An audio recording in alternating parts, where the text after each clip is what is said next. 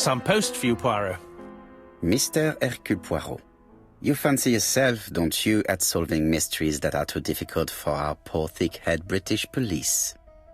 Let us see, Mr. Clever Poirot, just how clever you can be. Perhaps you'll find this nut too hard to crack. Look out for handover on the 21st of the month. Yours extra, A, B, C. Oh, it's some sort of joke. Maybe. But please remind me to inform Chief Inspector Japp.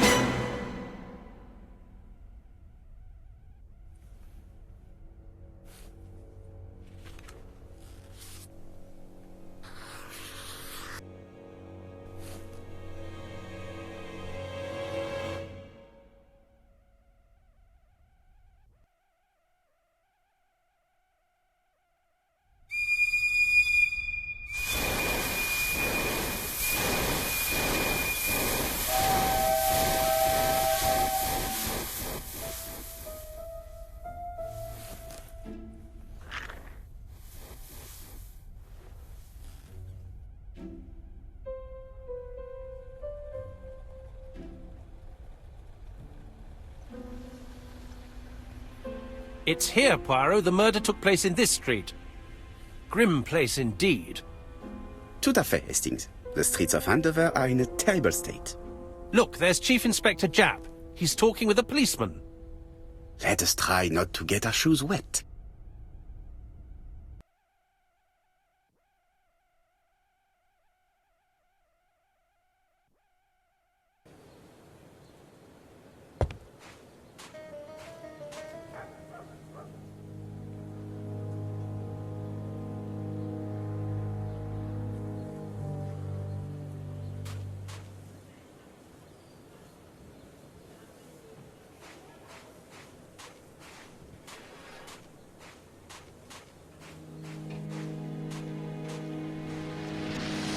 Over here, it's Hastings and Poirot.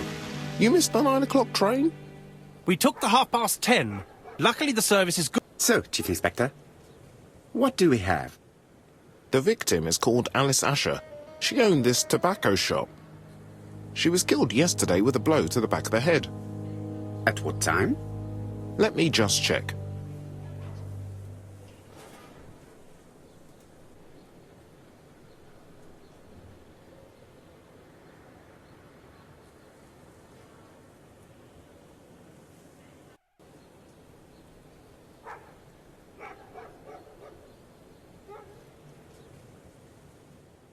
Is Japp being too relaxed? Let us find the clues that prove it.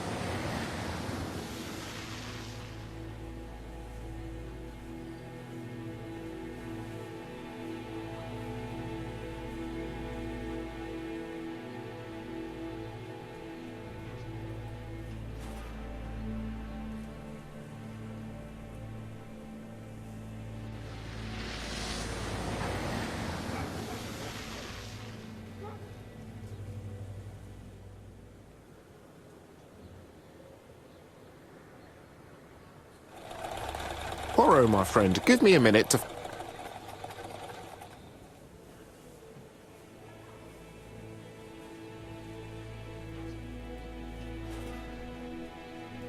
Is Japp being too relaxed? Let us find the clues that prove it.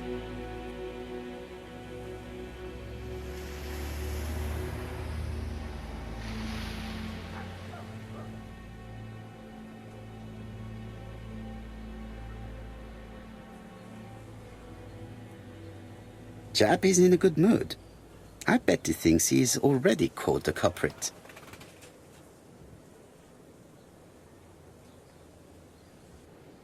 The last customer to see Mrs. Asher alive left her shop at 5:30.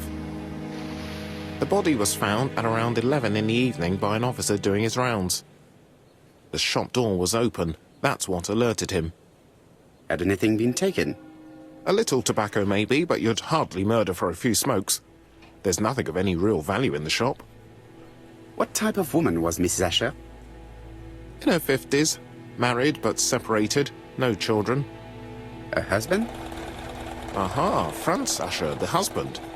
Alcoholic and violent. It's said that he regularly insulted his wife and threatened to kill her.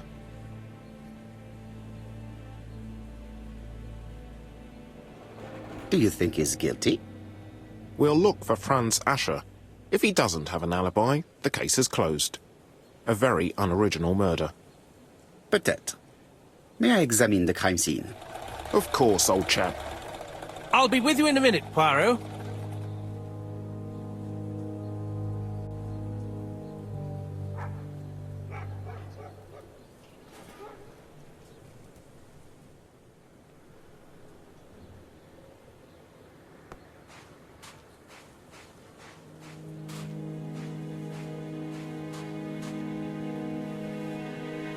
This fruit and vegetable shop has a front row seat, therefore an employee might have noticed something.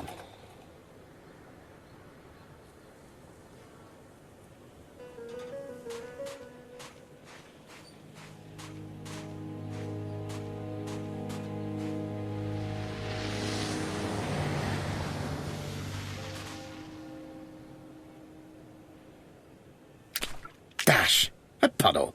How clumsy!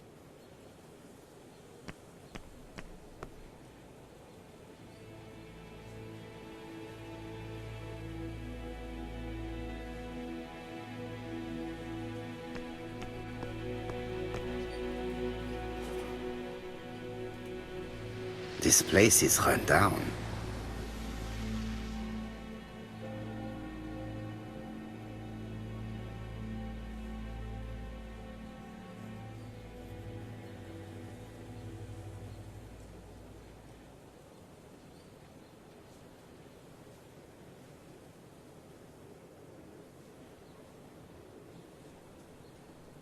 This is a really cutthroat neighborhood.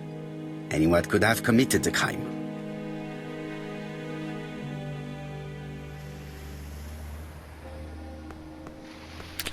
Dash! A puddle! How clumsy!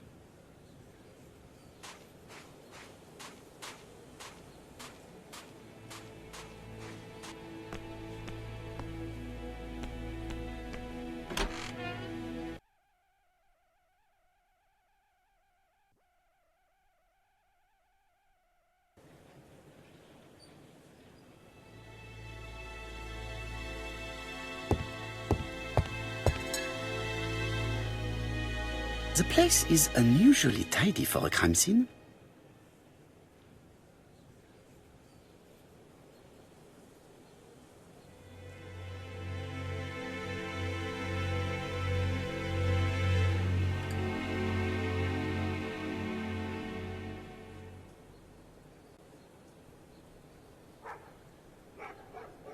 Nothing suggests any sign of a fight.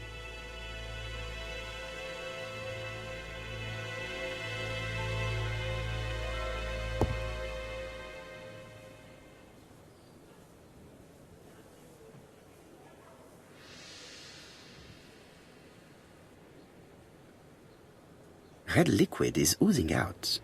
Is it blood?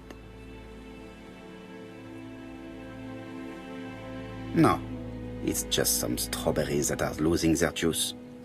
They probably come from the fruit and vegetable shop opposite.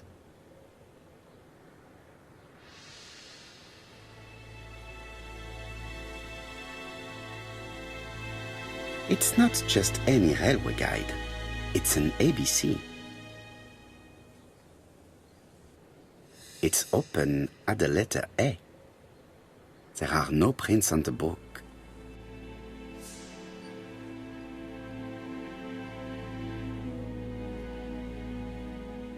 The counter is covered with fingerprints all on top of one another.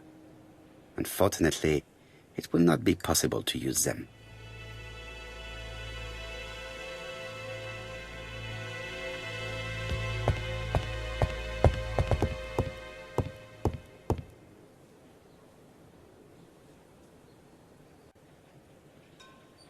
This poor woman's head is resting in a very even-shaped pool of blood.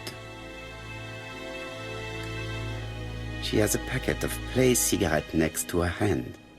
Did she drop it when she fell? She just has one wound on the back of the head. There are no other wounds or signs of a struggle.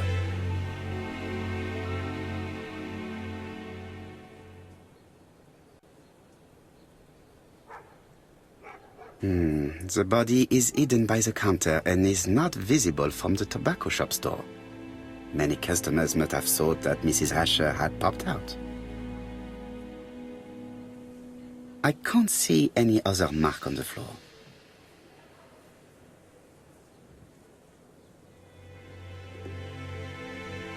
There are cigarette packets in a mess on the shelf.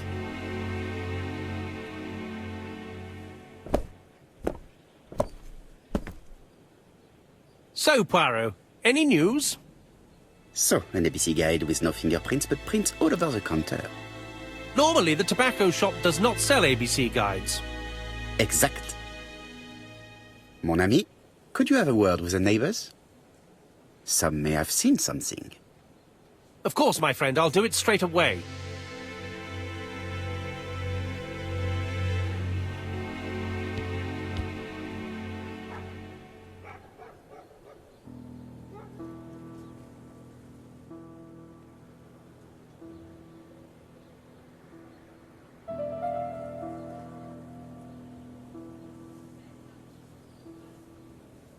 The till does not appear to have been touched.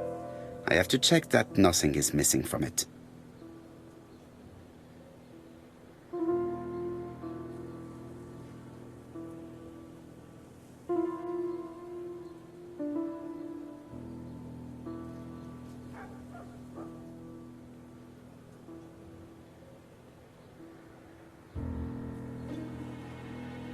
Ah, a mechanism has just made a fan click.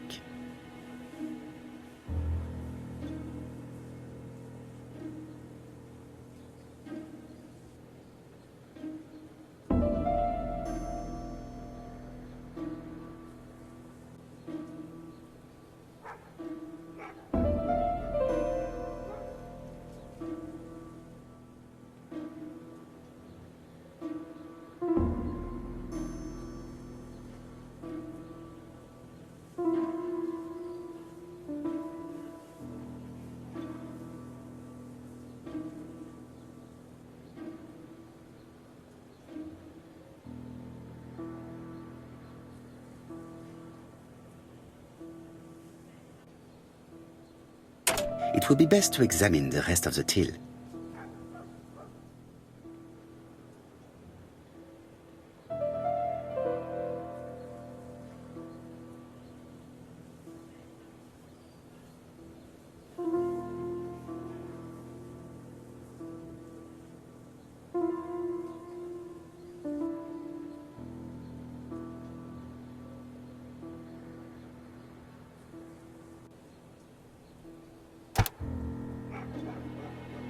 The till is full of money, but there is something strange.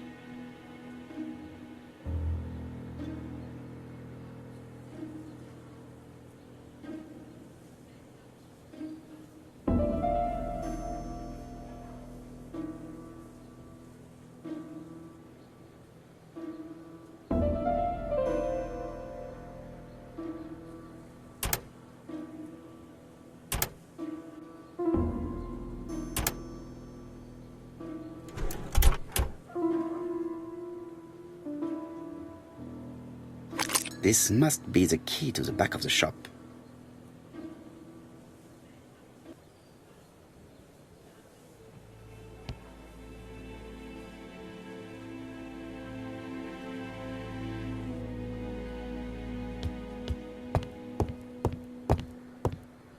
The door is locked.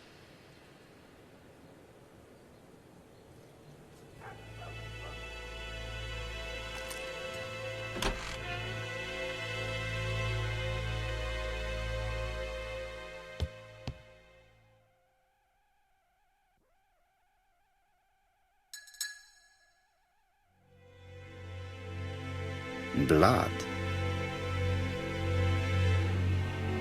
Did Alice Asher suffer from nosebleeds?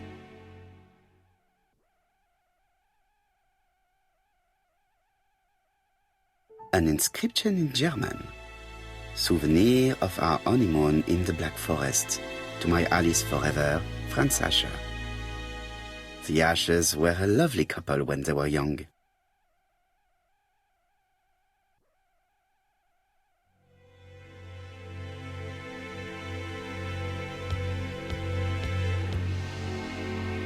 What a strange box.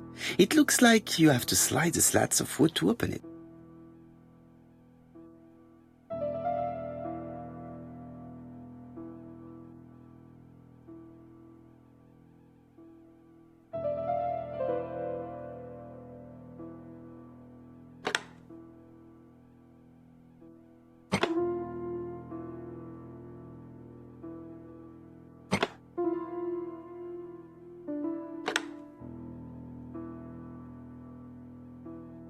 This button appears to activate a mechanism.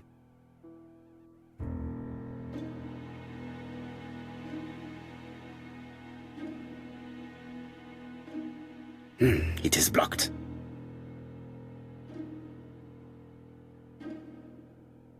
It is blocked.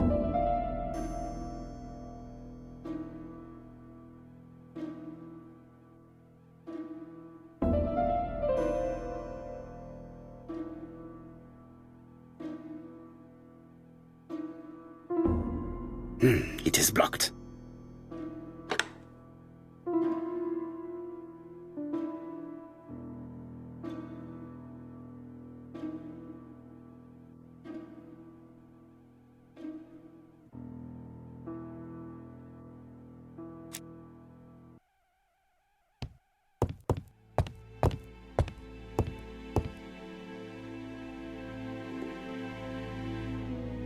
This interior is very simple.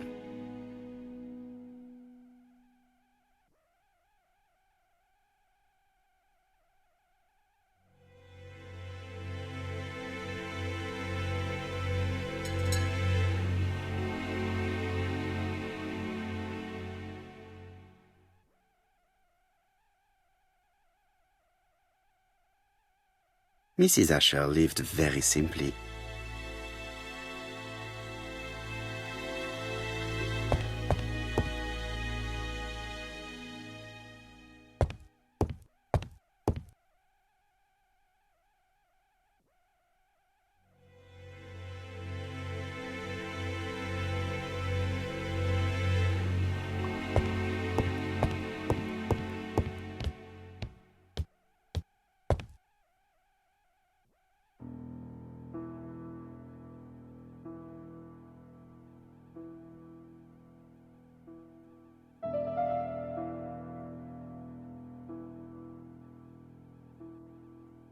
Such a pretty decoration should be at the center of the motif to respect the symmetry.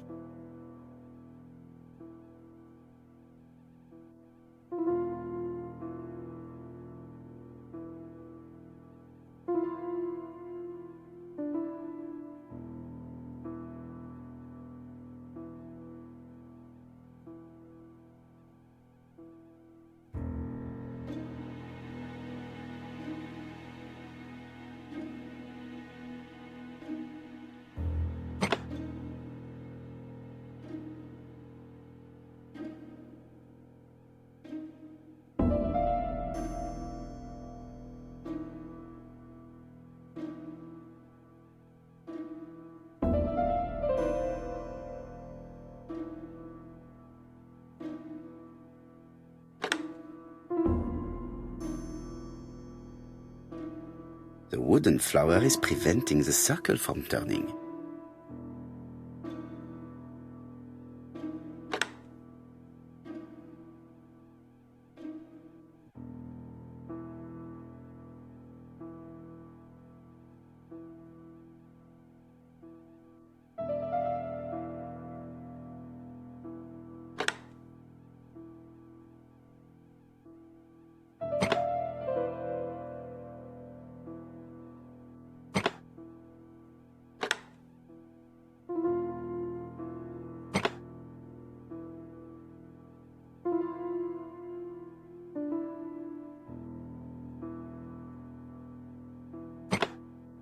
The wooden flower is preventing the circle from turning.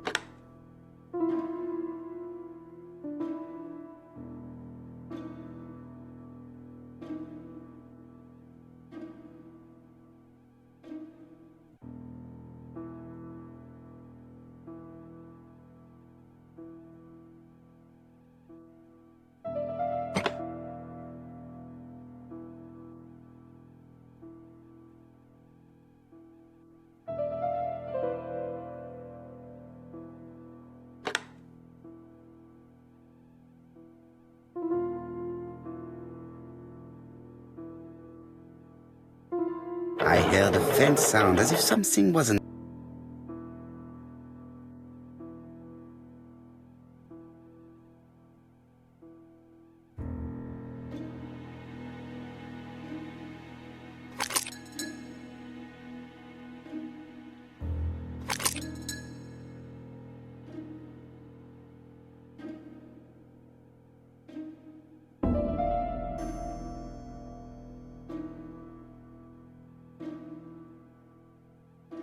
It is blocked.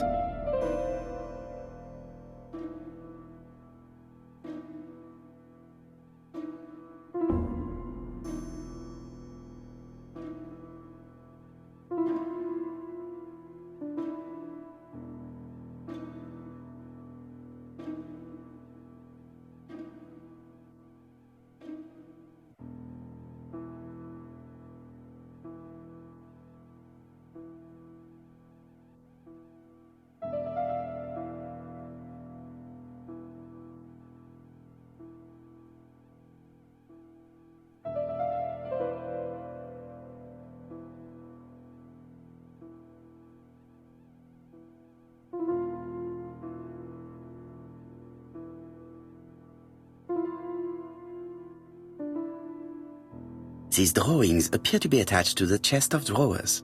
They won't move.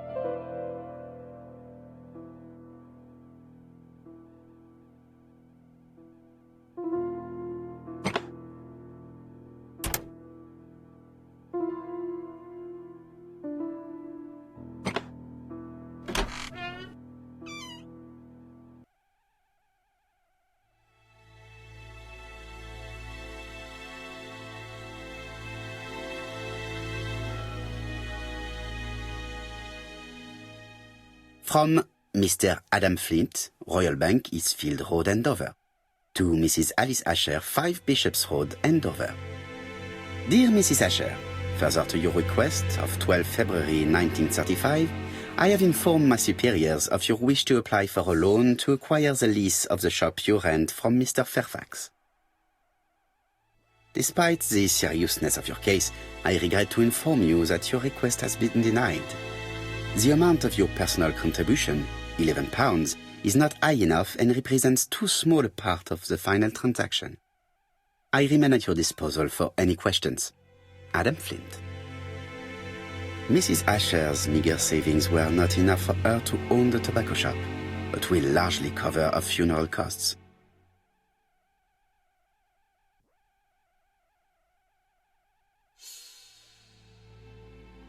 Medicine.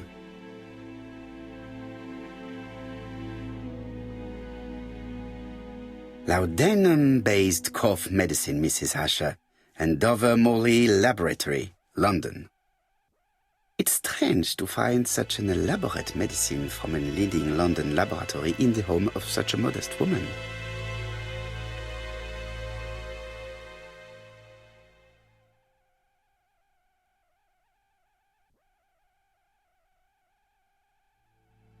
What a strange box. It looks like you have to slide the slats of wood to open it.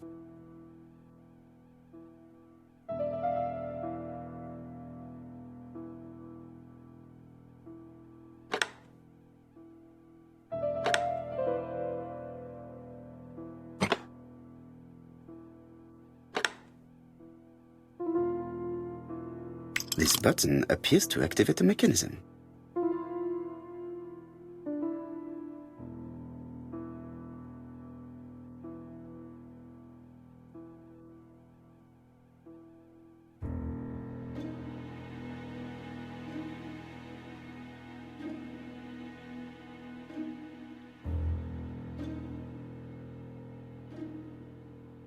It is blocked.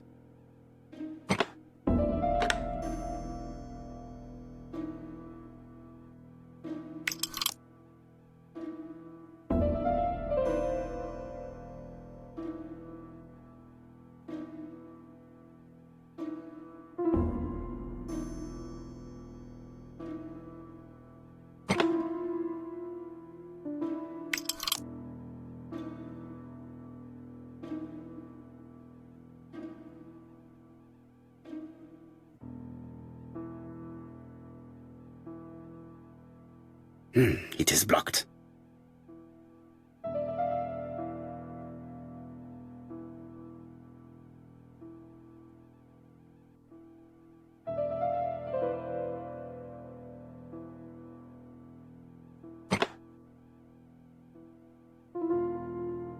That should do it.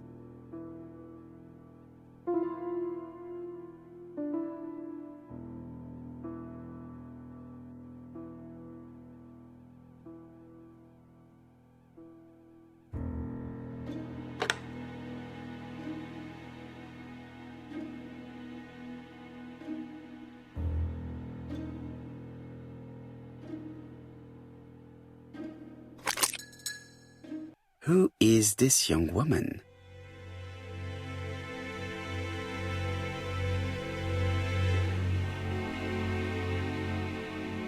To my dear Aunt Alice, Mary Drower.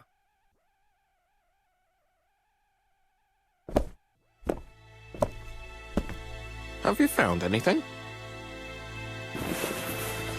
The victim has a niece. We must find her.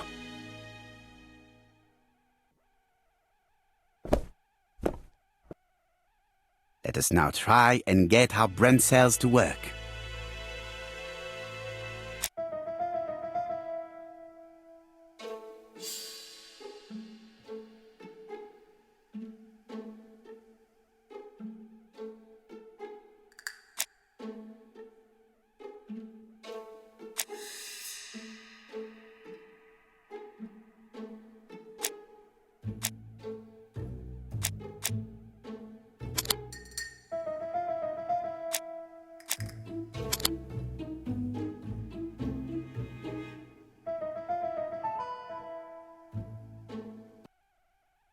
The motive is definitely not financial gain.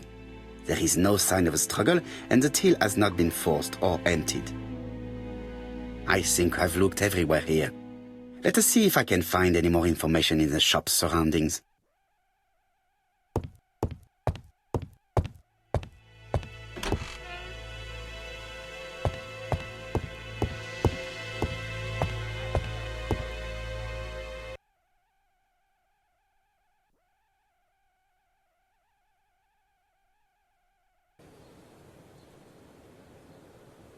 £4 a letters, a lovely large letters, £4 only.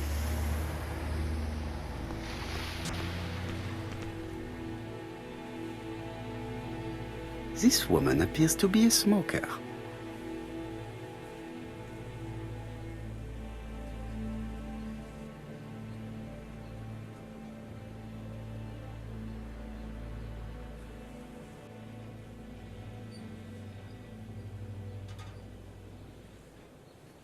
She's a big smoker. She must have been a customer at the tobacco shop.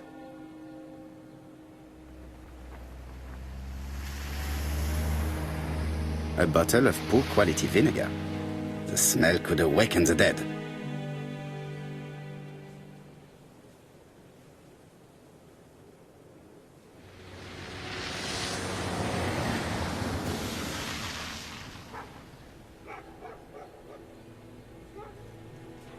How much are your lettuce, please? A lettuce? That'll be 5p, kind sir.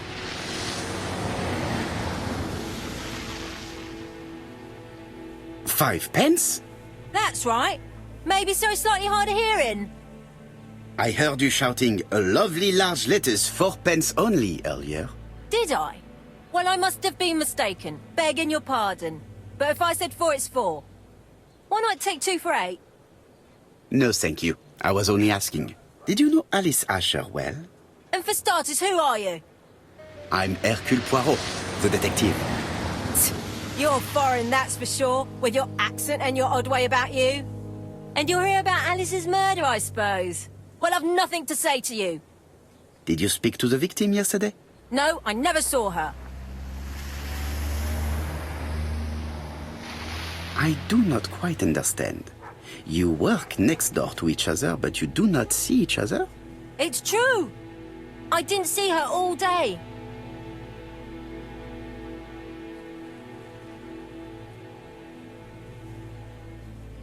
I know that you went to the tobacco shop yesterday. Well?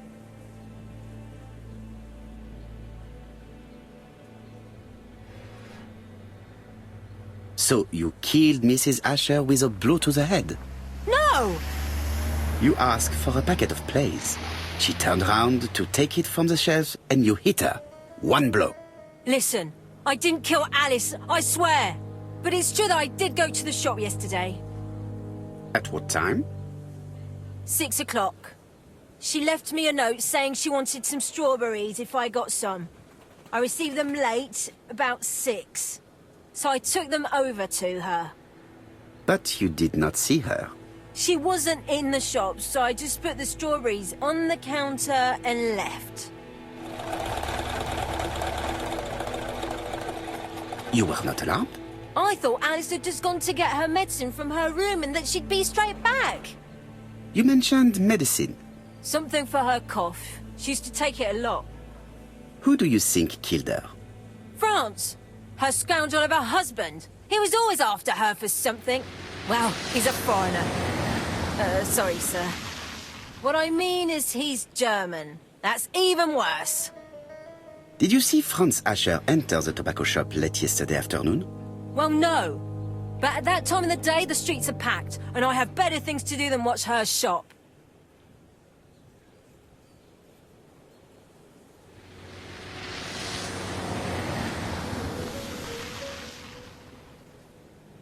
Hey, Poirot. I found the victim's niece. She's waiting for you in the back of the shop, if you want to question her. Thank you, mon ami. Let us now try and get our brain cells to work.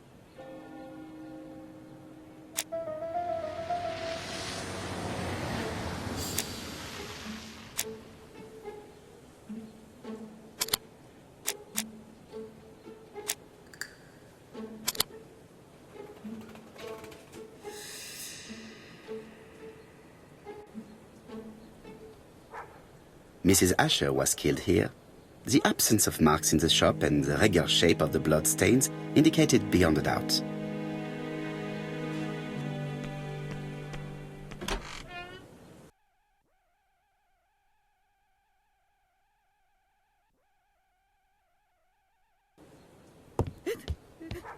Jap had the body removed out of respect for the victim's niece.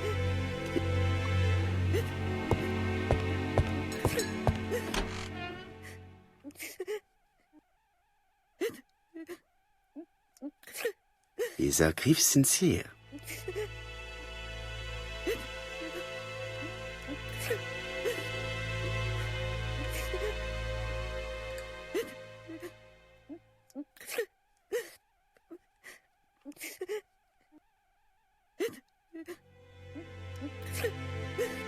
She appears to be very upset. She's dressed in mourning. She looks fragile.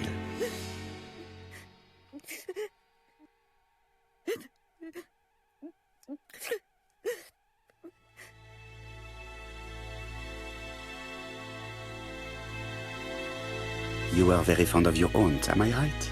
She was the only family I had since my mother died.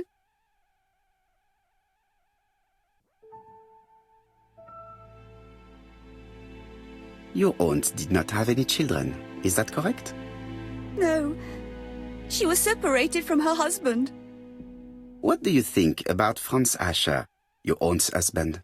He never left her alone. Poor aunt. She used to drop by all the time and make a scene.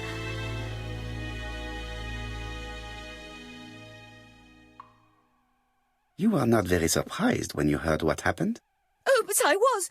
You see, it was a nasty piece of work, but up until yesterday it was just empty threats. He shouted a lot, but she wasn't afraid of him. Why, he used to slink away when she turned on him.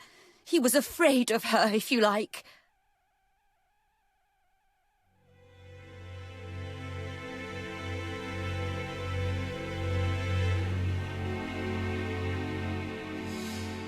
Did your aunt enjoy good health? She had a bad throat, but she was well cared for by a doctor in London. Does Franz Asher work? All he's done for years is drink and gamble, but he used to be a very good cabinet maker. What does he live on? My aunt used to give him 5 shillings a week.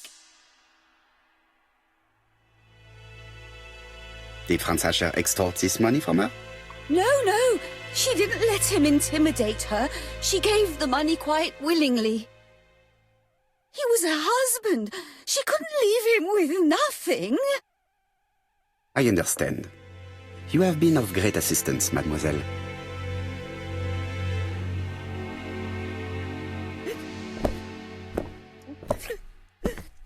Please take this young lady home. My pleasure. Well, this Franz Asher does not seem to be quite so dangerous as Jap says. And since Alice Asher gave him money regularly, it was not in his interest to kill her.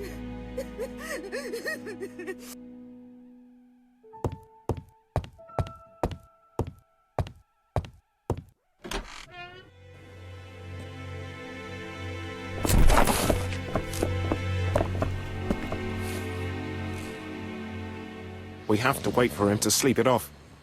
He's all yours, Poirot. There are a few things I need to check. There must be some way of sobering him up. I wonder what his wife used to do.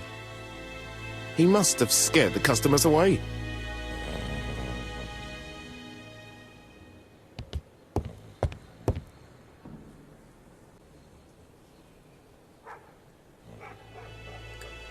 It's Alice Asher's notebook.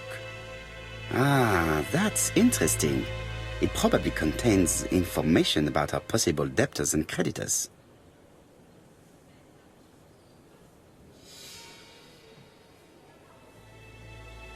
Bodley. The fruit seller has debts too. She will probably be more cooperative thanks to this piece of information. Mary Drower was telling the truth. Mrs. Asher regularly gave money to her alcoholic husband.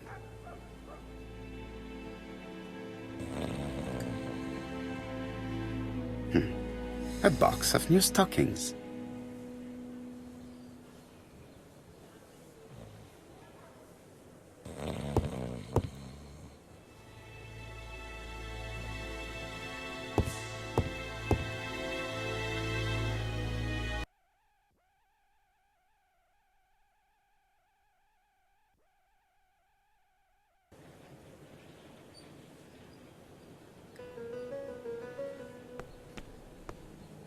A bottle of poor quality vinegar.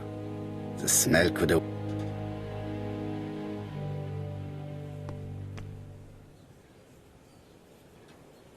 According to the victim's account book, you owed her £10 for tobacco and magazines. That's a lie. She owed me £1. I swear. Enough lies! It's not lies. But you're not quite as clever as what you think. Now, please be so kind as to explain this. Look at my account book. Alice owed me £11 for fruit and vegetables. I may have had a slate at her shop, but she had one at mine. She owed me £1. And that reminds me I have to get it back from her niece. That is quite enough. The account book has saved you, but I might ask Chief Inspector Japp to throw you in the cells for 1 or 2 nights while he checks your entries. Do you want to go to prison? Prison? Now that's not fair. I haven't done nothing. In that case, I am counting on your full collaboration. Yes, sir. Of course, sir.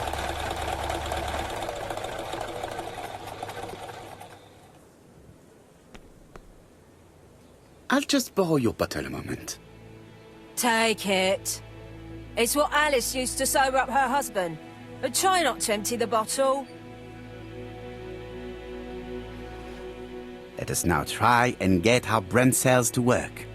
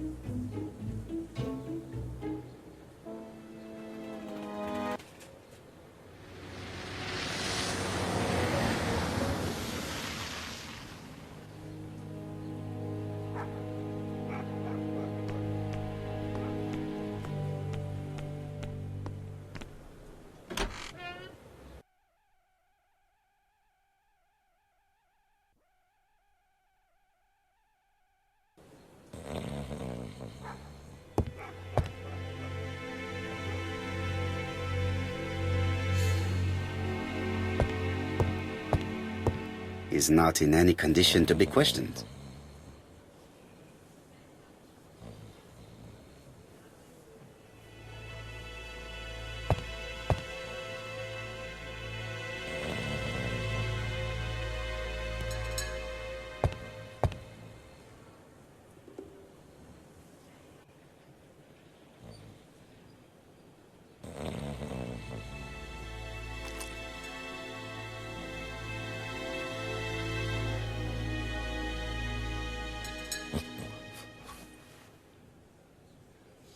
Mes amis, I can say without a doubt that poor Mrs. Asher was killed between 5:30 and 6. Killed when the street was packed with people. That's rather bold. I've been talking to the neighbours, and... No one's seen anything? Or rather, it's anything and everything. Am I wrong? No. Bien. We must grill this villain Asher before he falls asleep again.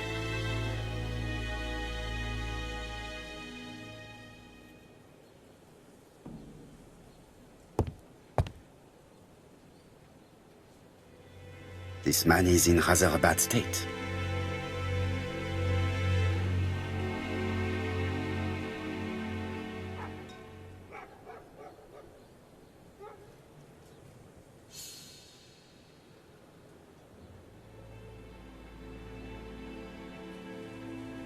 This man has been fighting and he smells of alcohol.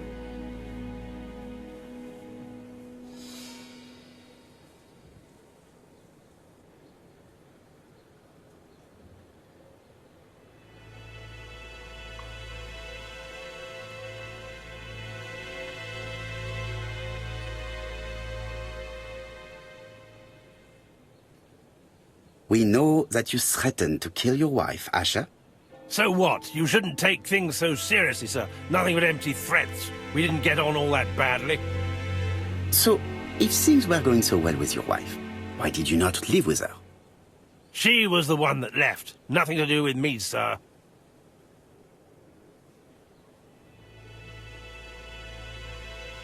You can't have treated her very well for her to run away. No, sir, no. I wouldn't say I'd ever laid a finger on her, but it was only normal. She was my wife.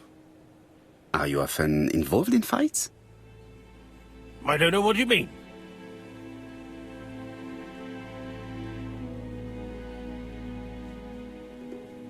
The truth is that someone gave you a good beating.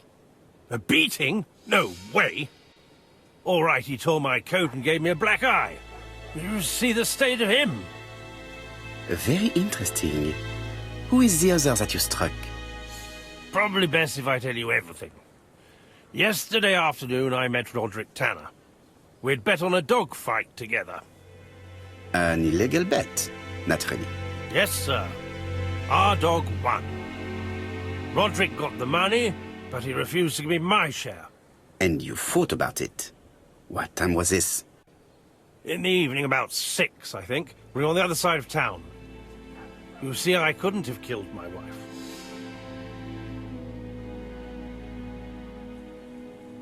Let us now try and get our brain cells to work.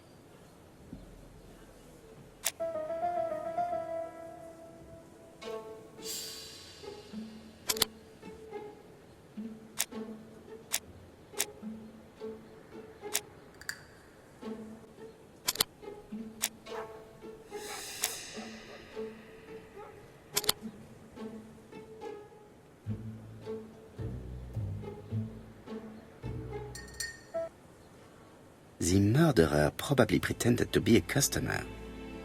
He hit the shopkeeper from behind as he turned around to serve him. Let us now try and get our brain cells to work.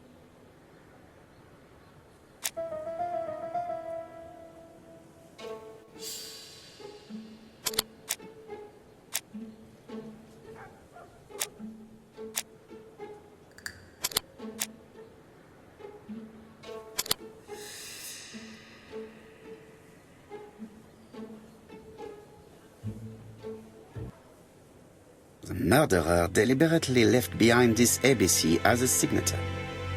The absence of fingerprints and the fact that it is open at letter A for Andover leaves little doubt. Asher's alibi appears to be confirmed. All the same, I'm going to call and check that he did have a fight with this Tanner on the afternoon of the murder. You can never trust this sort of chap. One thing is certain, Asher was a ruffian who used to beat his wife. But he is not very educated. It certainly was not him who wrote the letter signed ABC. Let's resume, Hastings. We know the murderer pretended to be a customer.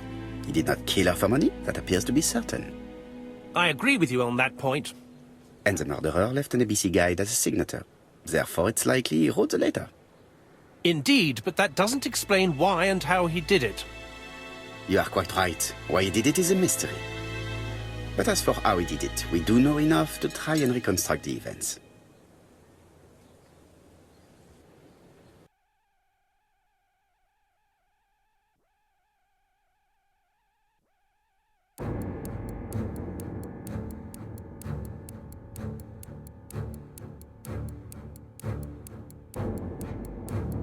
The killer enters the shop.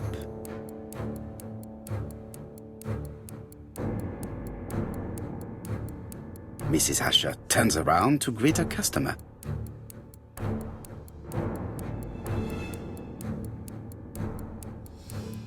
The murderer asks her for some tobacco. She turns her back to him. He seizes the opportunity to strike her.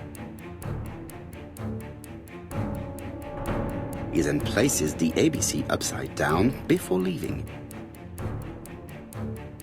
Everything appears to match the crime scene, mon cher Hastings. That is exactly what happened.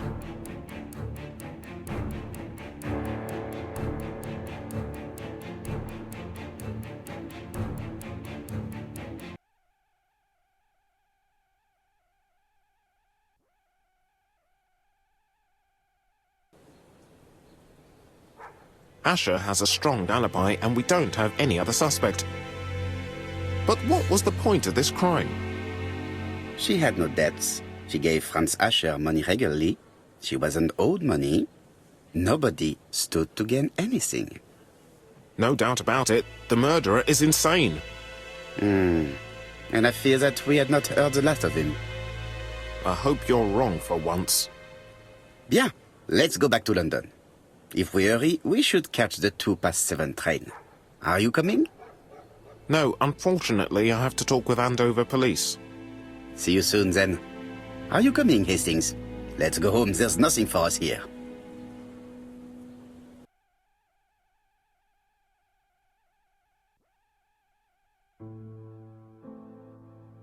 Well, do you have any idea about the killer's identity?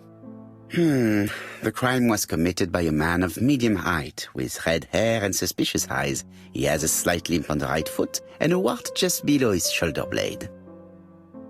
Poirot! Mon ami, what do you want?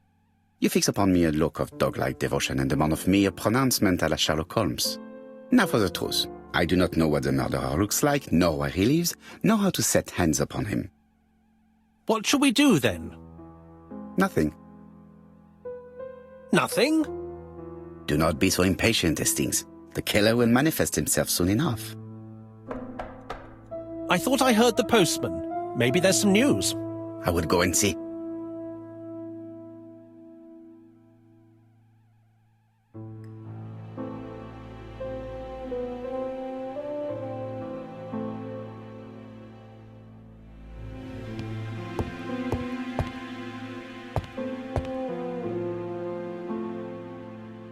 Ah, some cool air.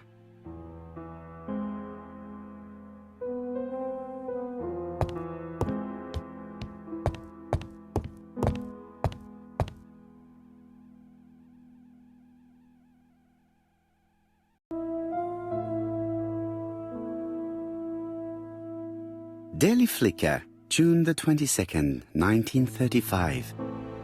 Battle over control of bank system. What will the government do for money? Andover, murder of a tobacconist.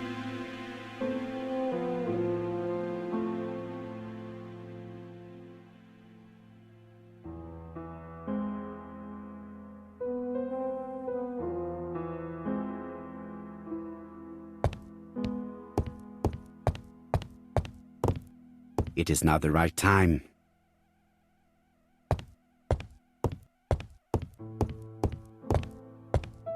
It is not the right time.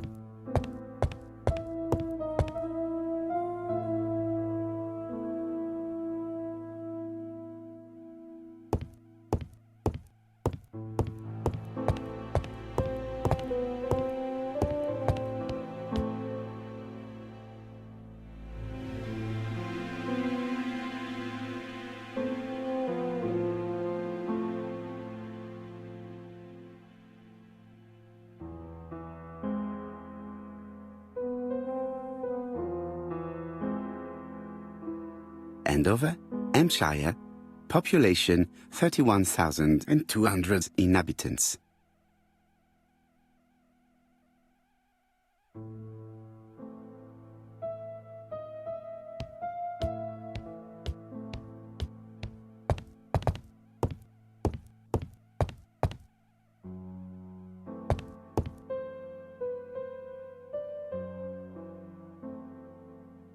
Dear Mr. Poirot, well, what do you think?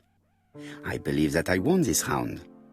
The Andover affair went like clockwork, don't you feel? But the fun has only just started. I would like to draw your attention to Bexhill-on-Sea on the 25th of this month. We're having a crazy time. Best wishes, ABC.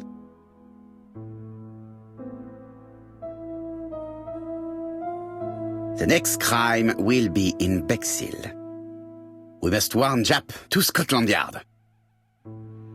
Did the letter indicate anything that might help the police? To be honest, I think we can already guess something about the next victim. But I need to think about it a little more.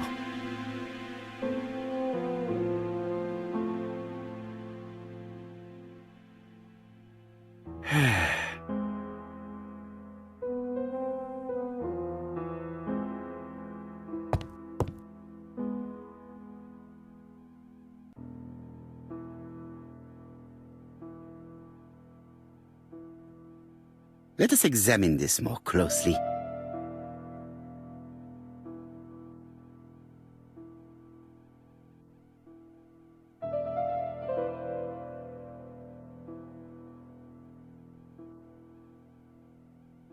Certain characters in the two letters may have similar defects.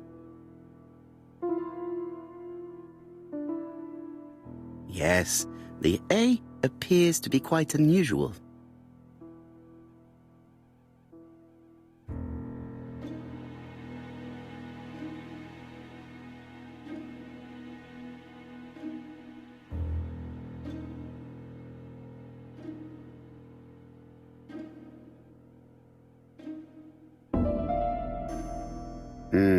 The W is not printed properly. Of course, the W characters in the two letters do indeed have the same defects. I have to find some other similar defects to confirm my theory.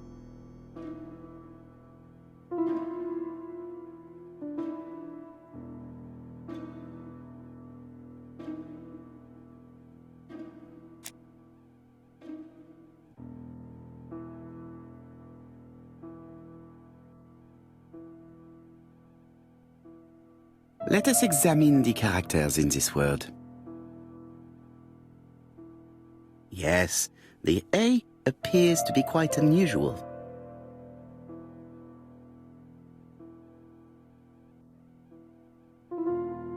That's right. The A characters in the two letters do indeed have the same defects. I have to find some other similar defects to confirm my theory.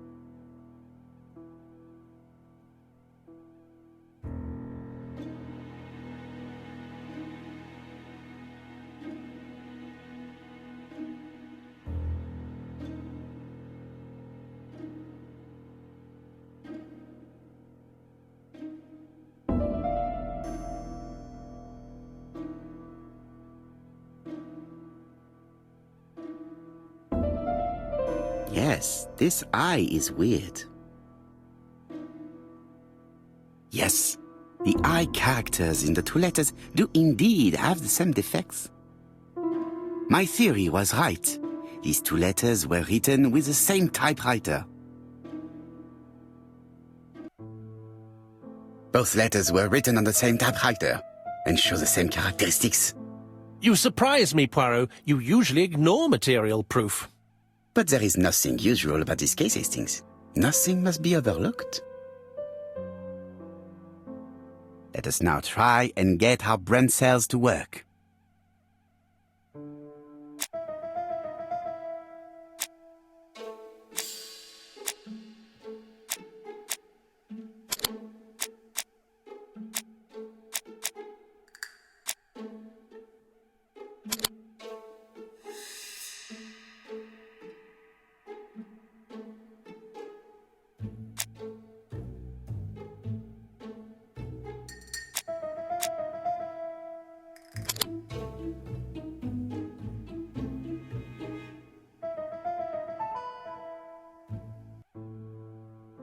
So, Poirot, have you found something?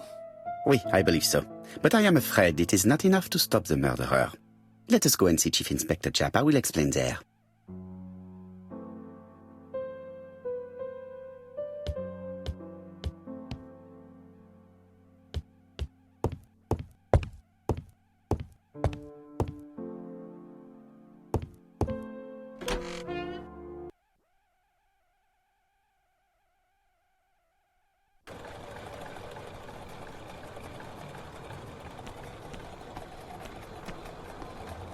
to Scotland Yard, please.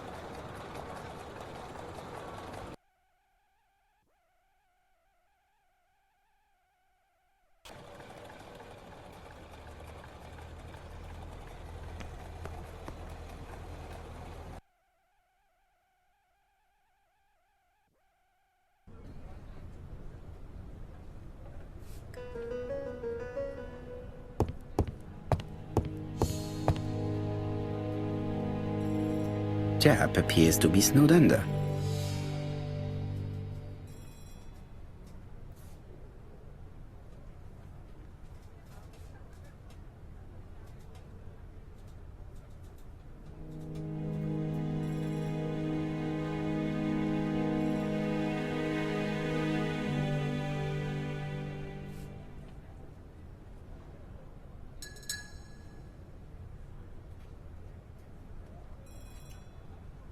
Jap appears to already be overloaded with work. My news is not going to improve matters. Bonjour, Chief Inspector. I am afraid we have some bad news. I have just received another letter signed ABC. The next crime will be on the 25th in Bexhill-on-Sea. Are you completely sure it's from the same person? I have compared the two letters. There is no doubt about it. I suppose you think he's going to carry out his threats. I fear so. Good God, Poirot. Bexhill is very busy at this time of year, and we have no idea who the next victim will be.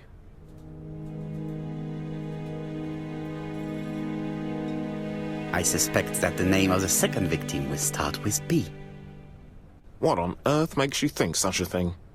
I thought about it when I saw the name Asher clearly written over the shop door of the unfortunate woman who was murdered in Andover last month.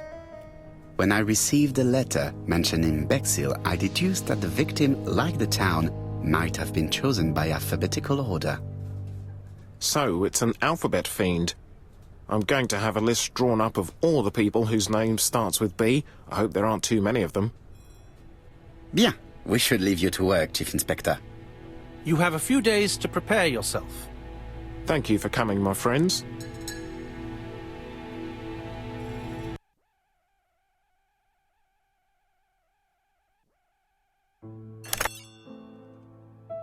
Poirot? Chief Inspector Jap, your call does not bode well. Indeed, we have just found the body of a young woman on the beach in Bexhill. An ABC was placed on the body. We'll be there as soon as possible.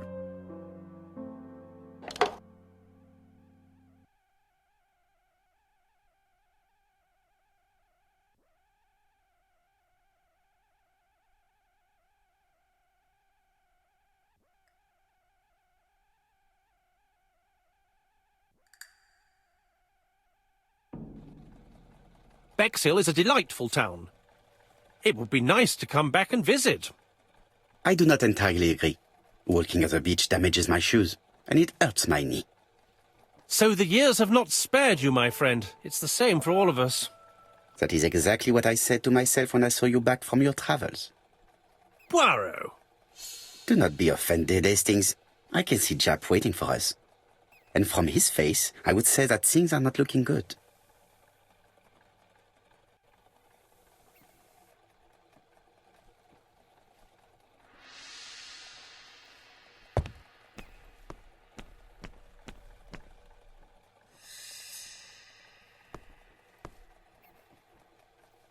Bexhill seems to be a pleasant little town.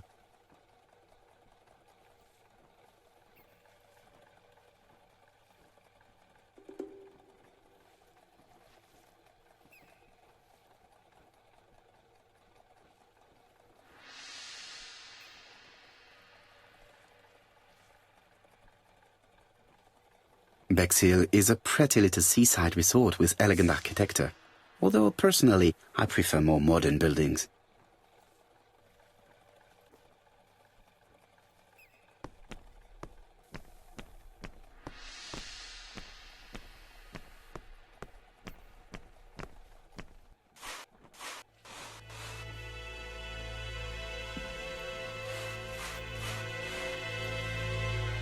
How do you do, gentlemen?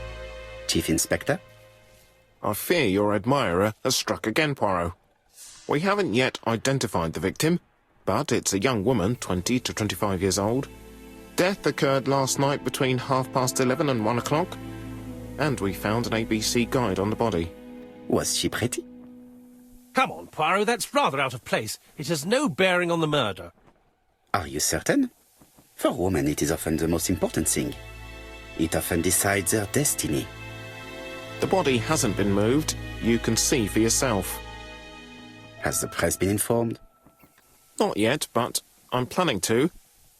I haven't yet informed them about the presence of the ABC guide in Andover. Nobody has reported a young woman missing? Not for the moment. No witnesses, I imagine. Indeed. We've asked everybody who may have met a young woman fitting her description last night to come and see us, but I have little hope of gaining anything from it. It's early days, Chief Inspector, and the news may not have spread around the town yet. I hope you're right, Hastings.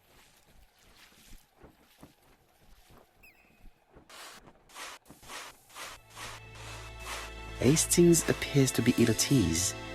He appeared to be relatively indifferent to Mrs. Asher's murder, but a young woman's murder seems to be troubling him greatly.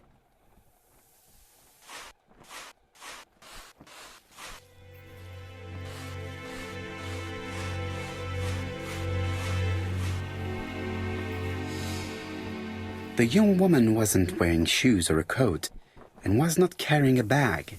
That's strange. Either the murderer stole her belongings, or she put them somewhere safe. Maybe so that she could bath.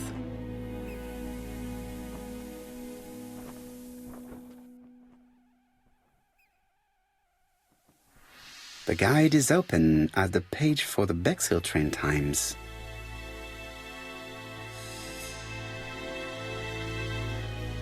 A braided silk belt.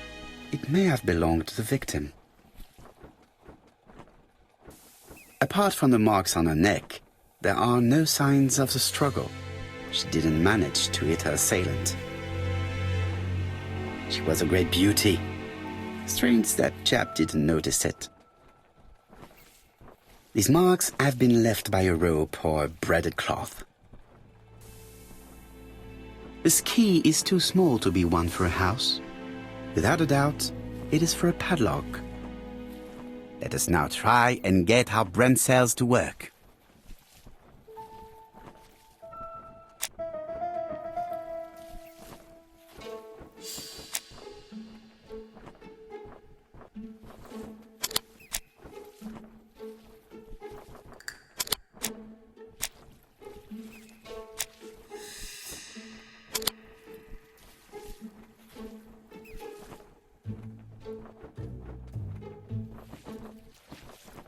The poor child must have been strangled with his braided belt.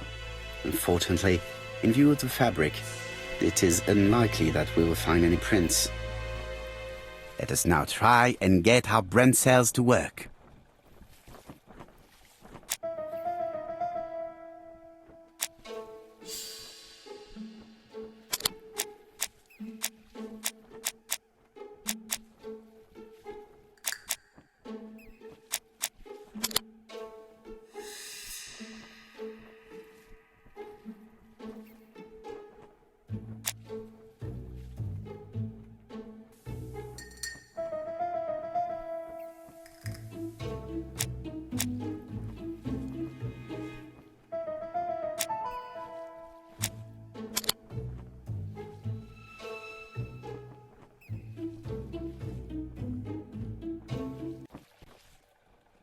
The medical officer should confirm that the victim was strangled with her own belt. That's what I thought. She shows the usual signs of strangulation. With a little luck, we'll find prints this time. You are too optimistic, Hastings. Our killer is far too meticulous for that.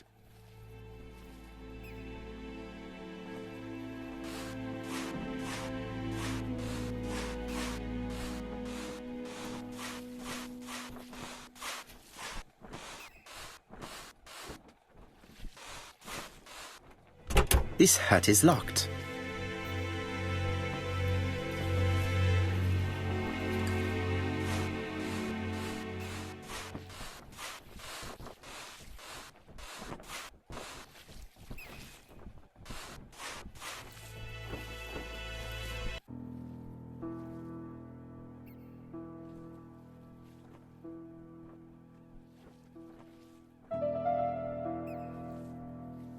The number is upside down. This is definitely at number 6.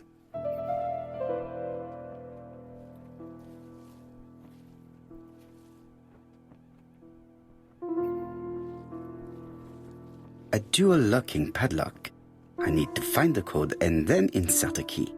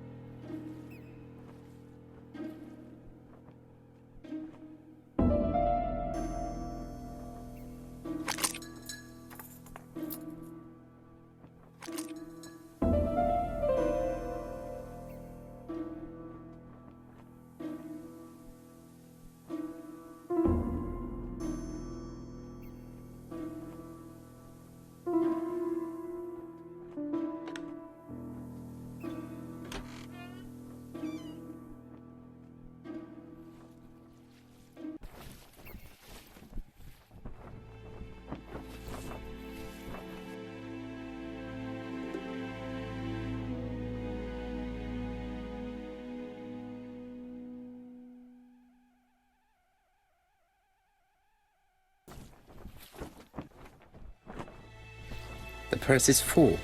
Yet again, we can dismiss theft as the motive for the murder.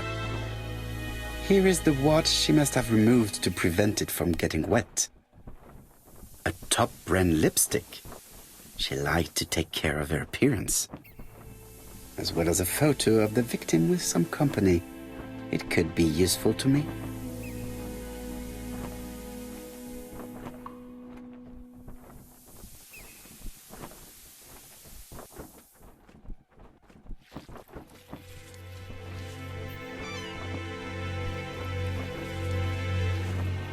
It definitely was here that the victim left her belongings.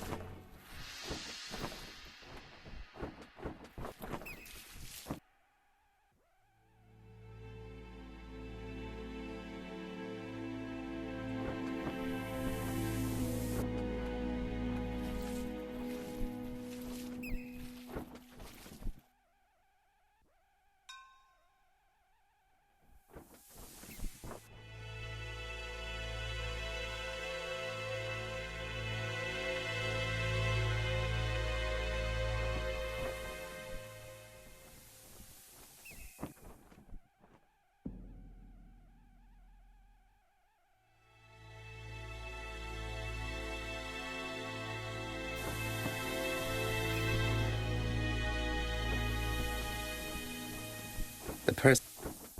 Here is the watch she must have removed. A top.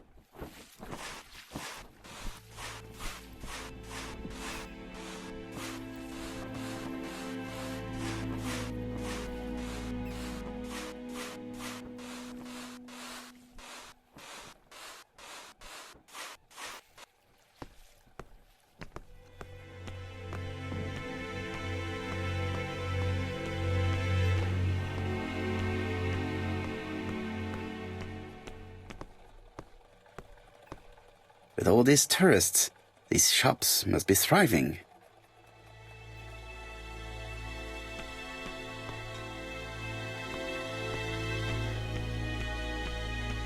I have a few more details I wish to clarify before visiting the Ginger Cat.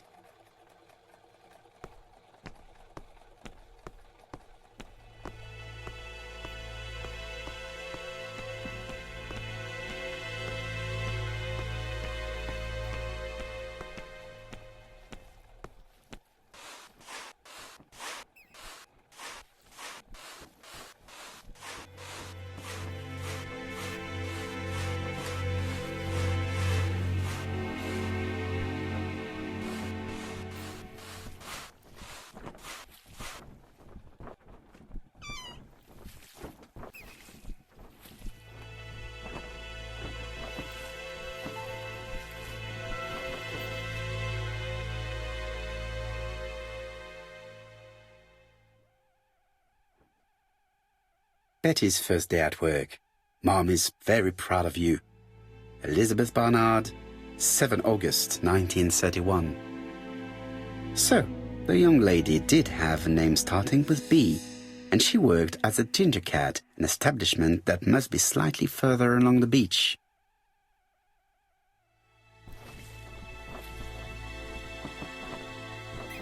Jap has gone to the police. The victim has been identified and her family had reported her disappearance. She was called? Elizabeth Barnard, mainly Betty. She worked as a Ginger Cat at the cafe slightly further along the beach. But Poirot, how on earth? Never mind. Do you have her address? Yes, she lived with her parents on the street leading to the beach, number 22. Shall we go? You are far too impatient, Hastings. Let the poor people take in the news first. Let us go and visit the cafe where Betty worked.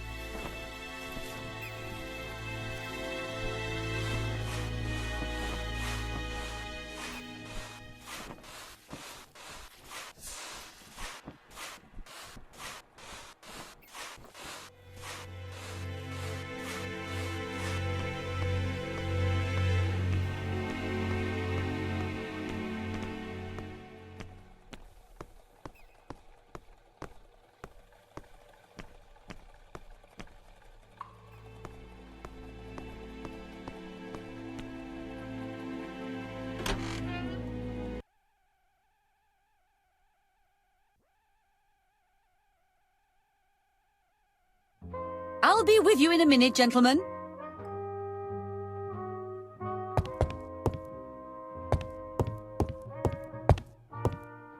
What a pity. I don't have any change to make it work.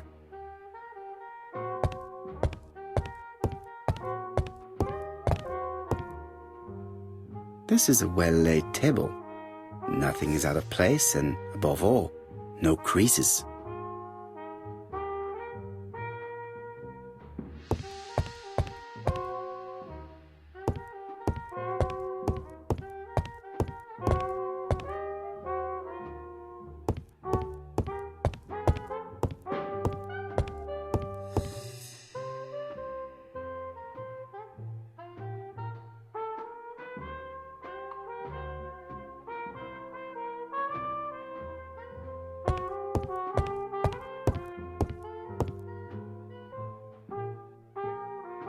Something tells me that she's the owner of the Ginger Cat.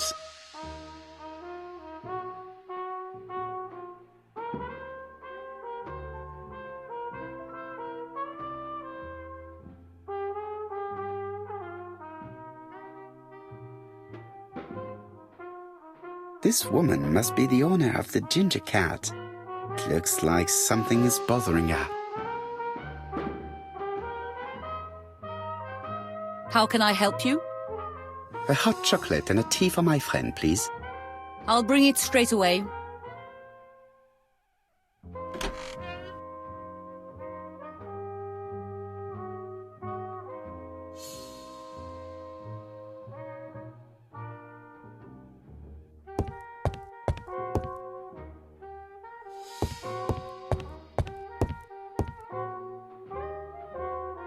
I need to know the time range during which Betty was working on her own.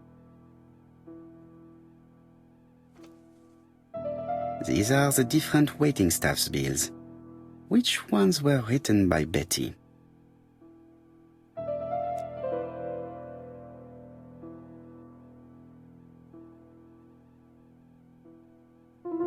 Where is Betty?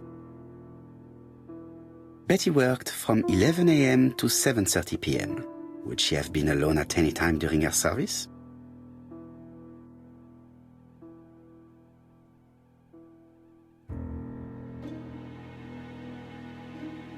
Interesting. Betty was alone between 5 p.m. and 7:30 p.m. Who did she serve? No, this person is not the last one to have worked with Betty.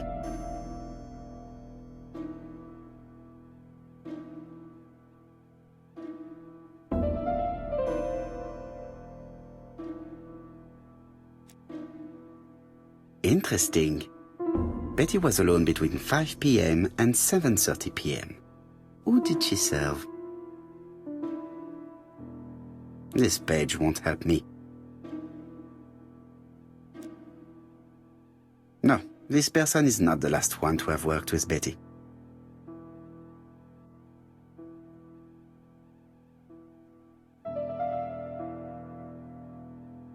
Betty worked from 11 a.m. to 7:30 p.m. Would she have been alone at any time during her service?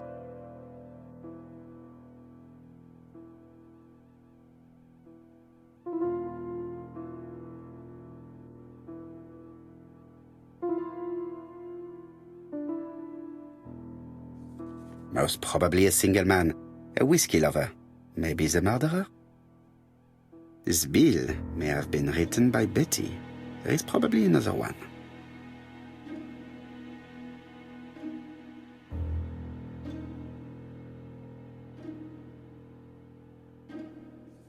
Most probably a family.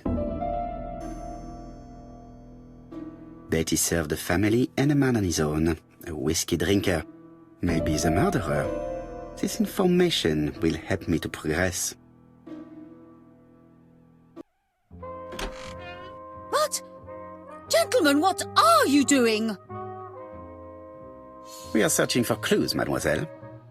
My name is Hercule Poirot. I am a detective, and this is Captain Hastings. Does Betty Barnard work here? That is correct. She should have been here a while ago. Punctuality is the first rule of politeness. I fear that Miss Barnard will not be coming today. She has just been found, dead, on the beach a few hundred meters from the cafe. How awful. Poor young thing.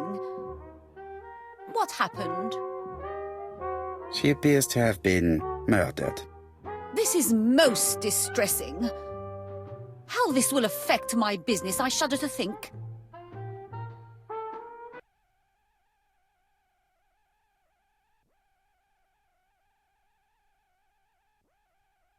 Do not be so sure. Miss Barnard's tragic death may be a good advertisement for you. It makes one despair of human nature. Poor young girl. She was a hard-working and pleasant young woman. I didn't know her that well. She'd only been here for 2 summers. I know that she had a young man. He used to call for her sometimes.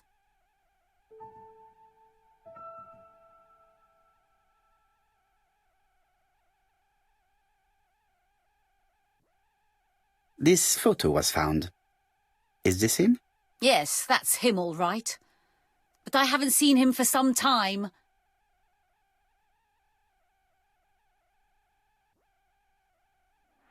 I find young people today very hard to understand. You needn't tell me that. A few weeks ago, they argued just outside the cafe. Imagine what my customers must have thought.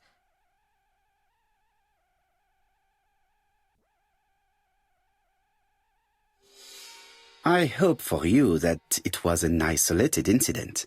It must be difficult to keep a respectable establishment if your staff show themselves to be so shameless. The young man only made a scene the once. Jealousy, no doubt. It must be said the young girl was very pretty. Thank you for your time, Mademoiselle Mérion. You have been of great help. The customer who ordered the whiskey might provide us more information. He may have been the last one to see Betty alive. It is an interesting idea, Hastings. Maybe he is a regular guest. What do you think, mademoiselle? I don't think so. Our regular guests tend to order tea and cakes. At this time of the year, there are a lot of tourists about you never see again. That's what I thought. Time to visit Betty's home.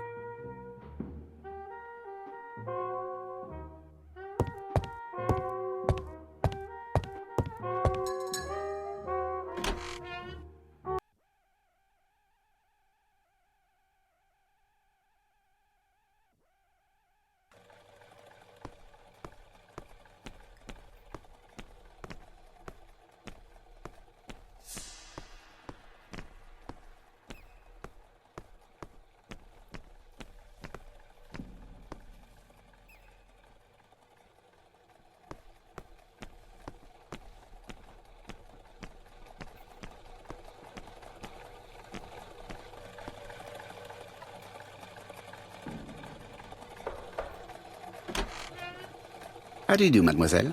My name is Hercule Poirot. I know you. You're that detective we hear all about. I do not know if that is a compliment, but I will take it as one for now. You are Betty's sister, I believe? Yes. My name is Megan. Can we come in? Please do.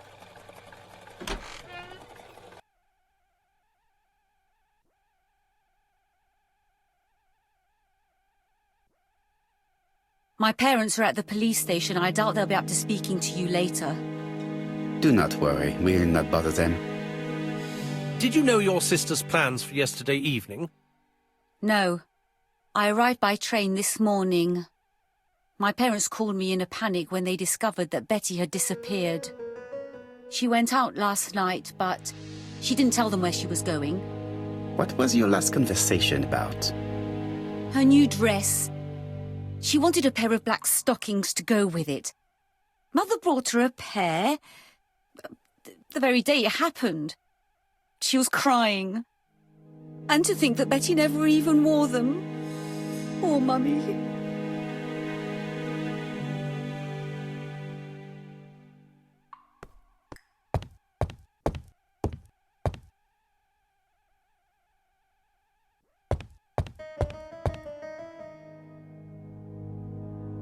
The Barnard appeared to make music a priority in their budget.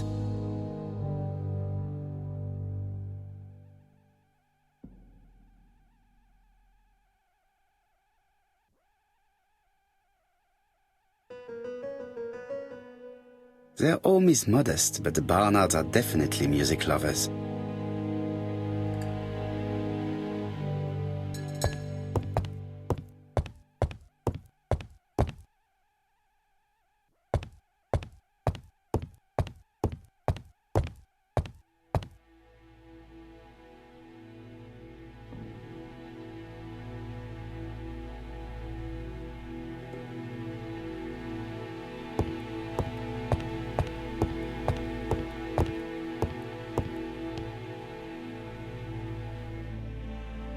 What is she feeling at the moment?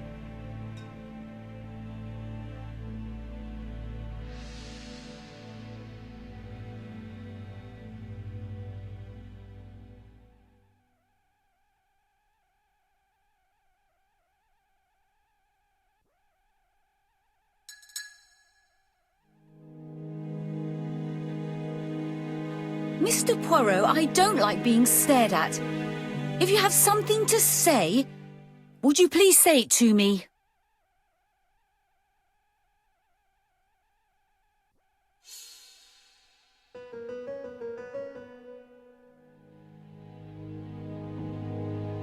Betty's older sister is not just sad, she is angry.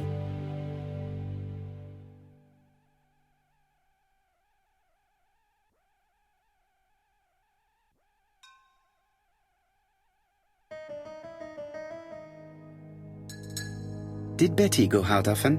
My sister wasn't a child, sir. She used to go out. She enjoyed films, dancing. She was a very good girl who didn't hang around with men. That's what they always say, no? I am not interested in what people say. I am interested in the truth, Mademoiselle Barnard. If you only knew how much I would like to talk with someone who does not know that your sister is dead and who could provide me with a true portrait of her, beyond the formalities. The truth is that my sister was a silly little fool. I tried to reason with her, but she behaved like an idiot. In what way? She used to say that if she was going to marry Don, she might as well have some fun now. I understand. Please continue.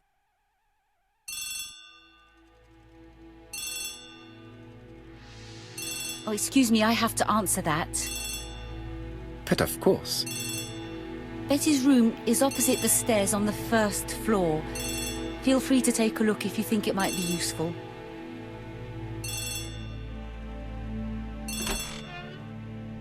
This young woman is far too clever not to have anything else for us.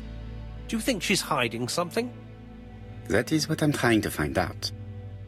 Surely you don't think she did it? I did not say anything of the sort. But young women always ruin your judgment, Hastings. Who knows, maybe Megan was jealous of her attractive young sister. I see. She may have had her sights on the inheritance. Or maybe she was in love with Donald Fraser. We have to study all scenarios, even the most unlikely. But I doubt that Mr. and Mrs. Barnard are rich enough to justify murder. While I try and get Miss Barnard to talk, I would like you to try and find Donald Fraser. It should be easy to find the estate agents where he works. Bring him to the Ginger Cat. I would like to talk with him before the Chief Inspector finds him.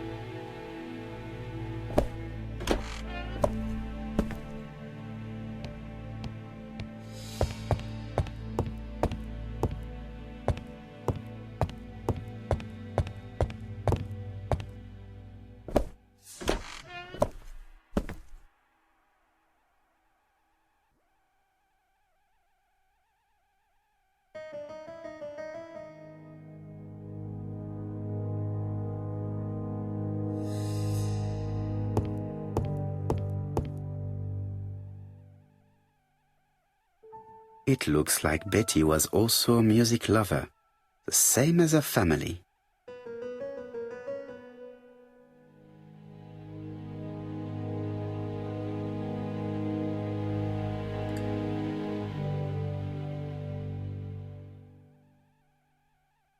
Without a doubt, Betty used to sing.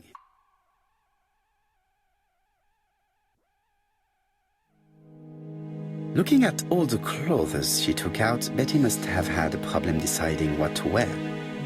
Maybe she had a date? A box of new stockings. It looks like Betty has a very busy life.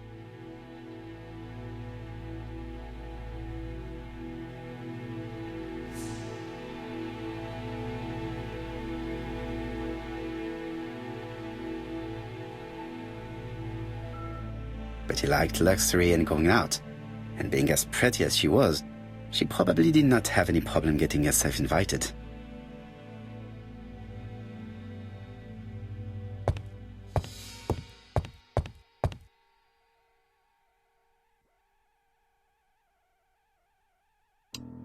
Something on this clock bothers me.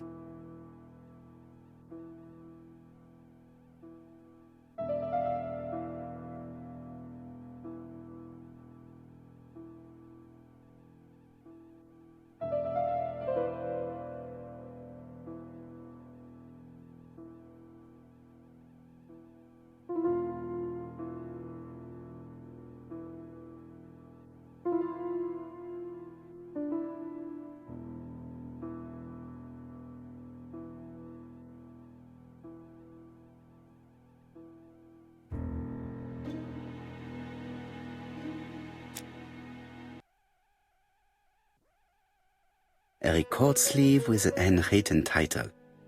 Betty must have recorded the demo. I'd be interested to hear it.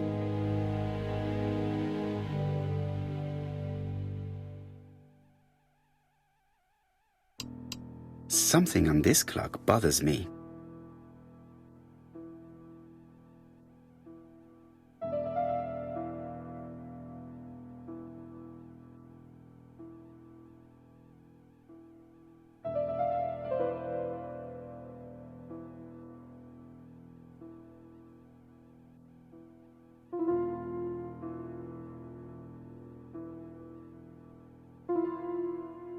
Strange. A sheet of paper is blocked in the clock.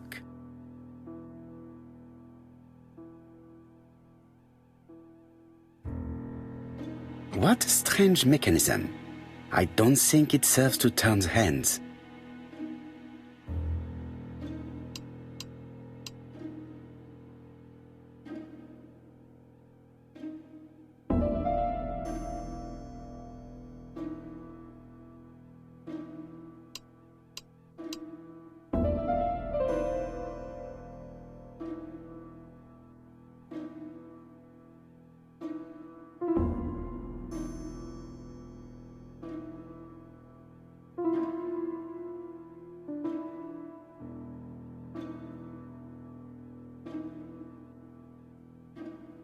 This decoration appears to be firmly fastened.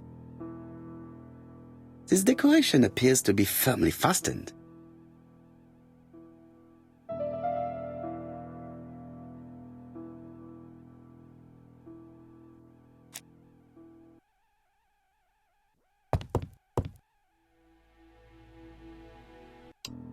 Something on this clock bothers me.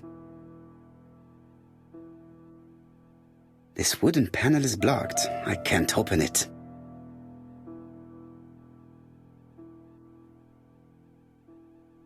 What a strange mechanism. I don't think it serves to turn hands. The cogs are blocked by these wooden panels.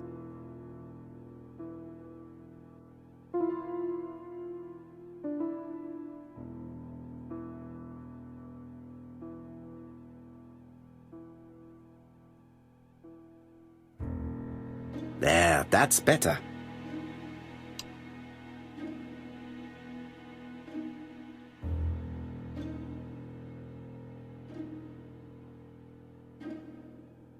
This decoration appears to be firmly fastened.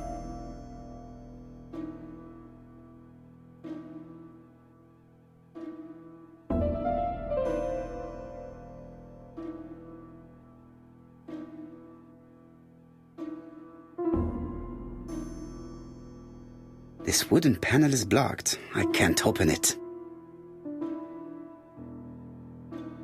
This decoration appears to be firmly fastened. This decoration appears to be firmly fastened.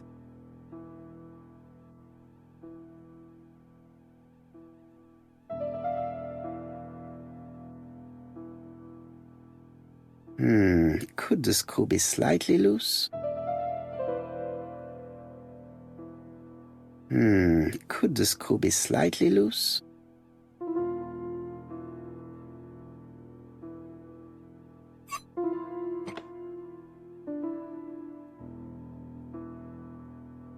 This wooden panel is blocked. I can't open it.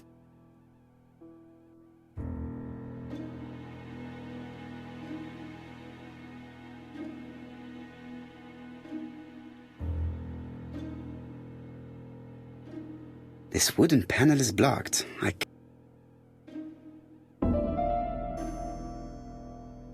This wooden panel is blocked. I can't open it. This wooden panel is blocked.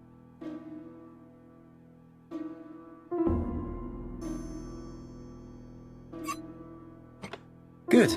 It should be possible to open the wooden panel.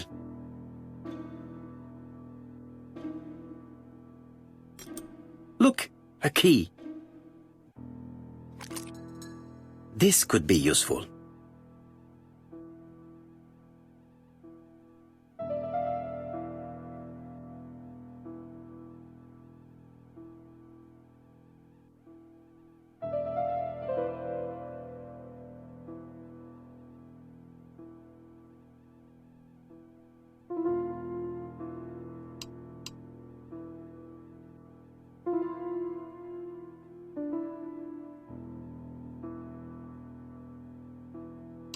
The cogs are blocked by these wooden panels.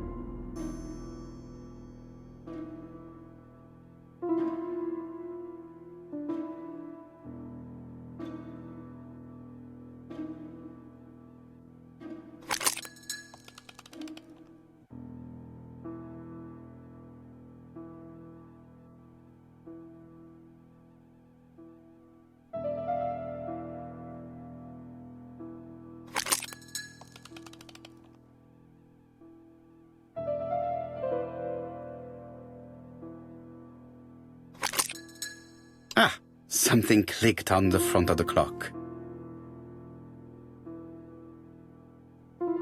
A new lock has appeared. What does it open?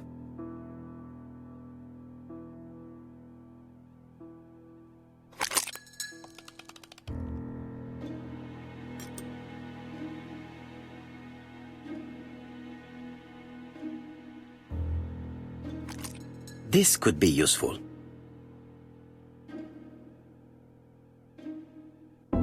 Betty, I enjoyed a wonderful evening in your company, and I hope that we will see each other again very soon. D. My dearest Betty, I know that your art is already spoken for, but you are the most beautiful dancer I have ever had the pleasure of meeting, and I am impatient to see you again. Adrian.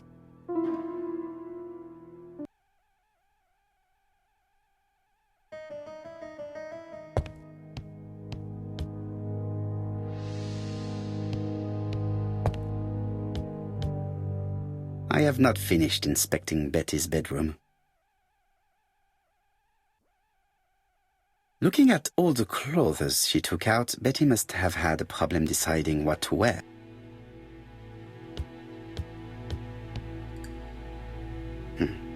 A box of new stockings.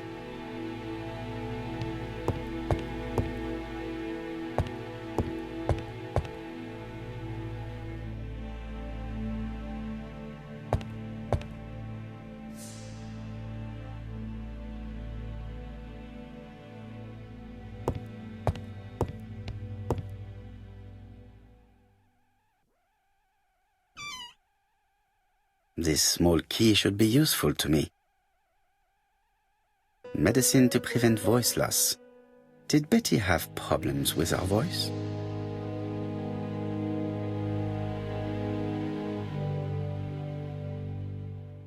A record sleeve with a handwritten title. Betty must have recorded a demo. I'd be interested to hear it.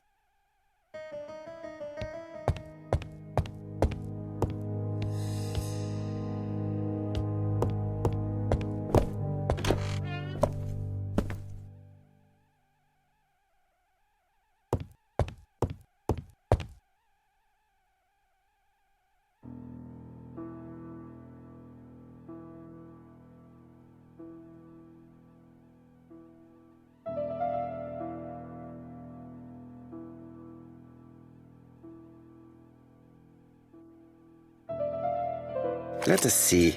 What is this cupboard hiding?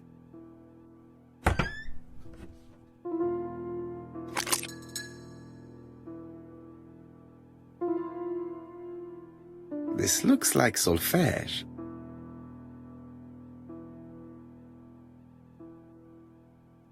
This looks like solfège.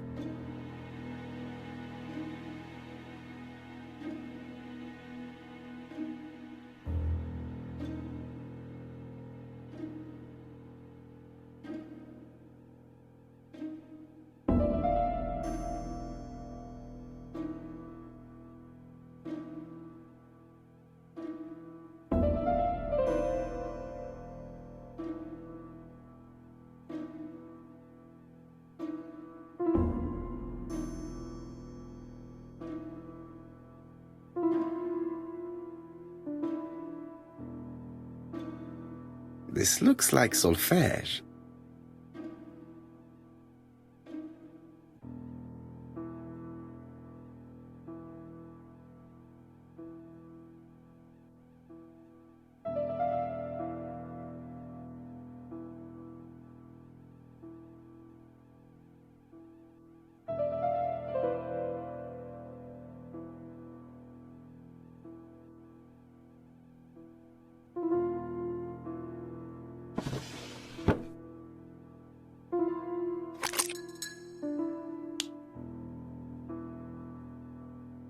There is bound to be a clue somewhere.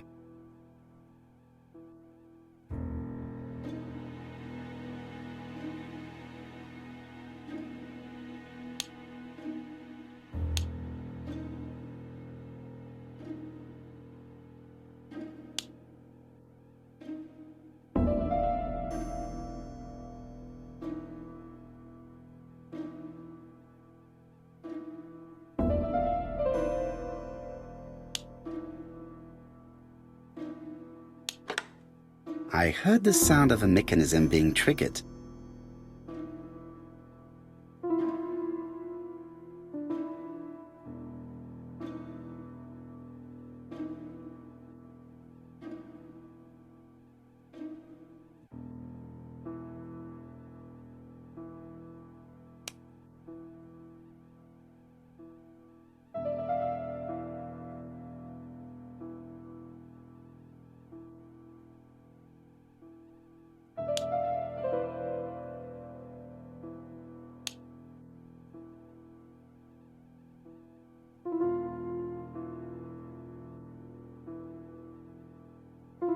I just have to put the record on the gramophone and start it.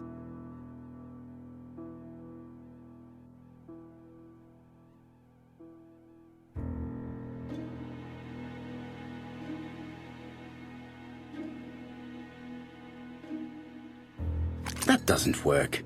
I must have forgotten a step.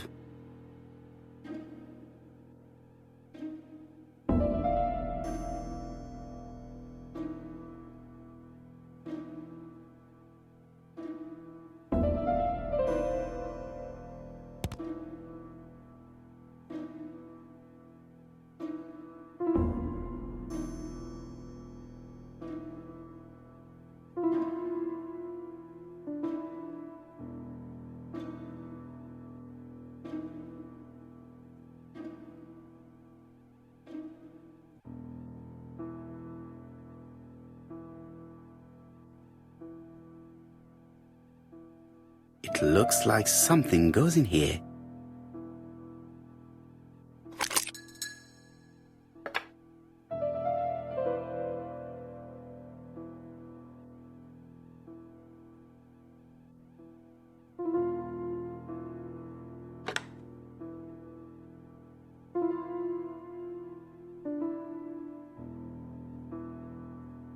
That doesn't work. I must have forgotten a step.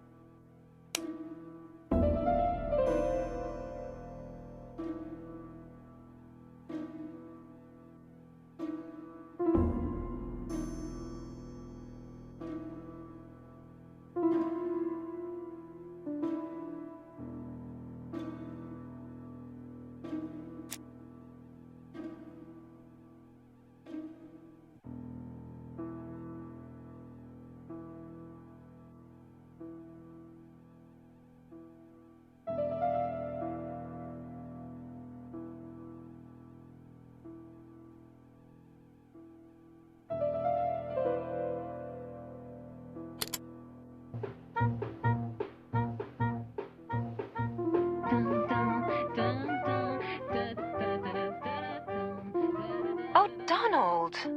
We're in the middle of recording. Sorry, Betty, but it's not wise. The doctor said you should rest your voice. You're such a killjoy sometimes.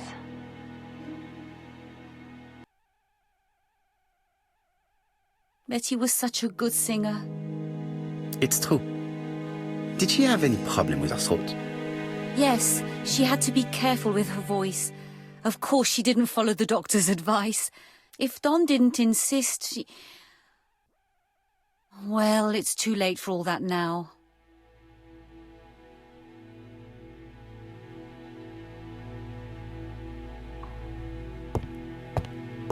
I've finished with this subject. Family photos and files.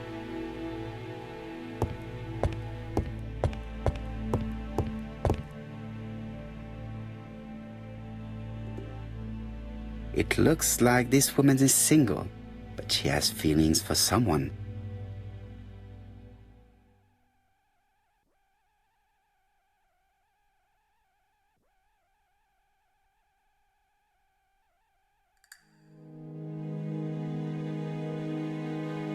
She is looking so intensely at this photo. But is it really a sister that she's studying in this manner?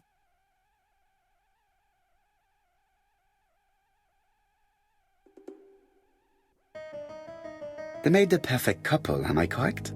Yes, in a way. She was pretty and he... Well? He's a bright man, with a promising career ahead of him. He would have made Betty a good husband. He was always attentive and generous. Oh, a true gentleman. I hear a note of envy in your voice. You must have heard wrong.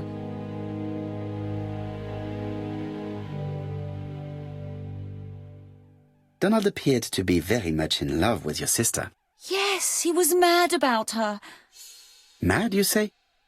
Being madly in love can often be destructive, and Mr. Fraser was known for being jealous, I believe. No more than average. Men are always slightly possessive, especially when they are with a pretty woman.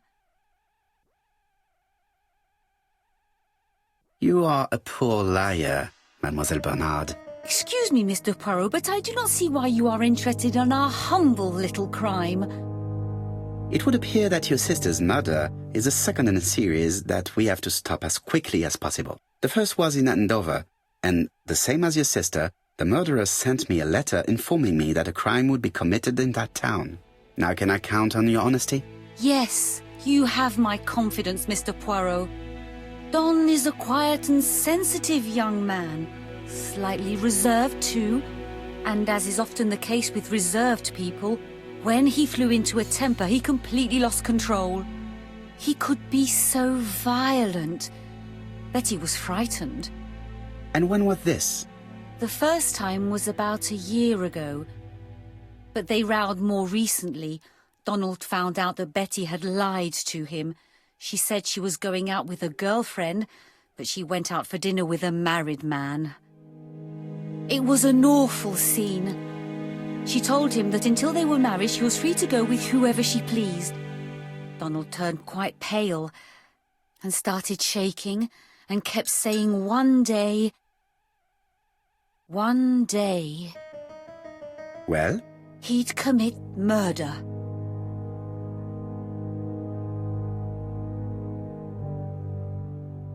So you were afraid that he would become our main suspect. I know that Fraser was jealous, but I wonder why you feel the need to protect him. Exactly. Had you not told me about the case, I would never have dared to tell you about this little matter. Don loved Betty with all his heart. I can't imagine for one instant that he would hurt her. Very good, Mademoiselle Bernard. Thank you for your help.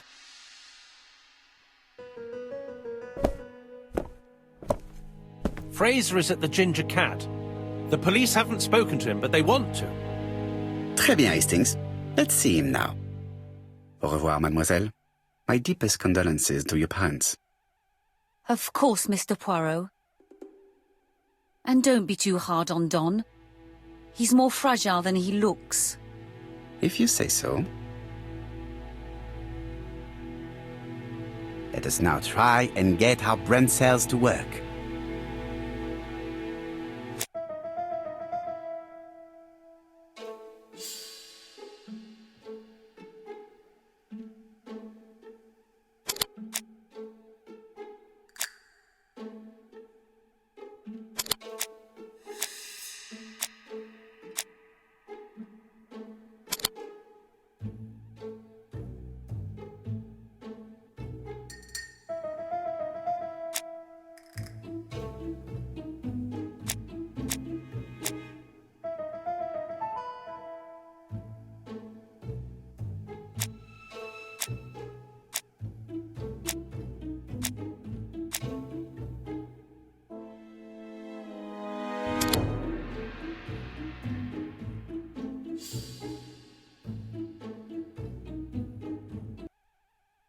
Let us now try and get our brain cells to work.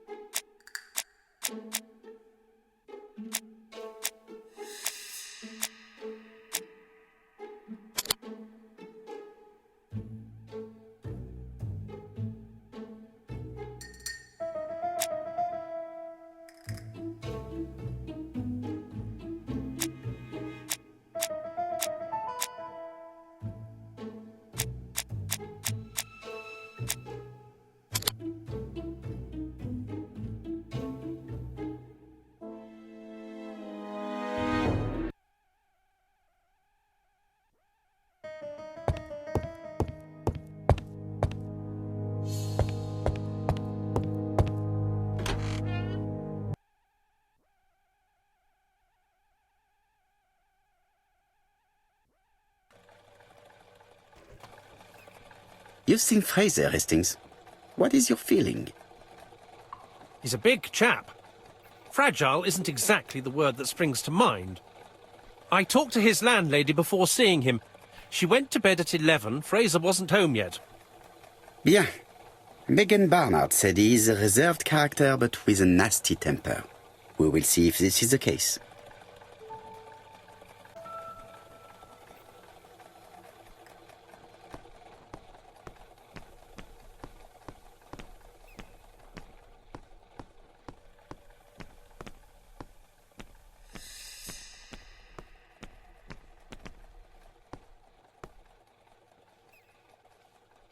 Could it be the same buildings as on the victim's photo?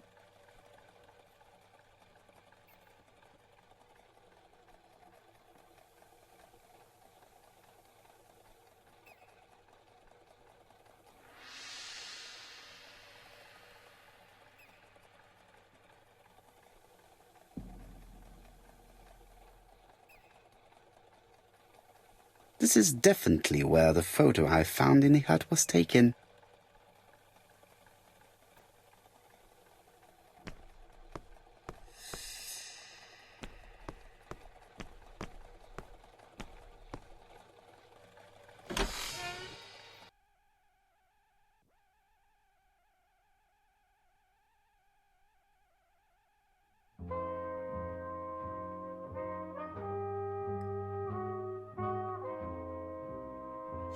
How do you do, Mr. Fraser? You Hercule Poirot. Mr. Hastings said you wanted to speak to me. Yes. I know that it may not be the right time, but I would like to ask you a few questions.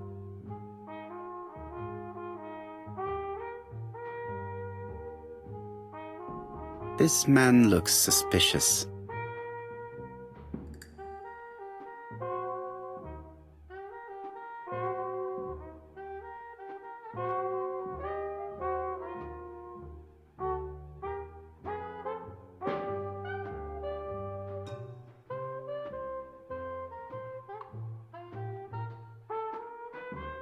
Leave me alone.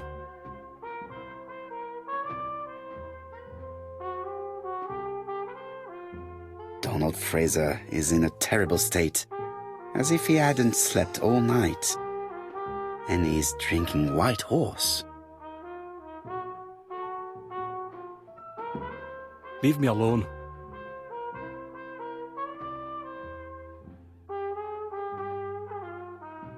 Tell me that it's a mistake.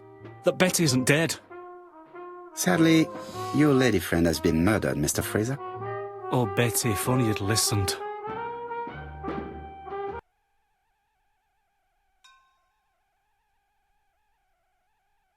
Did you visit Betty yesterday afternoon? No, I haven't seen Betty for 2 days. I was at the office yesterday afternoon. Can you prove that? Of course. But why this question? Betty died yesterday evening, didn't she?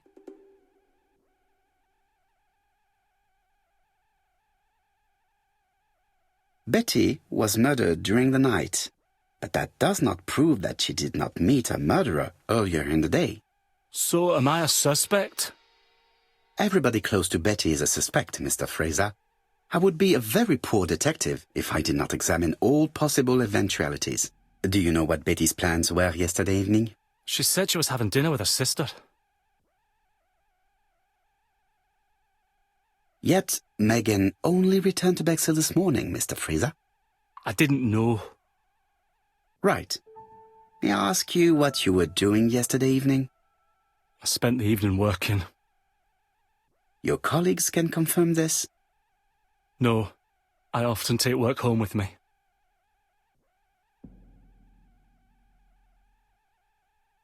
You are lying, Mr. Fraser. As was Betty when she hid the fact from you that she was seeing other men. Betty was a very decent young woman. How dare you sully her memory? I am not interested in memories of her, Mr. Fraser. I am looking for a killer, and I need you to be my closest ally. That is, unless you have something to hide. Of course I don't. Très bien. So, what were we saying? Where were you yesterday evening? I looked everywhere for her, but in vain. When she said she was going to have dinner with her sister on a weekday, I thought it was strange. I tried not to think about it, but I was like a lion in a cage. I was convinced she was lying. So I went round all the restaurants in the town. When I didn't find her, I went to the next town. But nothing. I must have got home about midnight or 1 o'clock. Did anybody see you? I don't think so. I didn't talk to anybody. I was so furious.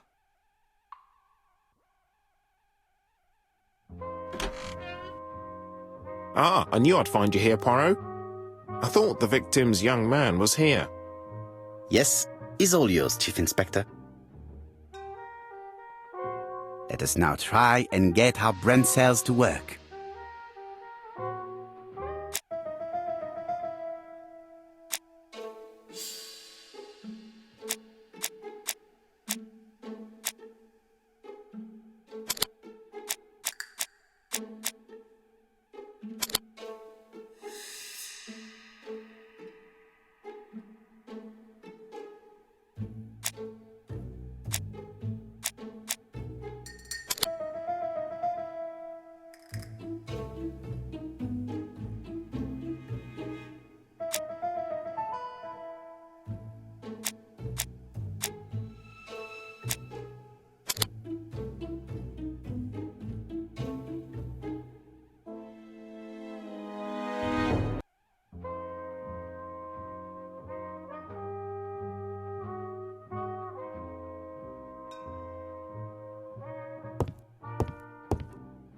Hastings looks ill at ease. He really doesn't like Fraser.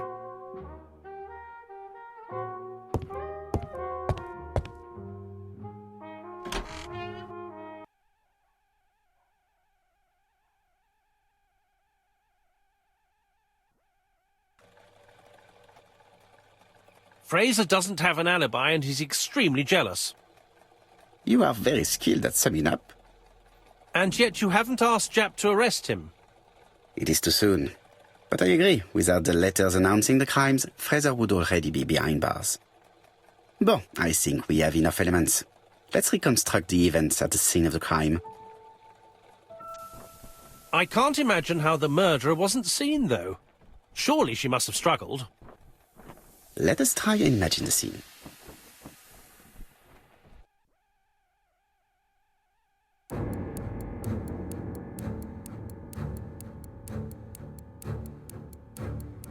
The killer and the victim are walking on the beach.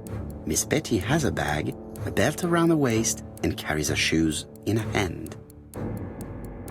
Both of them walk slowly to hut number 5.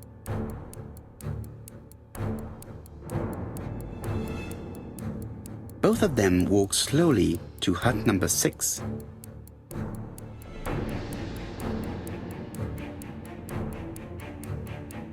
Miss Betty enters the hut. She leaves without her belongings. Then she hides a code.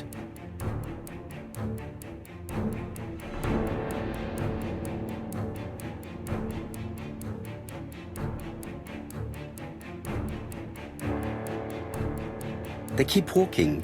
Then she removes her belt. The murderer moves behind her and then attacks her by surprise. The body falls, lifeless, on the sand. Everything appears to match the crime scene, mon cher Hastings. That is exactly what happened.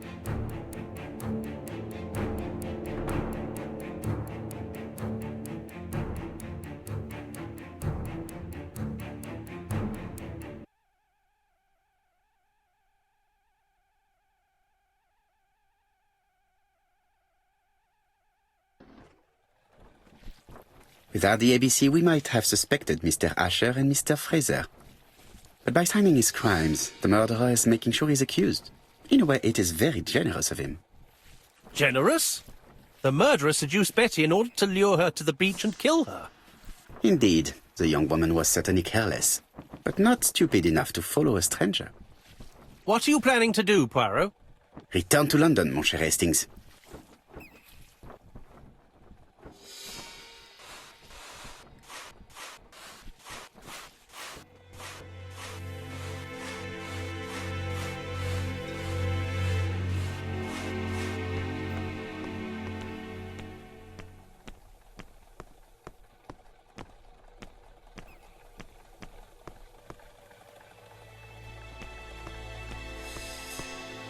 Right, back to London. There is nothing more for us to do here.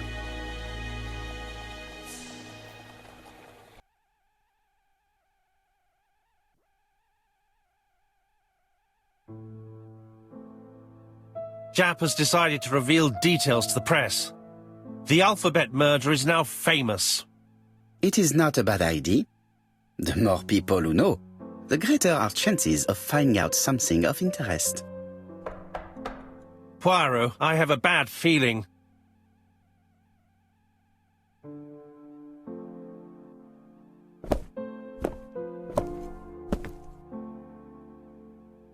Poor Mr. Poirot, not so good at these little criminal matters as you thought yourself, are you? Rather past your prime, perhaps. Let us see if you can do any better this time. This time, it's an easy one. Churston on the 30th. Do try and do something about it. It's a bit dull having it all my own way, you know. Good hunting. Ever yours, ABC.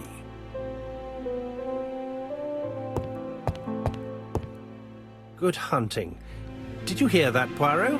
The murderer seems to be taking it all as a game, a challenge. He will strike on 30th in Churston. We must warn Scotland Yard.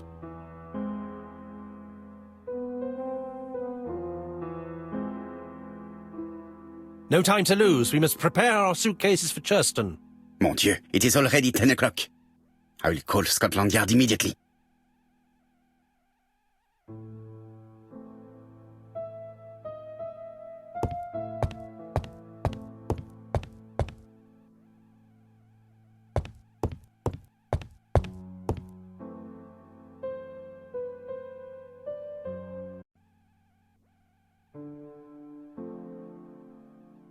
Daily Flicker, July 30, 1935.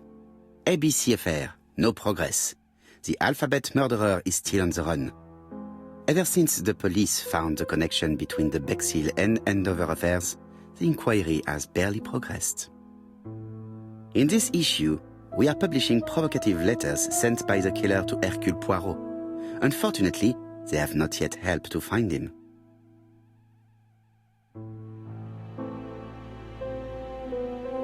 Daily Flicker, July the 26th, 1935. The Bexhill Horror. Young maid strangled on the beach. Killer struck at midnight.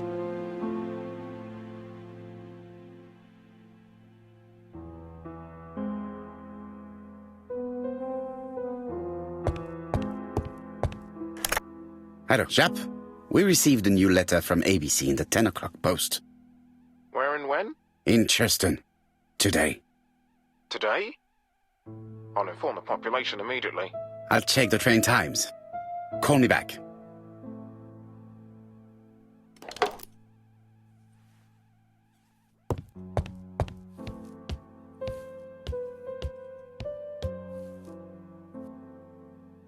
Hastings, what you are doing is an absolute disaster.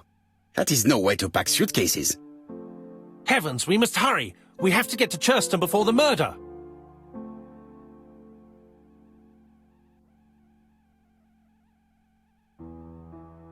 Hastings' order and method are always necessary, regardless of the circumstances. Okay. I'll let you pack them. All the same, it really is a disgrace to leave your belongings in such a mess.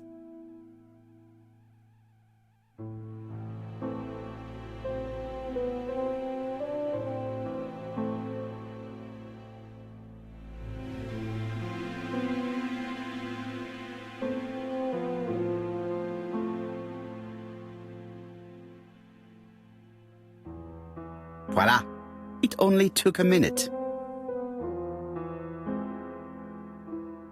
Poirot, you were right. I've just consulted the ABC guide. There's no hurry. The next train doesn't leave till 11:45. You see, there is no need to hurry. We will not be in Churston until tomorrow morning. After the murder. But why has the murderer warned us so late? It's not what he usually does.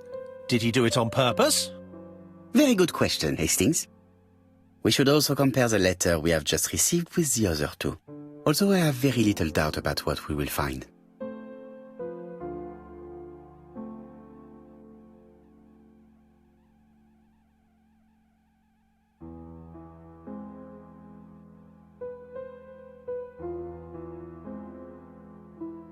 Hastings' photo album.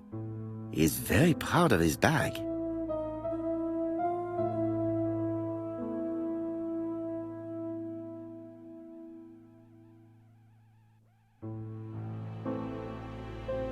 We've missed the 6:45 train, but we have plenty of time to catch the night train.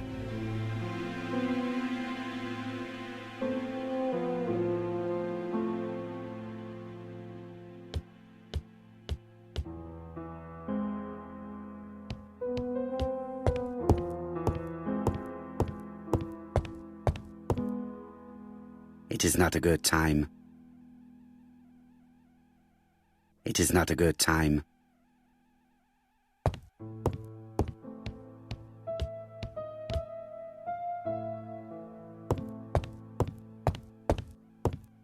Hastings, it would appear that you are getting slightly thin on top.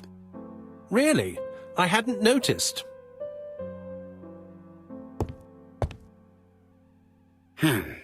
In his haste, Hastings tore the envelope.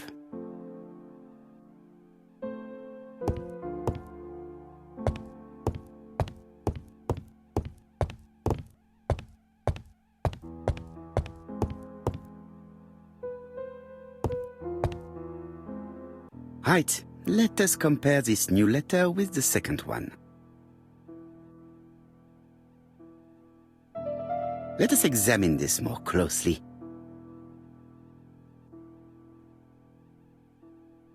Certain characters in the two letters may have similar defects. Yes, this I is weird. Yes, the I characters in the two letters do indeed have the same defects. I have to find some other similar defects to confirm my theory. The W is not printed properly. Of course, the W characters in the two letters do indeed have the same defects. I have to find some other similar defects to confirm my theory. Yes, the A appears to be quite unusual. That's right. The A characters in the two letters do indeed have the same defects. My theory was right. These two letters were written with the same typewriter. Let us now try and get our brain cells to work.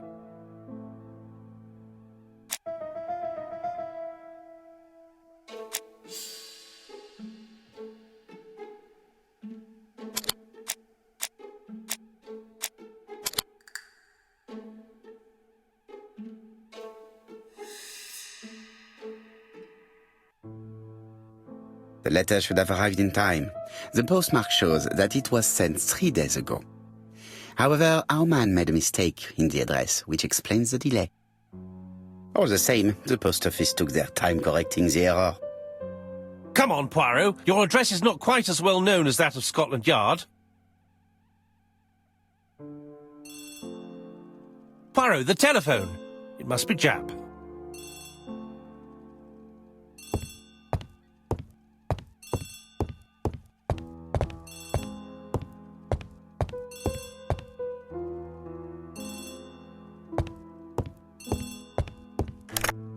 I have some news from Churchton.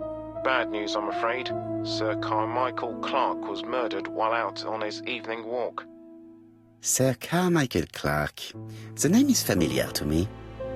He was a famous throat specialist, one of the best in London. A wealthy man, he retired to Combside, a beautiful house by the sea. He collected antiques. Are you going there? Yes, let's meet on the train.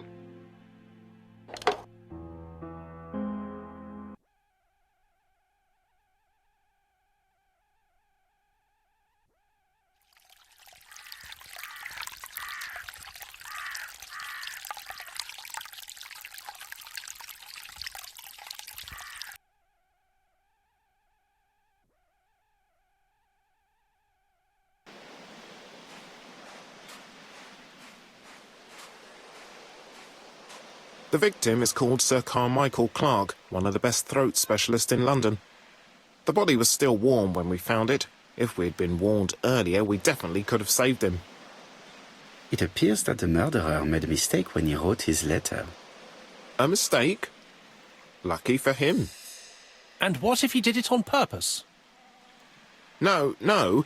He's defined his madcap rules and he's sticking to them. It's a matter of pride for him. Shall we go up to the house, Poirot?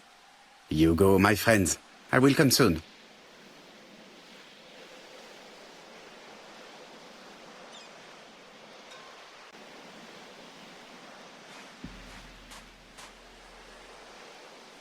Jap has emptied the victim's pockets and has laid out their contents on this piece of wax cloth.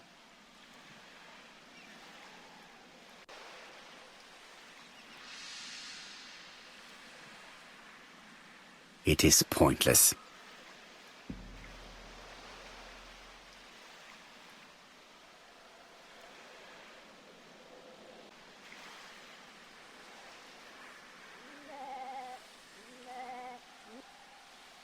An oriental dragon. It's an old piece, much older than the pocket watch on which it was fastened.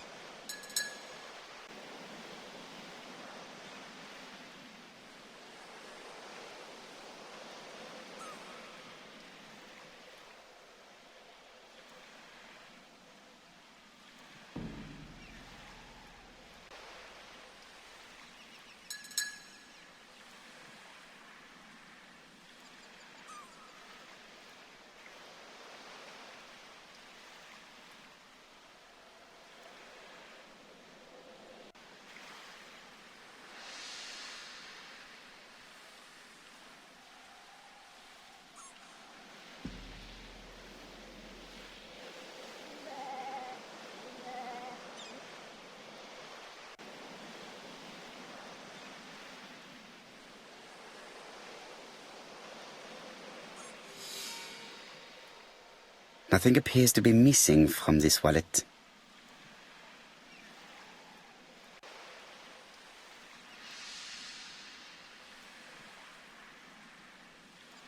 A signet ring, very probably with the Clark family's coat of arms.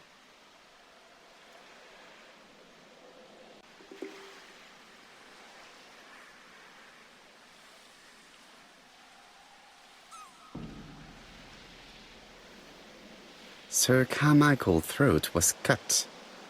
It's a clean incision, a professional murder. The gravel on the path has been sprayed with blood that covers a conical-shaped area, which starts at the body and becomes wider as it moves further from the bush.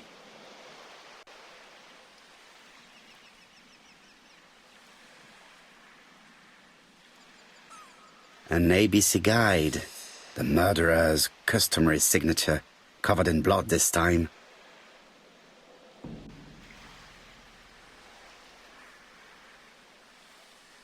Apart from the wound to the throat, the body is untouched. No cuts, no bruises.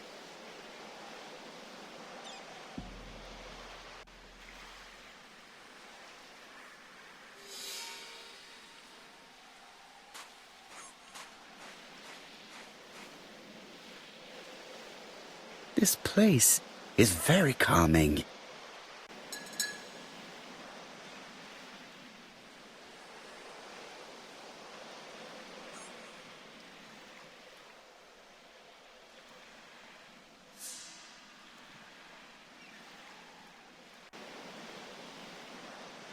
The site is exceptional. It is easy to imagine that Sir Carmichael used to enjoy stopping here every evening.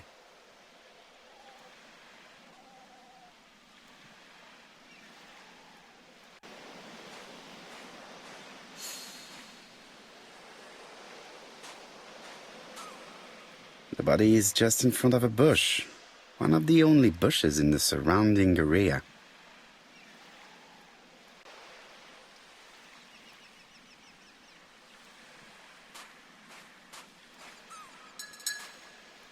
The vegetation behind the bush has been trampled. Let us now try and get our brain cells to work.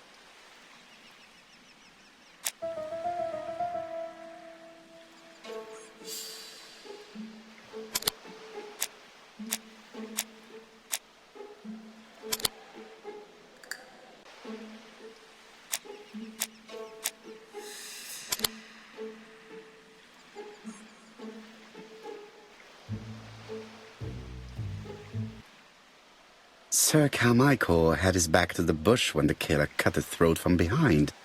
A fatal blow that sprayed blood over a range of more than 1 meter. Let us now try and get our brain cells to work.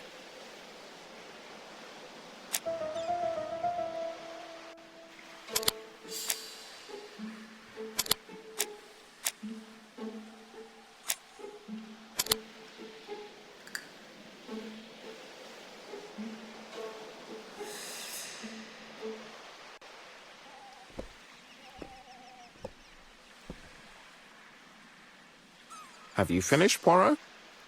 Chief Inspector, many questions remain unanswered, but I am certain of one thing. The killer has prepared his crime very carefully. Quite right. He must have known Sir Carmichael's movements well to plan such an attack. The murderer struck with terrible savagery. Yes, blood flowed. It's the first time he's attacked a man. He armed himself accordingly. Have you spoken to the victim's family, Chief Inspector? I've spoken to the brother, Franklin Clark. I didn't get much out of him. He's yours. I must get the body removed.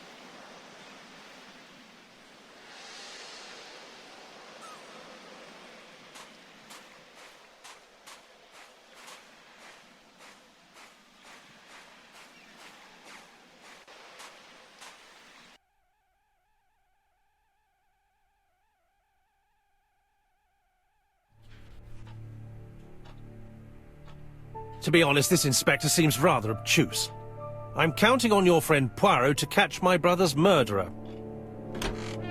Ah, here he is now. Please, Mr. Poirot. Mr. Poirot, this is my brother's secretary, Miss Thora Gray. Pleased to meet you, Mr. Poirot. Would you like some tea? No, thank you, mademoiselle. I find it hard to digest.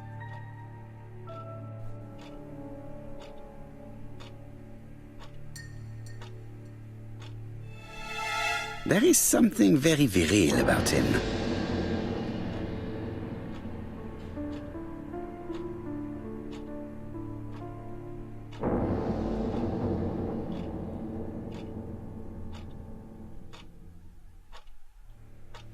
Franklin Clark is an adventurer, the sort of man that women like.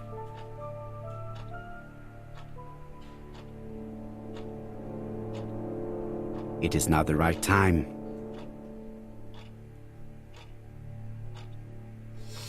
There is something elegant about her.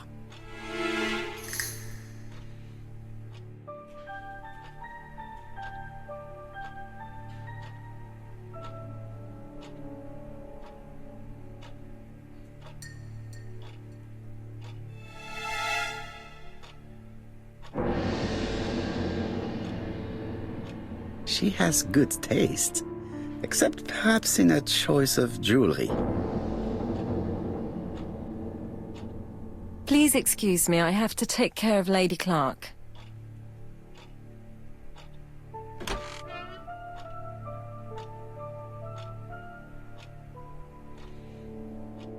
My brother's wife is gravely ill.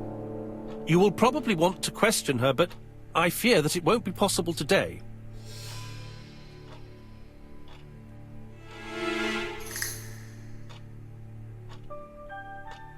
Of course, I understand. Someone set a trap for your brother. Who was familiar with his habits?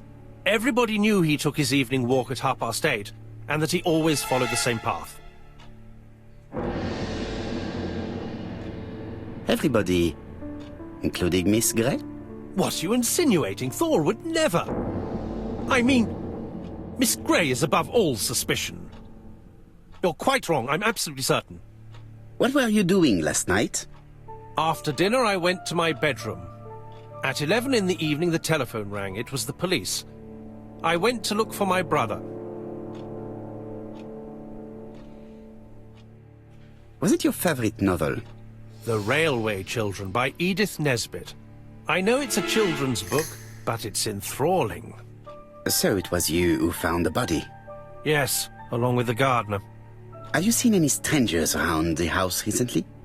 No. As far as I know, nobody has been near the house.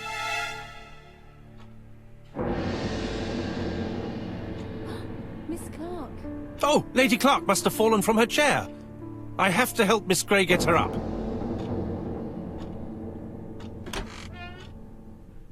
Hastings, while our host is gone, let's examine the drawing room. But, Poirot, a gentleman shouldn't... I take full responsibility. All you have to do is to leave the drawing room door ajar and let me know if anyone is coming.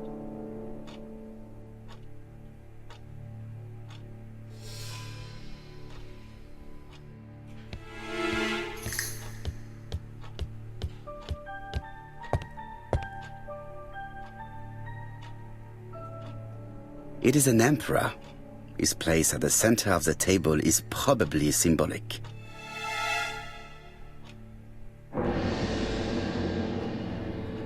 Dragon, dragon, dragon. Sir Carmichael showed himself to be very consistent in his collection's theme.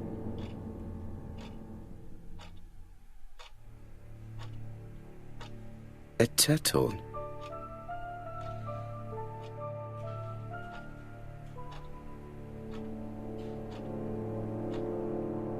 A dragon.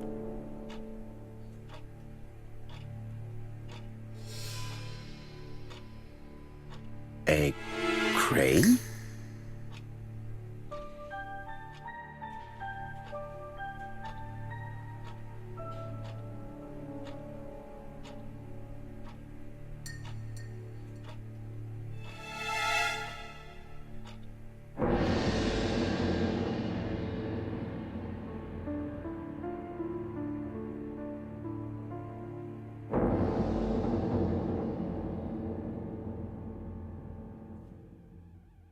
Comside's private collection, purchases since 1920.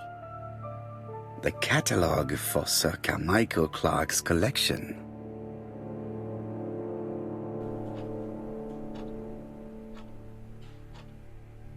A tiger.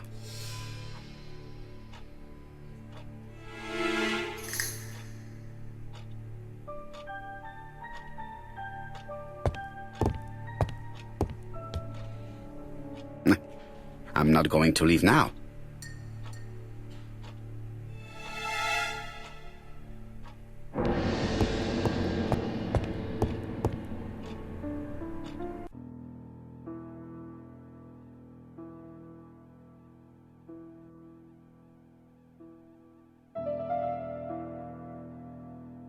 The cardinal points. This book could maybe help me. Each cardinal point is associated with one animal and one color. In the middle sits the imperial dragon, and out of respect, all the others are turned towards him. Each cardinal point is associated.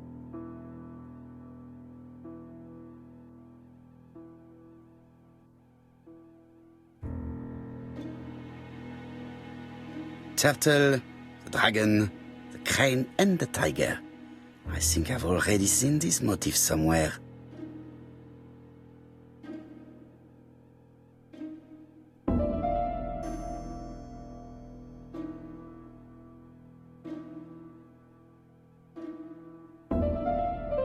The position of each motif is correct, but they are not turned the same way as on the table.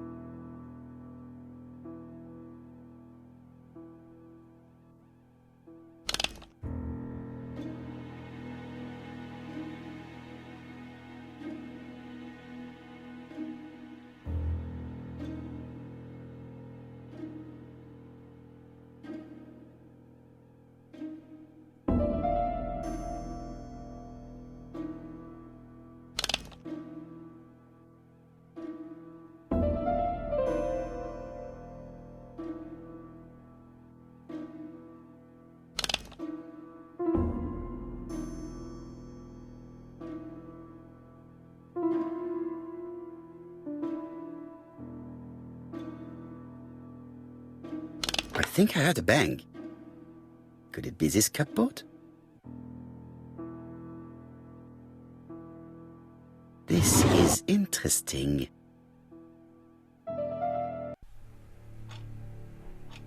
These daggers are only ceremonial weapons. I do not think that the crime weapon is here.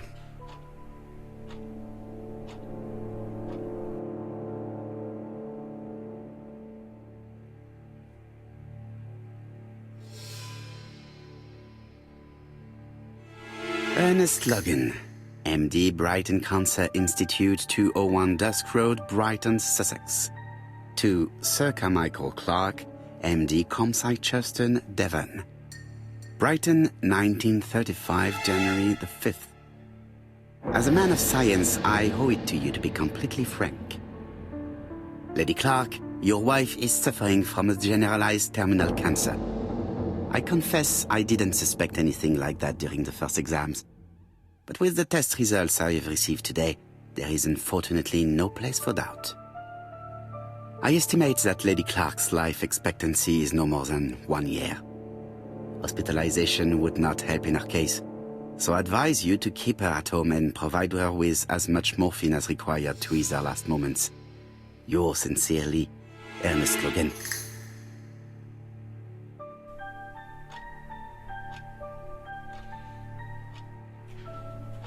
Here's Miss Gray. Sorry to keep you waiting. Lady Clark's condition requires regular care. I believe you want to ask me a few questions. Indeed, mademoiselle. This porcelain is remarkable. Is it old? It's about 3 centuries old, I believe. Wait, let me find the reference.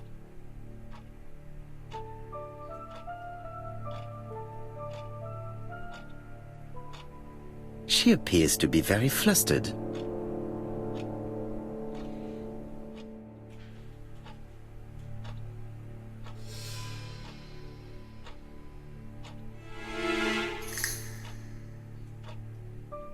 She's unable to hide her emotion, and her makeup has been disturbed. I think that this young woman has just been kissed. Here? Teapot with black dragon, Gangxi period, end of the 17th century. It is a rare piece with unusual colors. You have a good knowledge of art history. Acquired while working with Sir Carmichael. I used to help him manage his collection and choose his new acquisitions.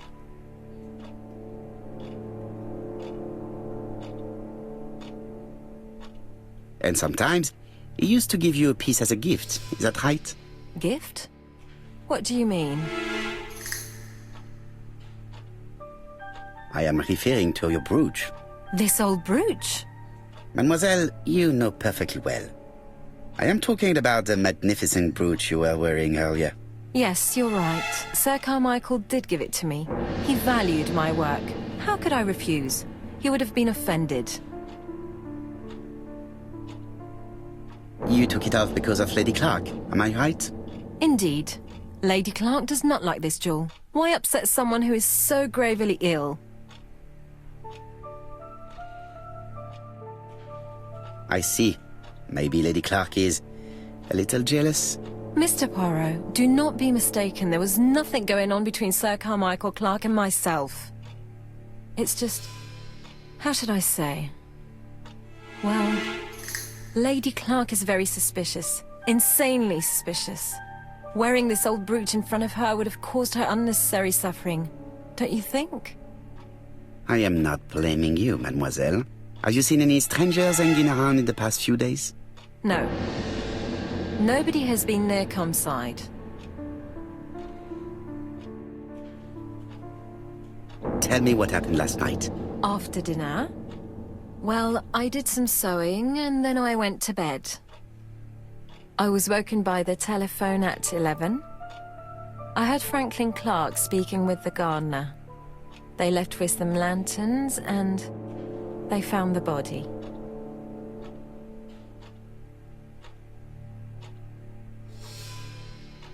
Am I right thinking that something is going on between you and Franklin? How dare you ask me such a question?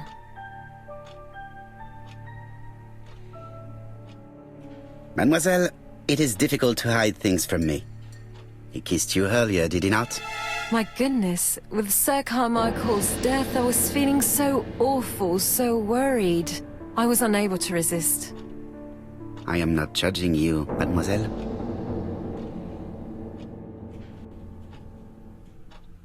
Miss Grey, if I may be so bold, please do not take offence. My friend has rather unusual methods, but all he wants is to find the murderer. Yes, I understand. I must rest. Please excuse me. Earlier, you asked me to watch the living room door for you. I don't wish to be indiscreet, but sometimes a gentleman stumbles upon a secret without intending to.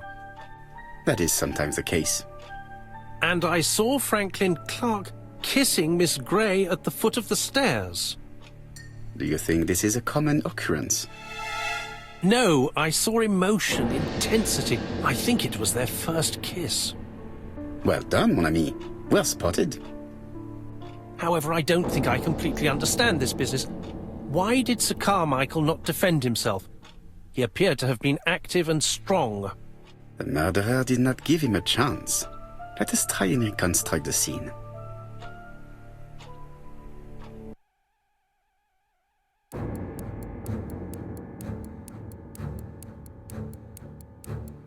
Sir Clark is taking his customary walk. Our killer is hiding behind a bush.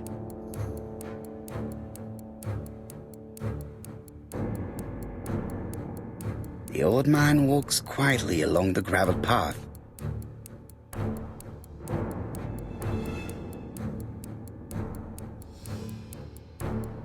Then he turns towards the sea to gaze at it.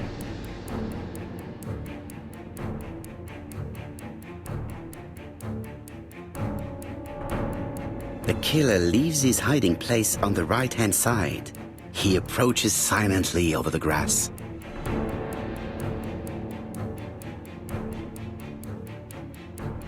Then he throws himself on his prey and cuts the poor man's throat. He then lays down the ABC before leaving. Everything appears to match the crime scene, mon cher Hastings. That is exactly what happened.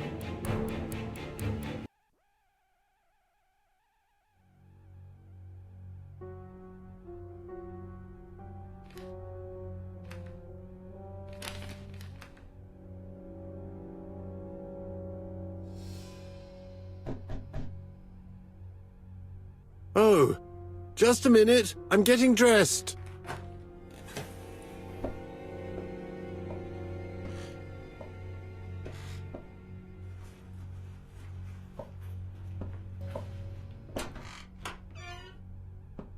Mr. Kirst, have you recently returned from Churston? Yes. Indeed I have. Have you seen the papers? And to think that you might have rubbed shoulders with the killer. Imagine that. Mr. Kirst, are you all right? You don't seem well. My apologies. My throat is burning and my head feels heavy. It's ever since the war, you know. Since my injury, my head has never been the same.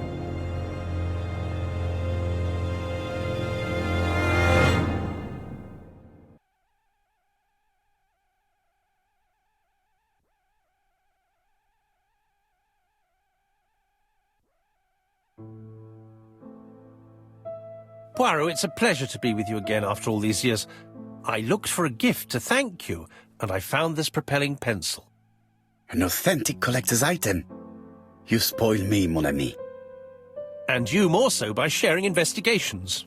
Do not underestimate the help you are to me, Hastings. Intellect is not everything. There is also goodwill, and you are not short of that. Later, I will ask you to help me tidy up the room and bring some chairs. Our guest will be here soon. Ah, is Thora Grey coming? Naturally. She is a fascinating young woman, n'est-ce pas? Oh, come on, Poirot. I'm a married man. And Miss Grey has already been courted by Franklin Clark. Poirot, our guests will be here soon. We must prepare ourselves.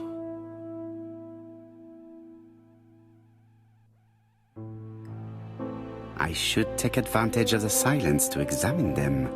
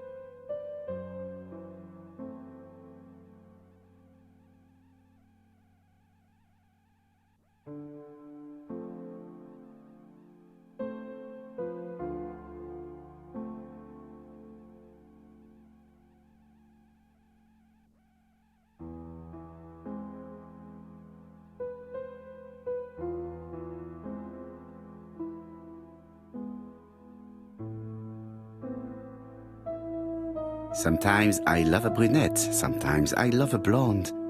That's what the song says. The song says, sometimes I love a blonde who comes from Eden by way of Sweden.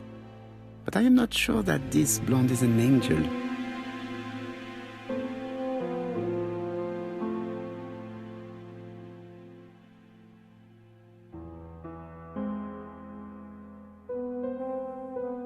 Franklin Clark always seems at ease, regardless of where he is. Something that's unique to people who travel.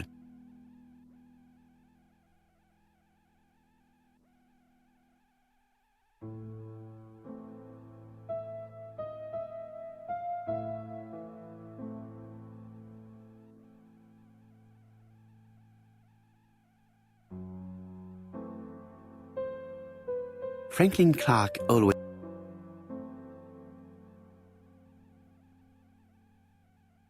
I ought to concentrate on my guests.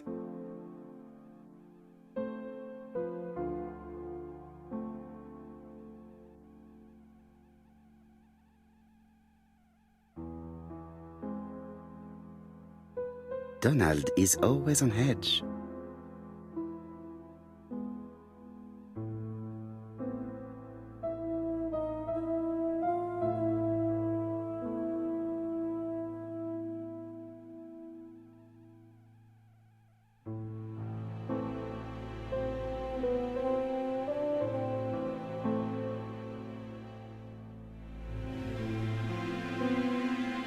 Donald Fraser is very nervous at the moment, even if he is trying hard to control himself.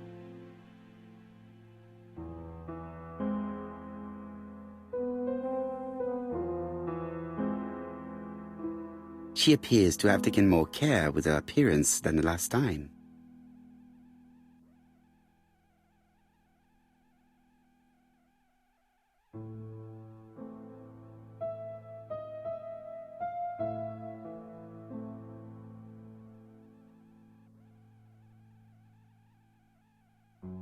She's looking at Mr. Fraser out of the corner of her eye. Did she make herself beautiful for him?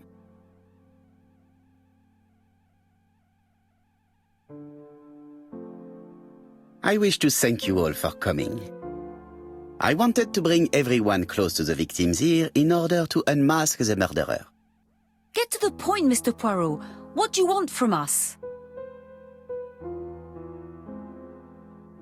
You are an intelligent woman, Mademoiselle Barnard, and I'm sure that you have already understood my intentions. You think that if we put our heads together, we might come up with something new? I am convinced of it. What I ask is that you search your memories. The murderer must have left some trace. Yes, he must have prepared his crimes very carefully. Tout à fait. He did not get to Bexhill at midnight in order to strangle a young girl whose name by chance starts with P. Must we go into that? Mr. Fraser, please get a grip on yourself. Well, I want to help you, but I don't remember anything else. Nothing I haven't already said. And you, Mademoiselle Barnard? Did your sister say she was seeing another man? She never would have told me.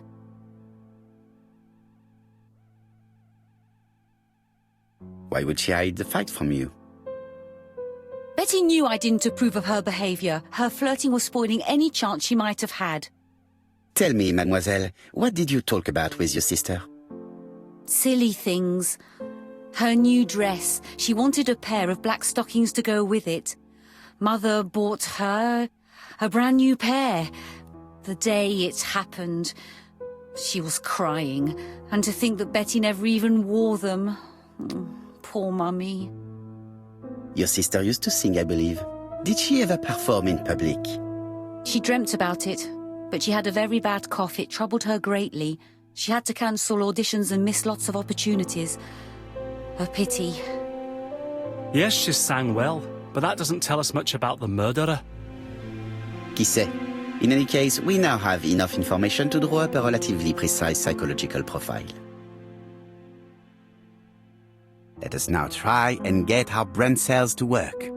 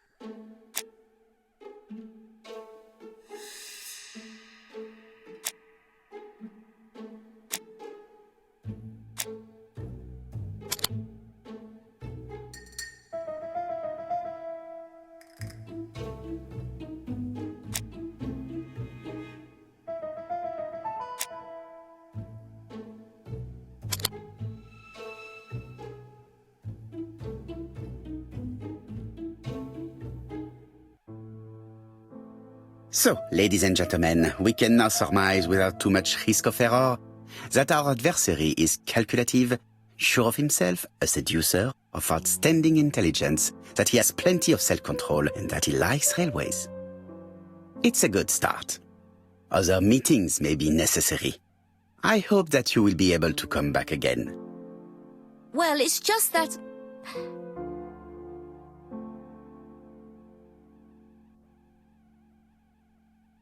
Is something bothering you, Mary? Well, Mr. Poirot, you see, I don't know if I can come to London just like that. It's normal that people helping with this inquiry should be reimbursed. Starting with you, Miss Drower. Please allow me to pay for your train tickets. Oh, sir, I cannot accept. But you must. Mademoiselle, I may not be rich, but my brother left a fortune which will be mine. Mr. Clark, that's very generous of you. Well, someone has to foot the bill. Mr. Poirot, would it be possible for you to come back to Devon? Lady Clark has expressed a wish to see you. We'll adjust her medicine so she'll not be too drowsy. But of course, I shall come the day after tomorrow if it is convenient. Thank you all for coming. We will meet again soon. The meeting was most fruitful. Really? Hastings, I believe now we have everything we need to find a common point between the victims. Now it is time for us to use our grey matter.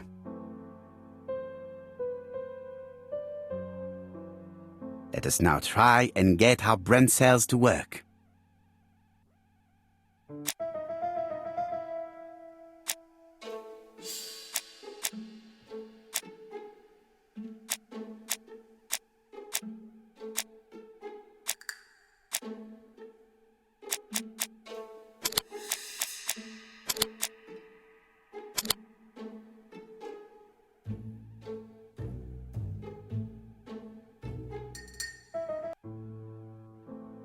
first two victims suffered from bad throat, and that was precisely the specialty of the third victim, Dr. Clark.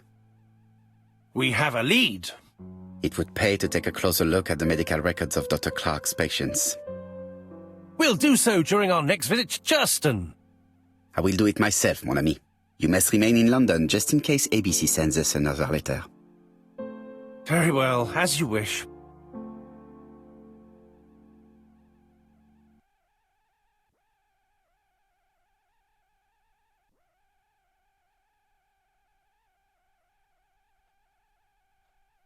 Thank you for coming, Mr. Poirot.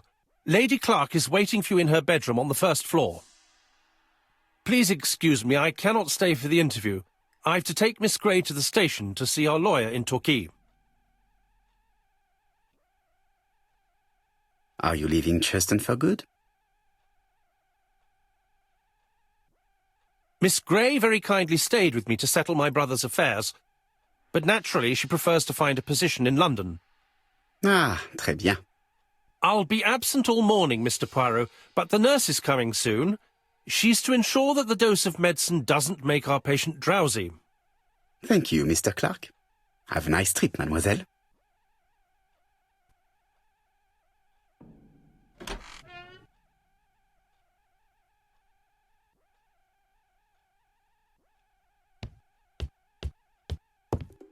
It is not the right time.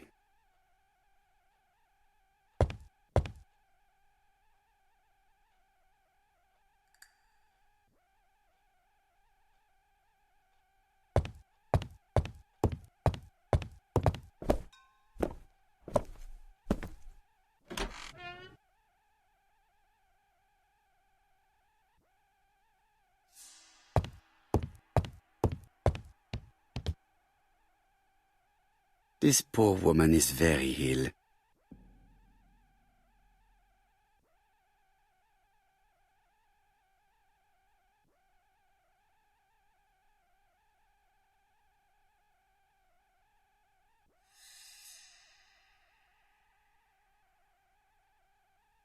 This woman is suffering. She is in no state to have a conversation.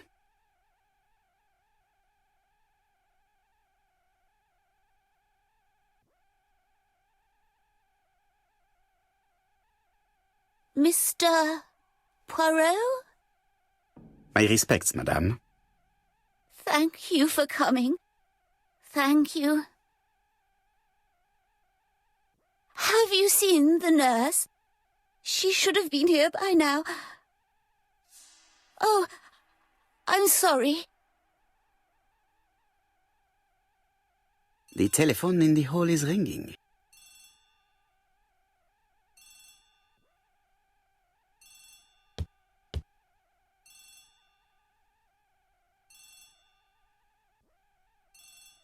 It's closed.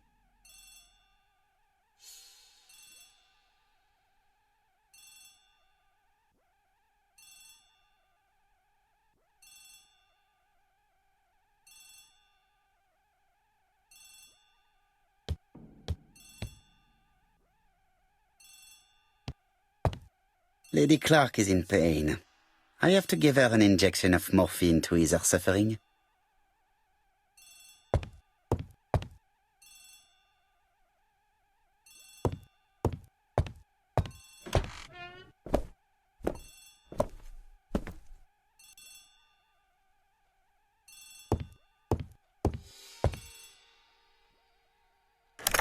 The Clark residence.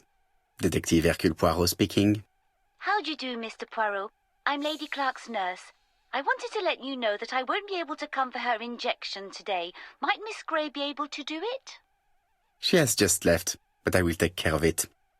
Thank you. That's very kind of you. You'll find the skeleton key to open the medicine cabinet hidden in the lion trophy. You can count on me. Au revoir, mademoiselle. Oh, thank you kindly. Goodbye, Mr. Poirot.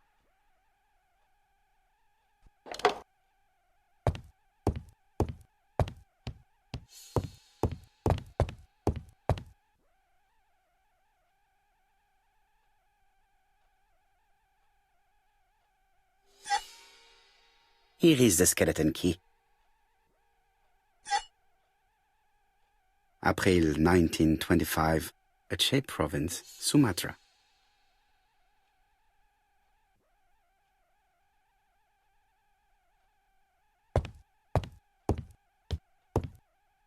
It is not the right time.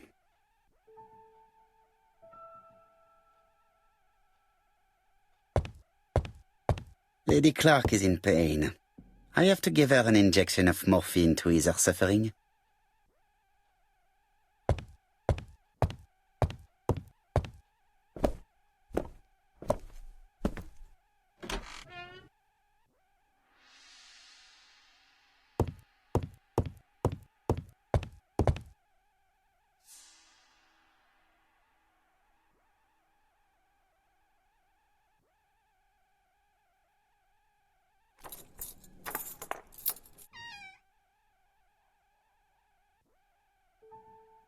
Ah, Mr. Poirot. Ah, I feel better now. Thank you for your help.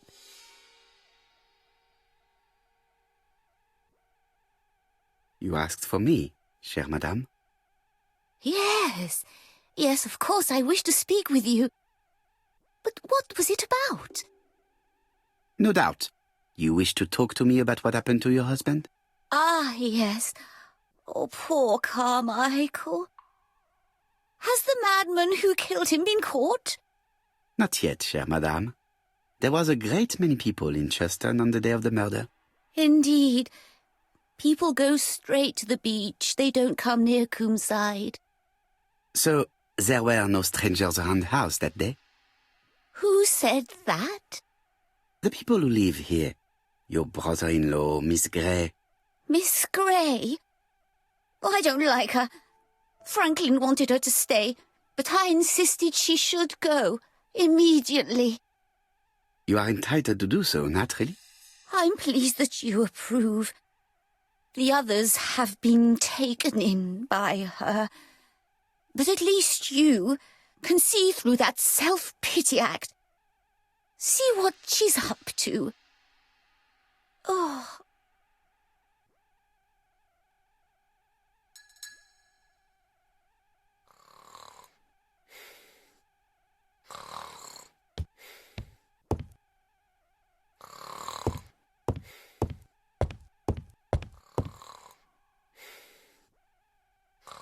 This couple appears to be having fun.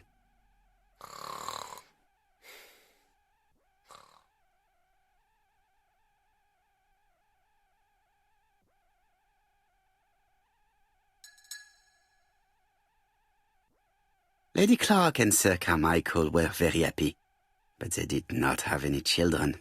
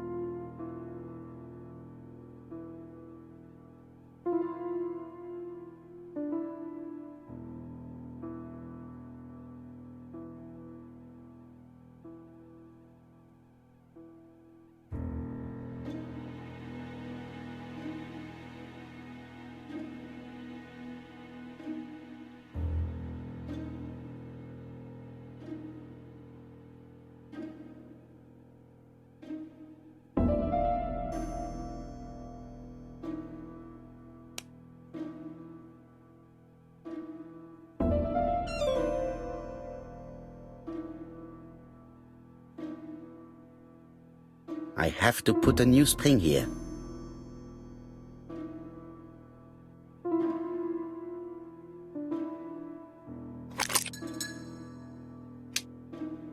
I hope that Hastings will not be cross with me. This part appears to be working. This part appears to be working.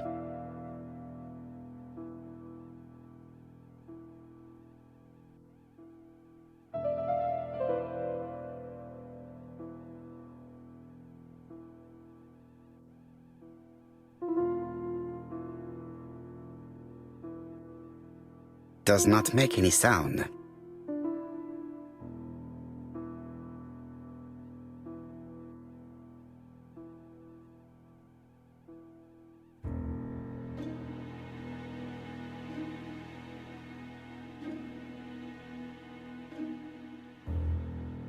This is where the combs go.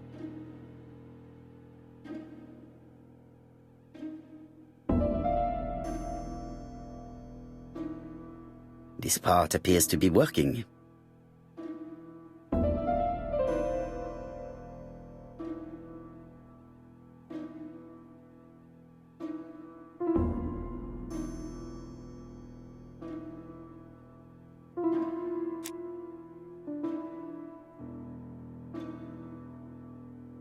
This is where the combs go.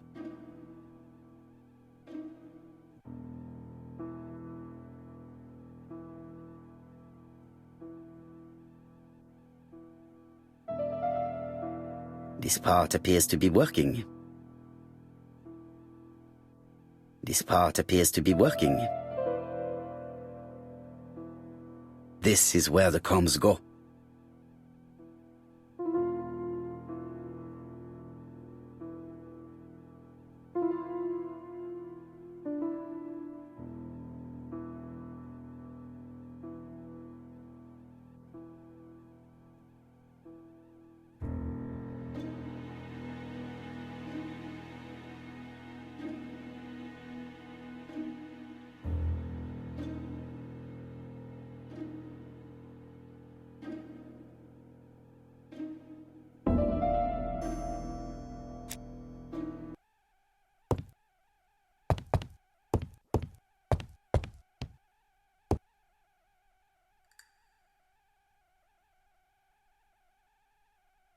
This subject would probably be useful to me.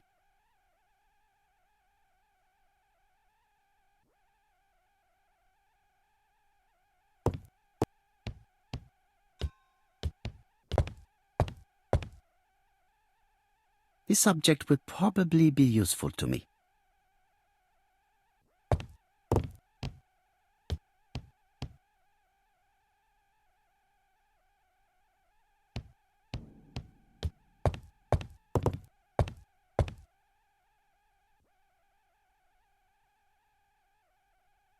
This subject would probably be useful to me.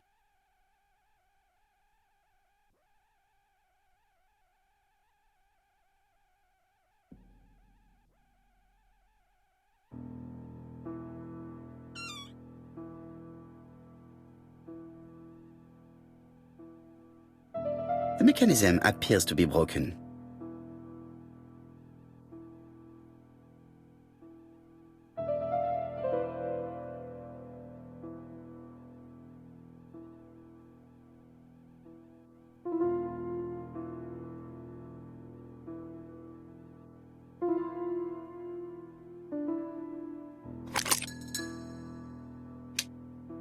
I hope that Hastings will not be cross with me.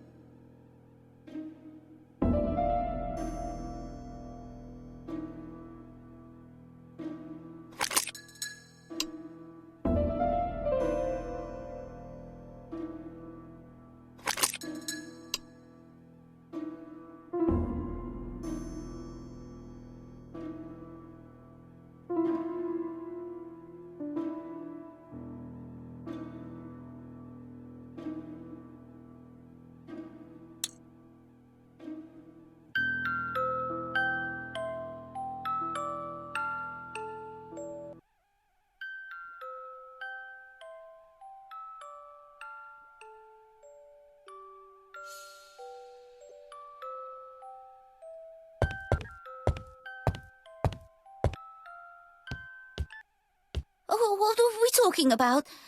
Ah, yes, Thora Grey. Oh, Carmichael had great esteem for her, but for me she was nothing but a hypocrite.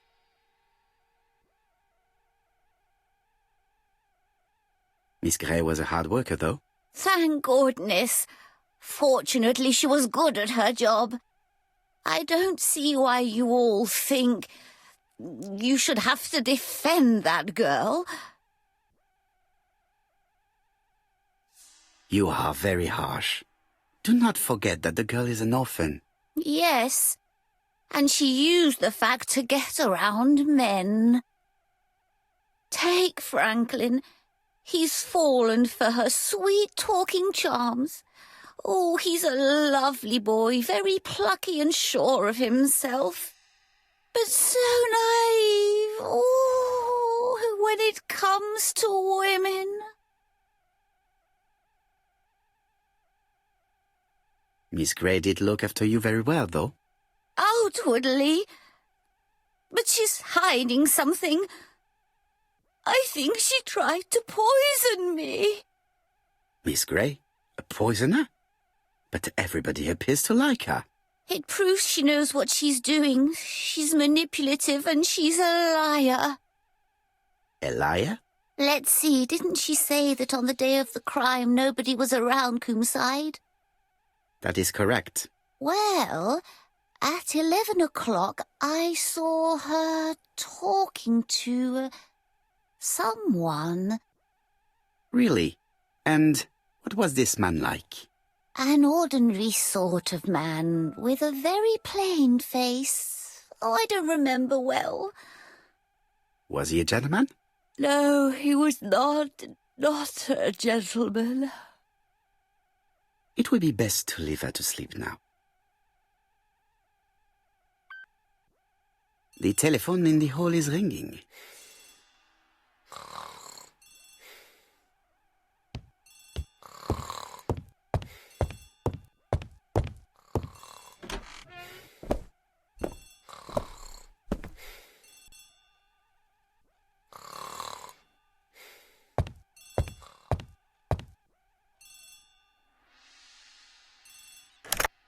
Hello?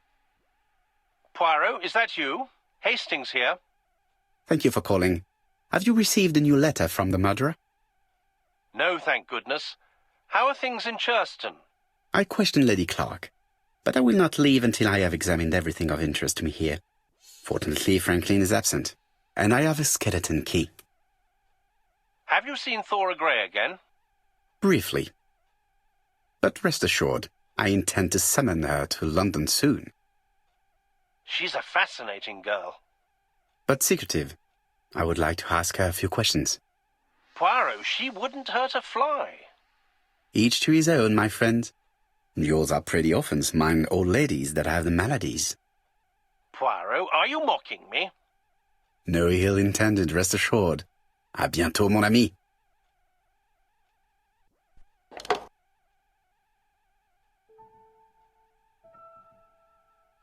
How am I going to open this trunk? Let us examine it.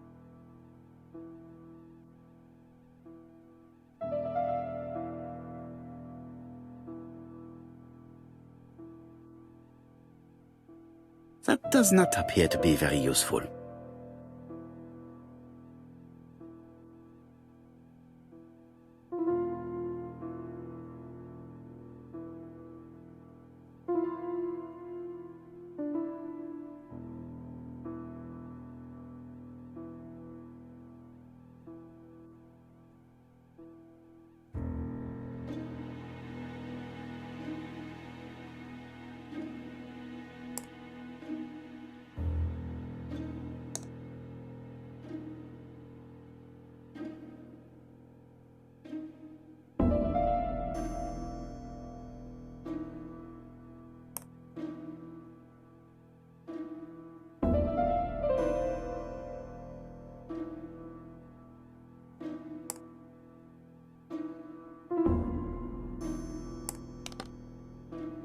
Leaving the code on the trunk. What a strange character Franklin is.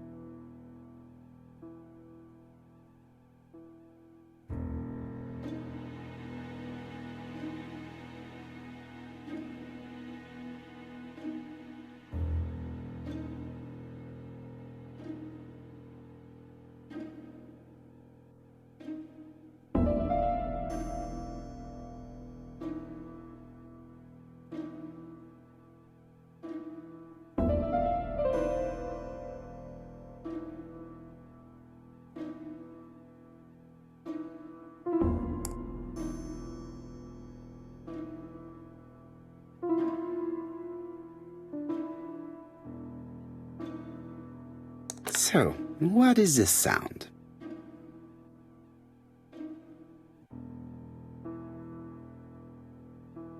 I should be able to open the trunk now.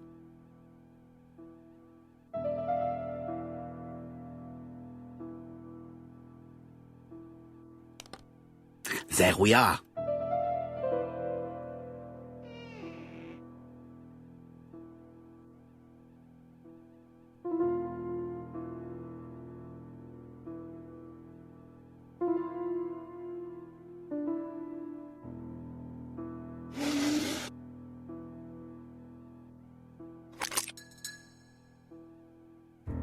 Why has Franklin put an Allen key inside his trunk?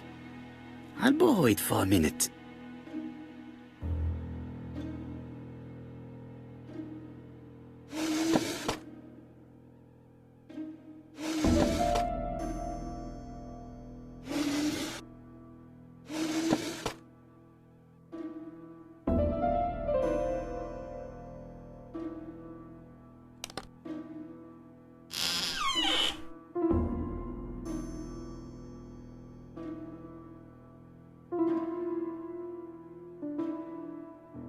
Whiskey and other good quality drinks. Mr. Clark really has refined tastes. Whiskey and other good...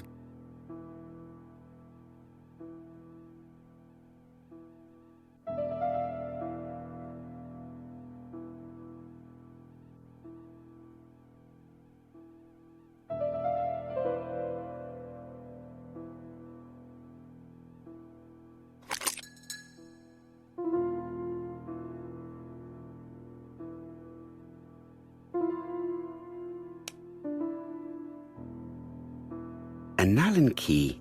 It can be used in 5 positions.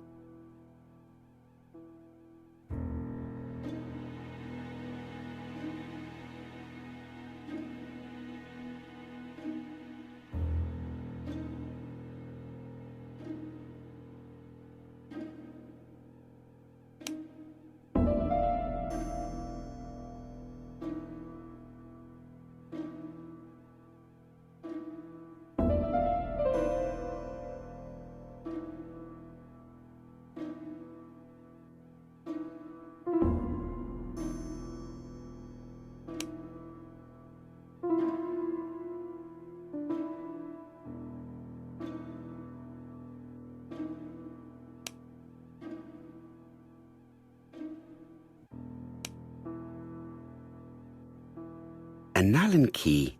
It can be used in 5...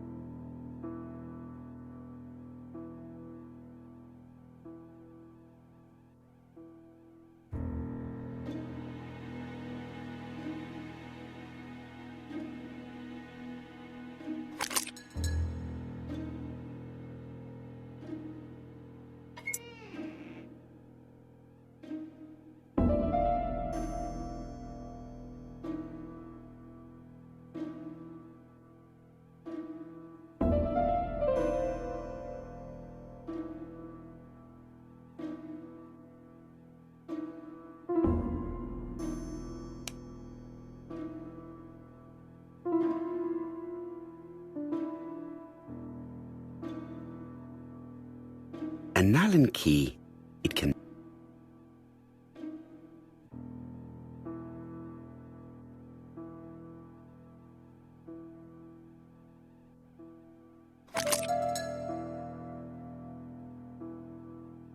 Another screw.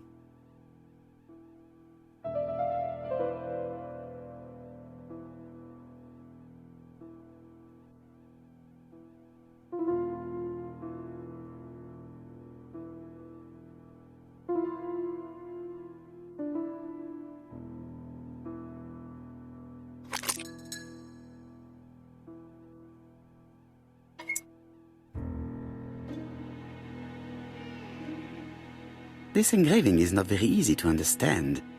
I need to sort it out.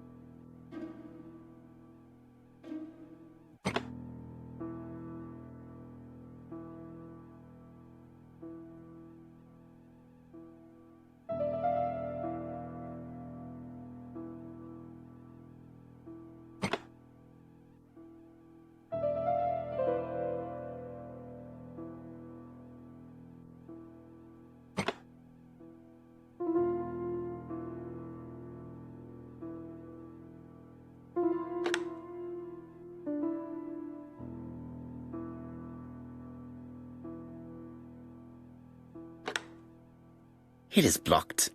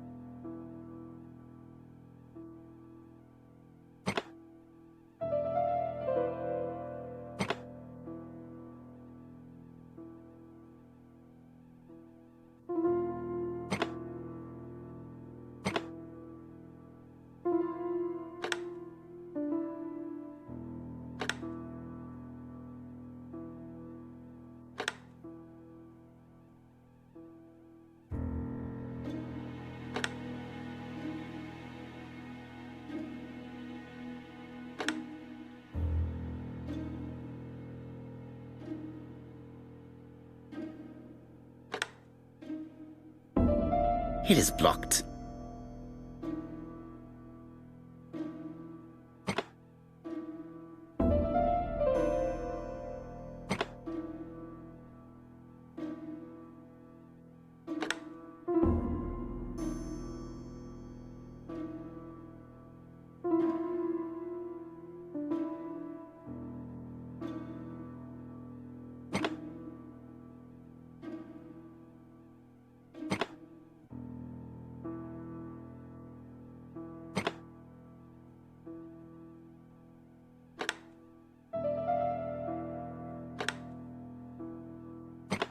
It is blocked.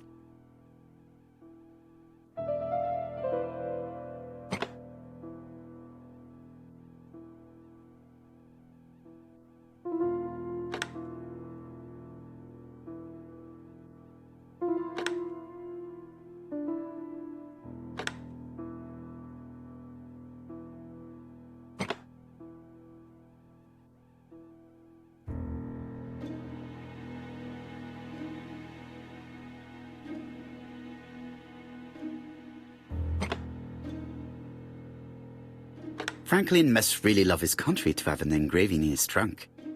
I think I heard the panel above release.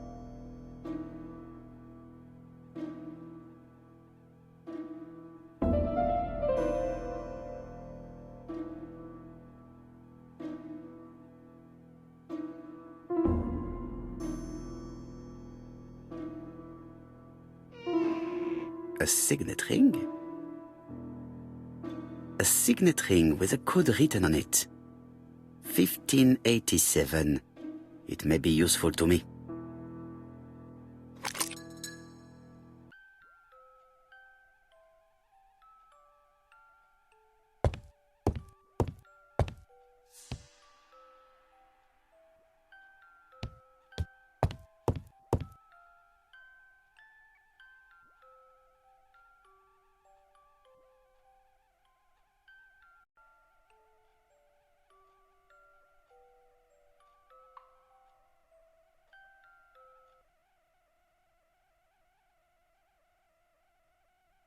Miss Thorogray, Comside, Chuston, Devon. Arsenic trioxide thallium.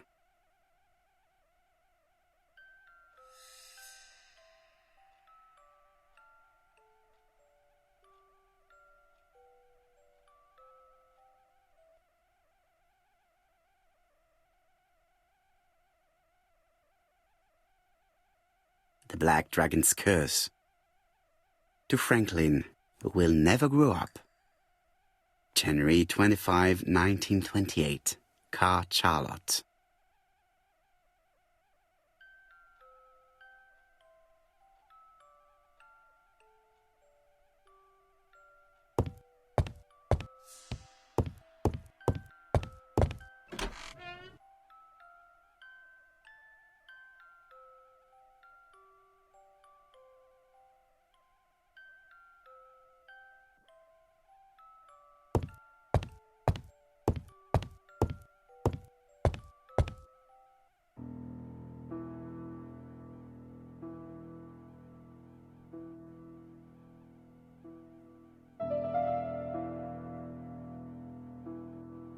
Four Chinese symbols are engraved on this padlock.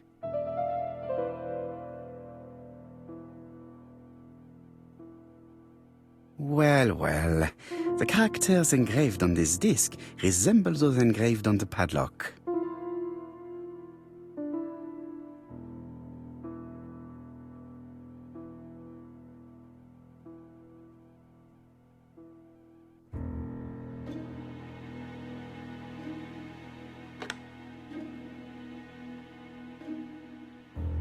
That's it. This character appears to be the right way round.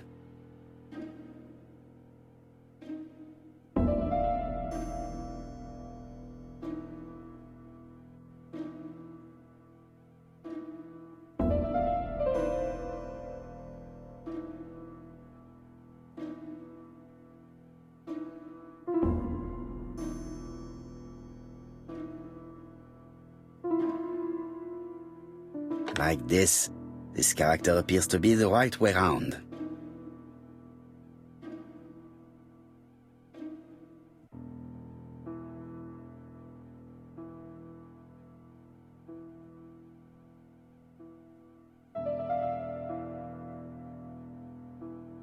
That's it. This character appears to be the right way round.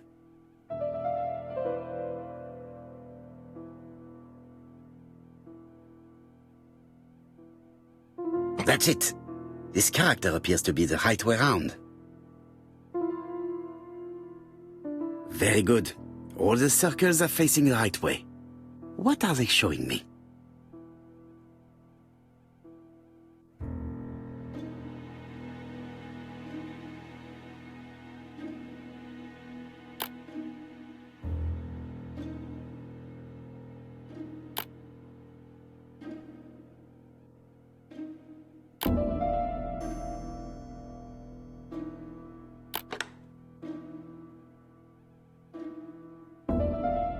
At last, the cupboard is open.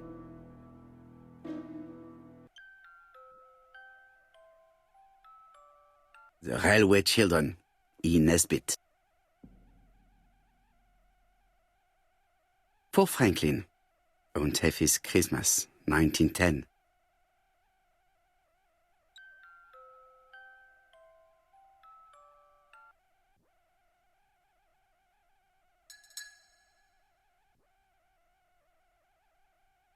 Traveling in China, a practical guide for English travelers.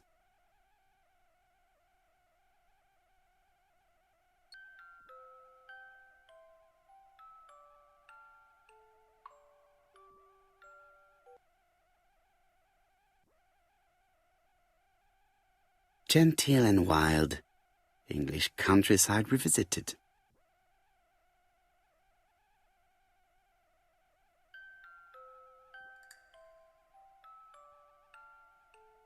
Helmet, flask, and rifles. Franklin is very well equipped.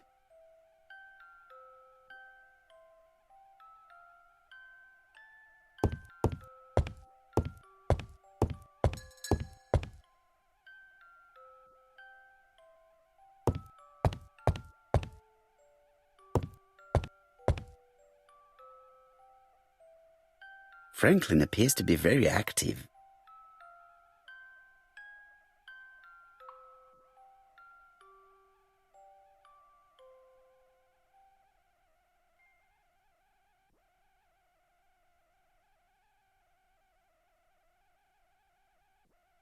Franklin Clark appears to be a typical British gentleman, a good sportsman, a hunter, a traveler.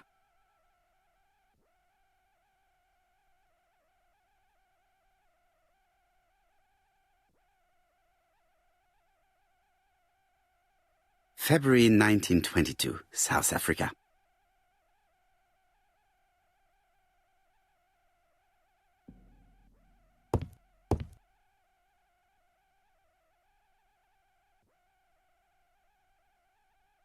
July 1920, Alaska Peninsula.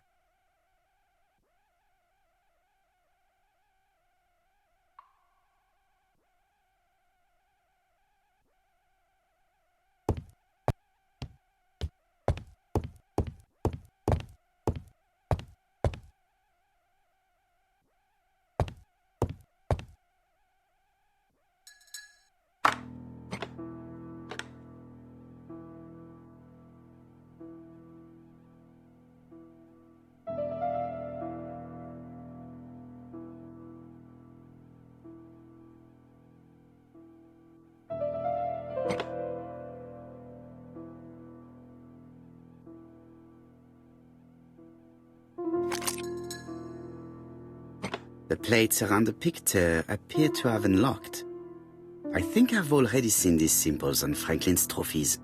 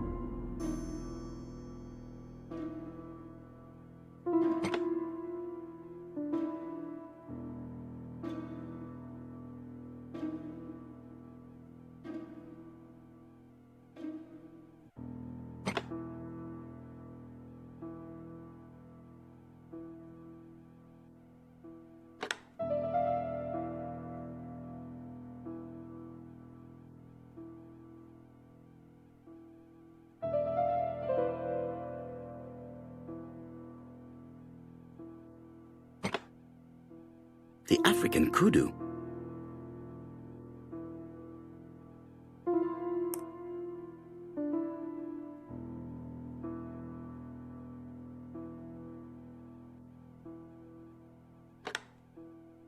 The Alaskan Kodiak bear.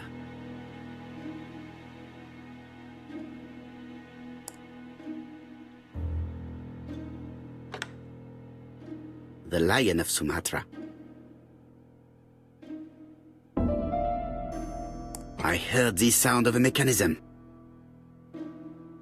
Strange way of protecting one's safe. Triangulating one's hunting sites on a map.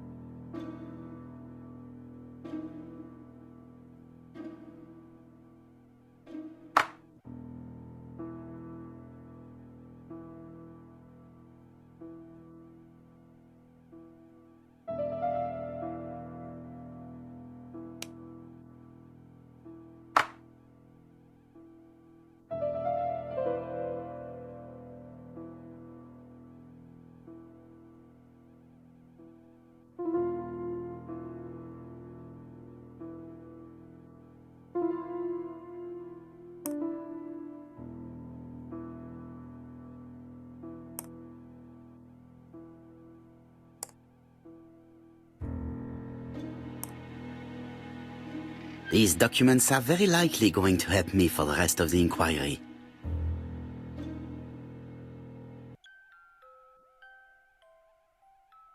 A dozen gold sovereigns, some shares for the Southern Railway and some treasury bills. This is not worth much, hardly enough to justify your robbery.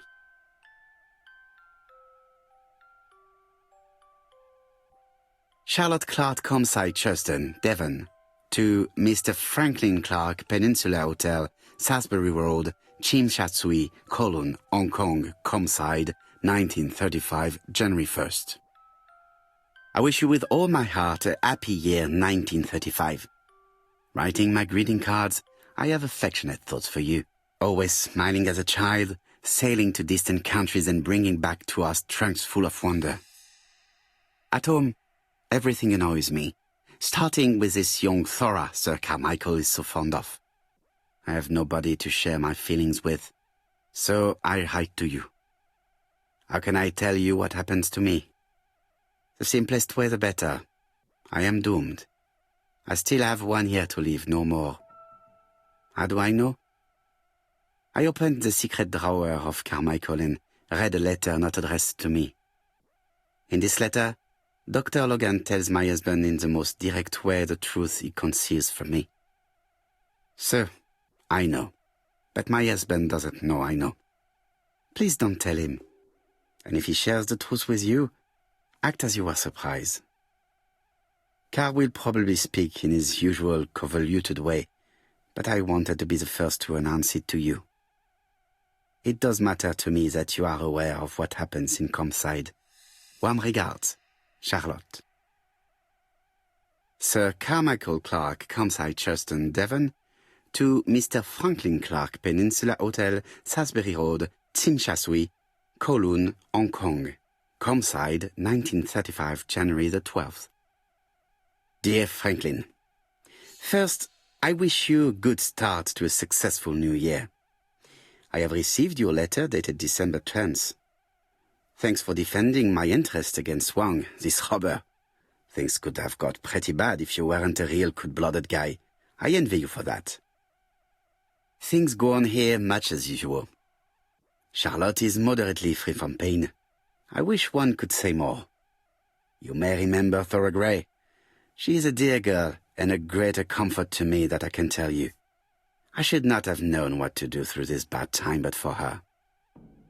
She has an exquisite taste and shares my passion for Chinese art. No daughter could be a closer or more sympathetic companion. Life has been difficult, but I am glad to feel that here she has a home and true affection. You wrote me you want to stay in China for 1 more year or even longer.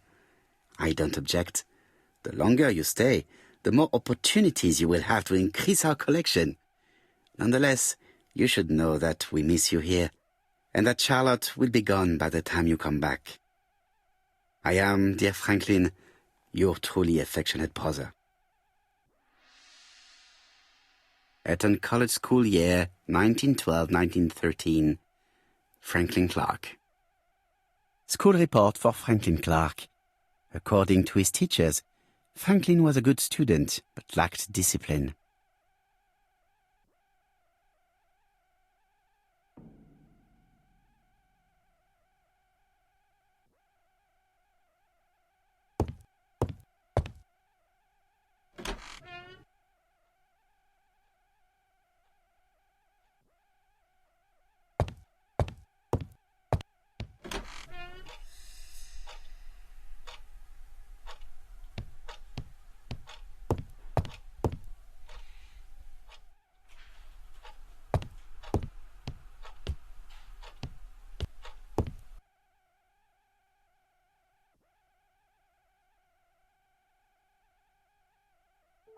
Comside's private collection, purchases since 1920. The catalogue for Sir Carmichael Clark's collection.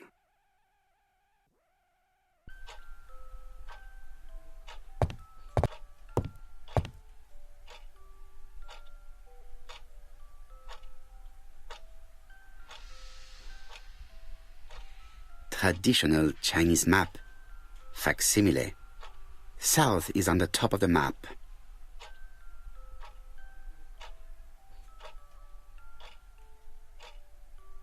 There are some very valuable objects here.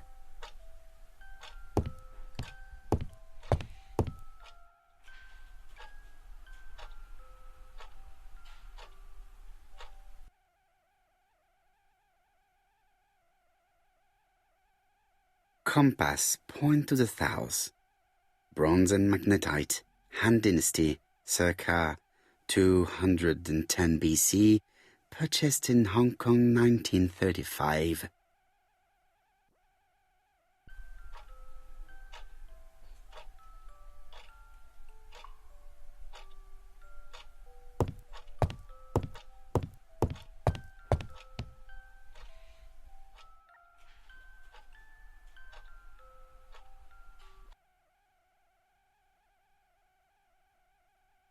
Attention, Franklin. Task list. A. Ordering Lady Clark remedies. Done. B. Tidying up real estate property files. Done. C. Calling the lawyer about inventory. Done. D. Update the tenant-farmer list. Done. E. Update land rent accounting. Done. F. Ordering a restock of arsenic. Done. P.S. I have left on the living room table some of my things I don't want to keep. The locket and the dagger. I am sure you know why. Thora.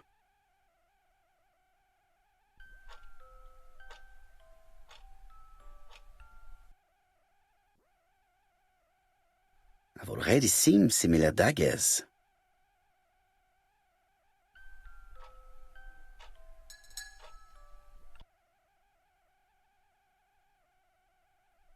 A dark dragon for a bright-haired maid. C.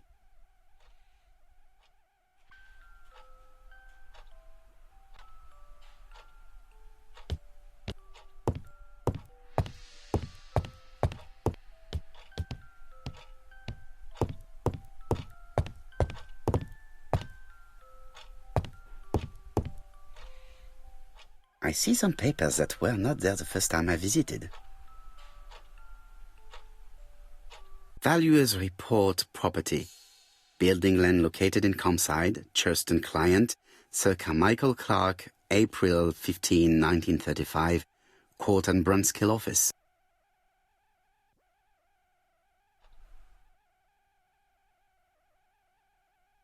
Court and Brunskill. The name is familiar. Is that not the name of the firm Donald Fraser works for?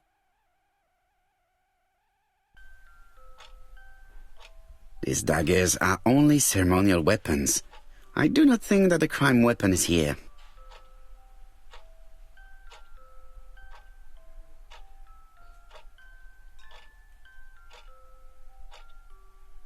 These daggers are...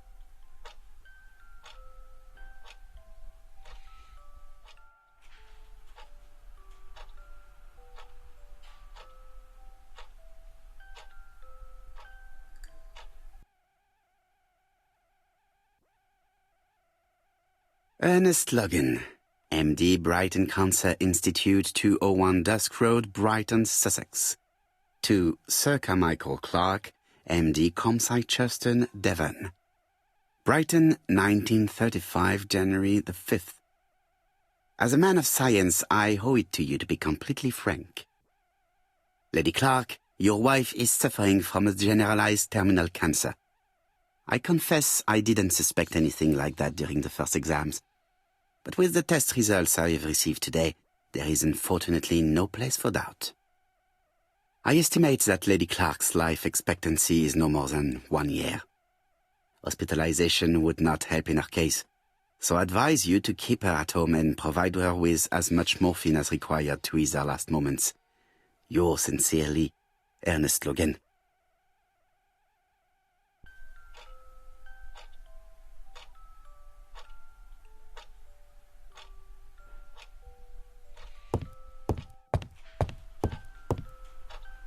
The door is locked.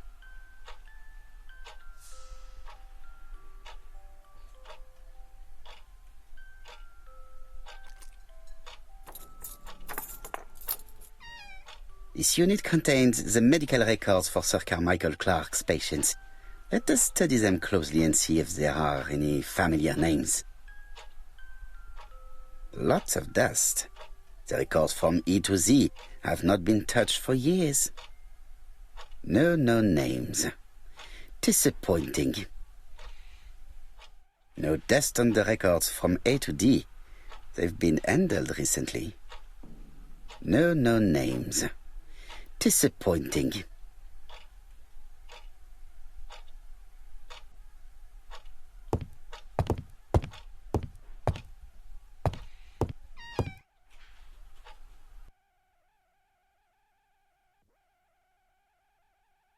Where is the horrible smell of carrion coming from?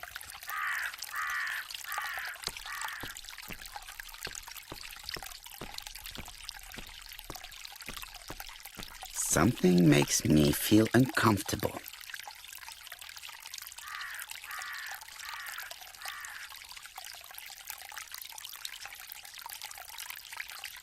Brown pellets. Revolting. Tut-tut. The gardener does not follow the alignment. There, that's better. It is symmetrical. There, that's better. It is symmetrical.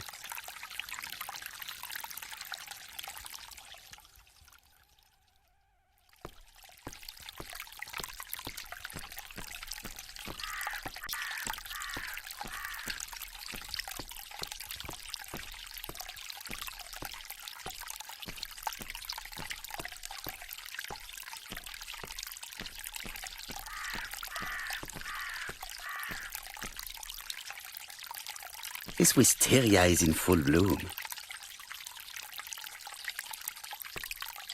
I would like to congratulate Clark's gardener. What symmetry!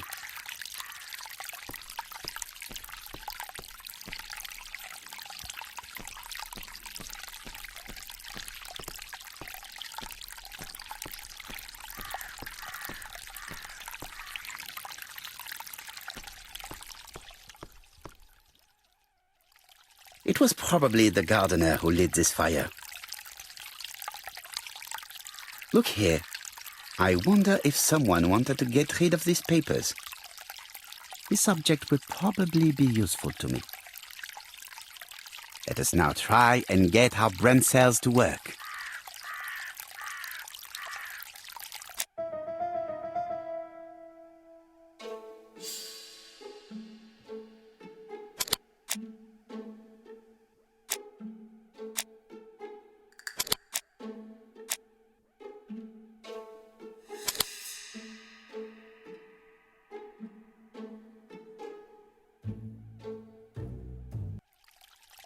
Everything that Thorgray has left behind comes from Sir Carmichael's collection.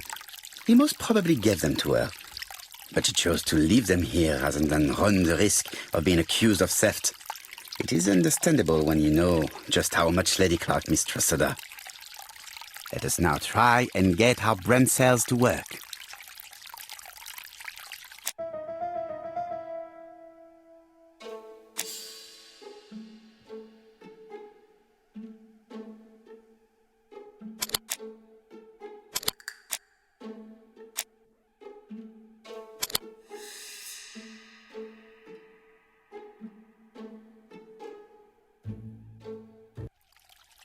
Thorgray had no reason to kill someone who only had a few months left to live.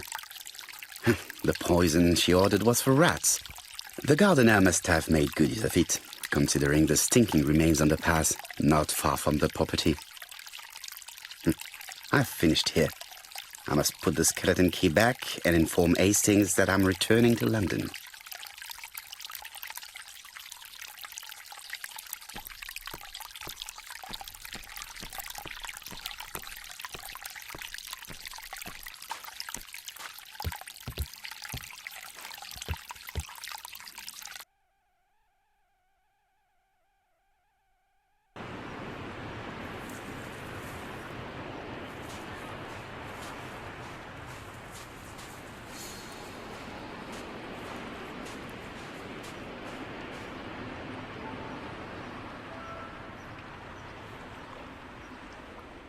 May you have peace, Carmichael. Charlotte.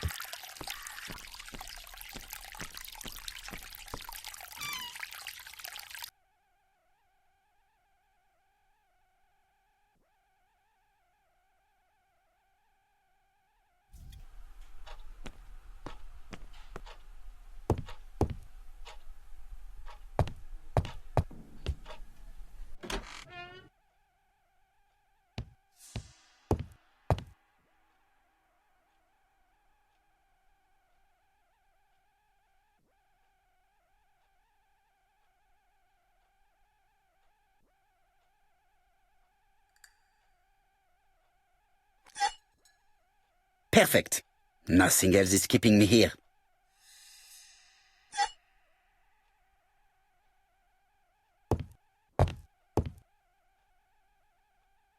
Hello, Hastings? I have finished in Shurston. I will take the first train. Tell me, do you know how to restore writing on a burnt document? Yes, you just have to soak a cloth with a hydrochloric acid solution and rub the sheet of paper. Then the characters appear. Bien.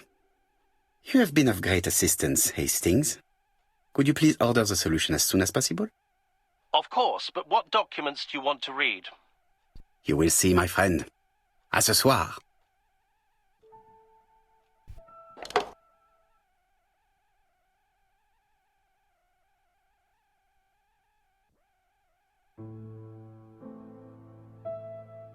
Donald Fraser is here. He insisted on waiting to see you.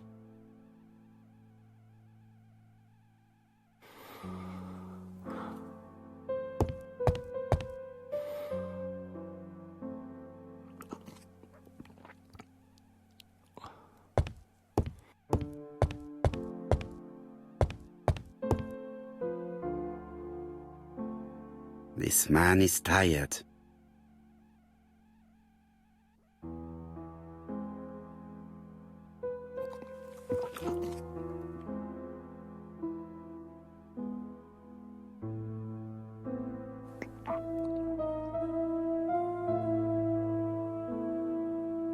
Donald is short of sleep, and it looks as if he didn't even bother to undress before going to bed.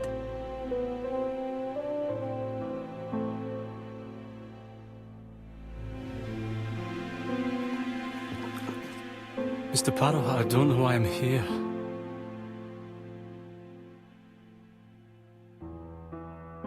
You wanted to talk, and you came to find the only man capable of hearing you. Mr. Poirot, since Betty's death, I've doubts about myself. I don't know what to do. And I keep having a horrible dream 3 nights in a row.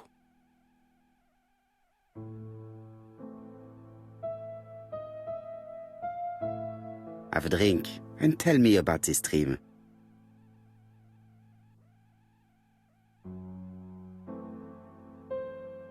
It's always the same. I'm on the beach with Betty. I grab her round the throat, and I squeeze, and squeeze until she's dead.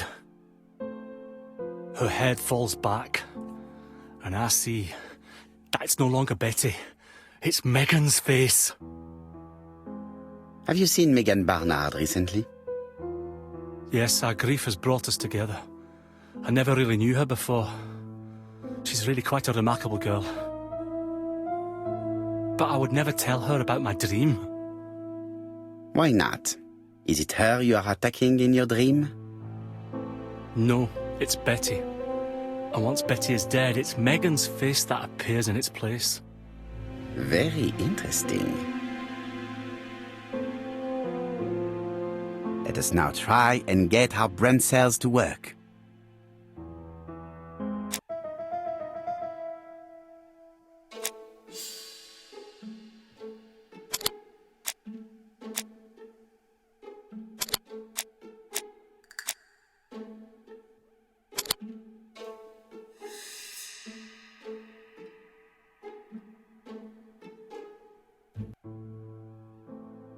Mr. Fraser, I think that the real meaning of this dream is that you are in love with Megan Barnard. Please go on. Do. This dream certainly betrays your guilt. Oh. But what do you feel guilty about? Having killed your fiancée? Possible. Or forgetting her very quickly for her sister? Certainly. And this forgetting is perceived as a second death. So you don't really think I was the one who killed Betty? I do not exclude this theory. I am simply saying that I do not need to know that fact to explain your dream and your guilt. Thank you for being frank, Mr. Poirot. You've helped me a great deal. I'm going back to Bexhill. I'll not take any more of your time up. It is late, Mr. Fraser, and you are tired. I'll sleep on the train. I like trains. It's easy to sleep rocked by the sound of the wheels. Poor boy, he seems completely lost. Well, women seem to like him. I think Megan will take care of him. Oh, I remember. Did you order the product I needed? Yes, we'll be receiving it tomorrow. Bien, it is late, and I asked Miss Grey to come tomorrow morning. I have a few questions I wish to ask her.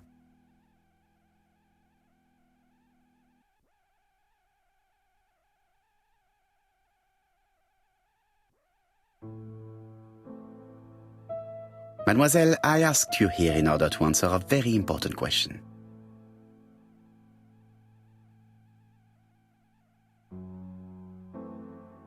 Am I right in thinking you said that you did not speak to anyone on the day Sir Carmichael was murdered? It's the absolute truth. Yet, Lady Clark maintained that she saw you talking to a stranger on the front doorstep. Really? She must have been mistaken. Oh, I remember now. I'd forgotten all about it, but it wasn't important. It was just a salesman. One of those traders who sell stockings from door to door. Can you describe him to me?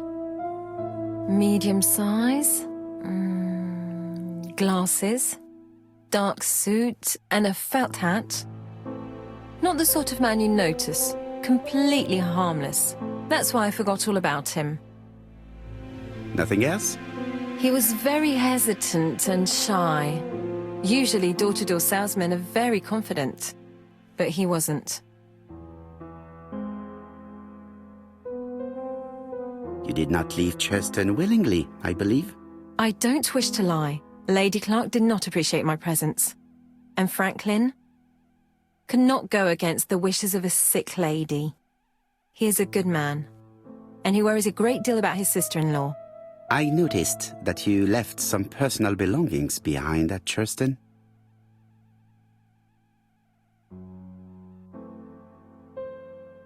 It was too risky for you to keep these objects, am I correct? Risky? What was the risk? You know very well what Lady Clark might have said if you had kept these objects. Indeed. These objects were gifts. But Lady Clark would have been convinced that I'd stolen them. By returning them, I put an end to such evil gossip. Bien. I must ask you one last question. Please reply frankly with either yes or no. If Lady Clark had died, would you have agreed to marry Sir Carmichael if he'd asked you? How dare you ask such a question? Sir Carmichael treated me just like his daughter. And all that I ever felt him was affection and gratitude, nothing else. Thank you, mademoiselle. I will not keep you any longer.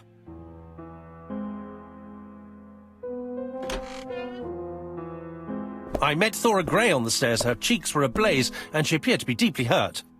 Poirot, have you offended the poor girl again? Do you have good reasons for accusing her? I accused her of nothing, Hastings. I simply asked her an important question she did not answer.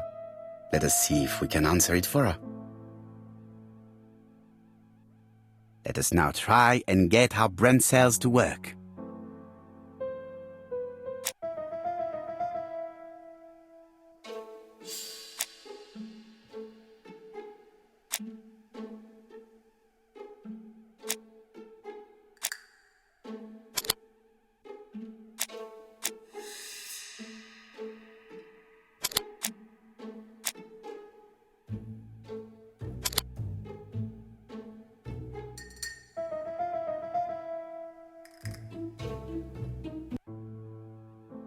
You must know how to read between the lines, Hastings.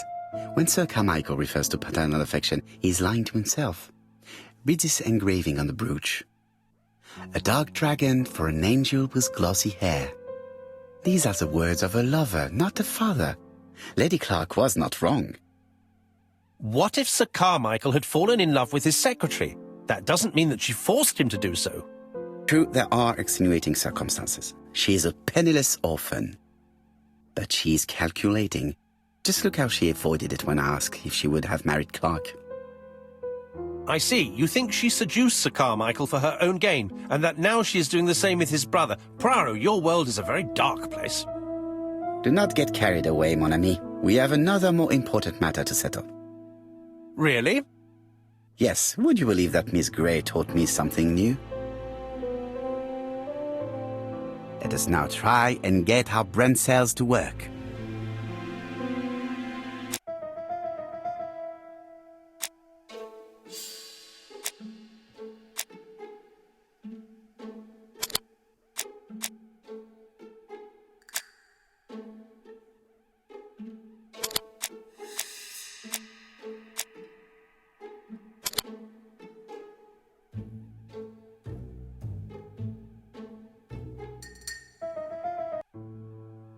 It's perfectly clear, Hastings, perfectly clear. Indeed, a stalking seller visited Andover, Bexhill and Churston on the day of each murder. We have our suspect.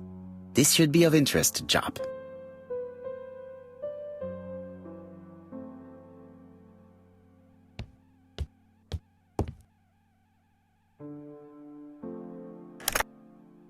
Chief Inspector, we are looking for a stalking salesman. I see you have a suspect. Yes.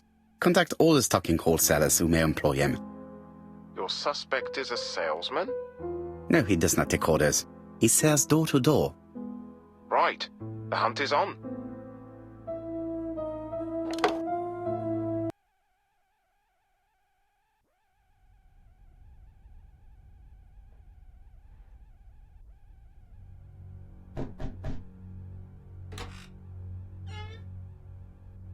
Are you leaving, Mr. Cust? Yes, I'm going to Cheltenham. You shouldn't travel today. You don't look very well. I have to. I have engagements. I must respect them.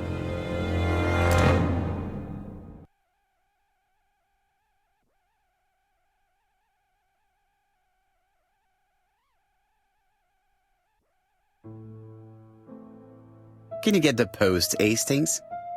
And why don't you go and get it yourself? Très bien.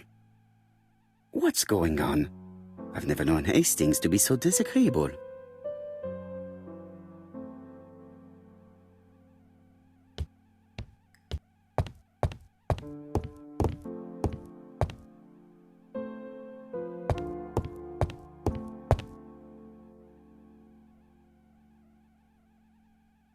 Poor Mr. Poirot. I'm quite sorry for you. If at first you don't succeed, try again. We've a long way to go still. Typery? No, that comes later. Letter T. The next little incident will take place in Doncaster on September 11th. So long. ABC. I should compare this letter with the one on my desk which I received earlier to see if it does indeed come from the same person.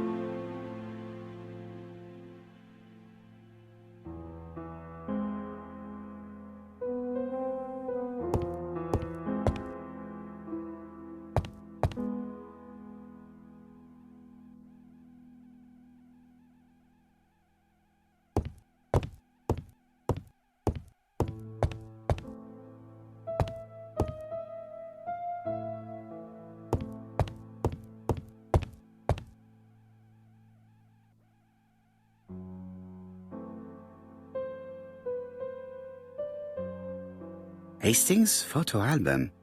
He is very proud of his bag.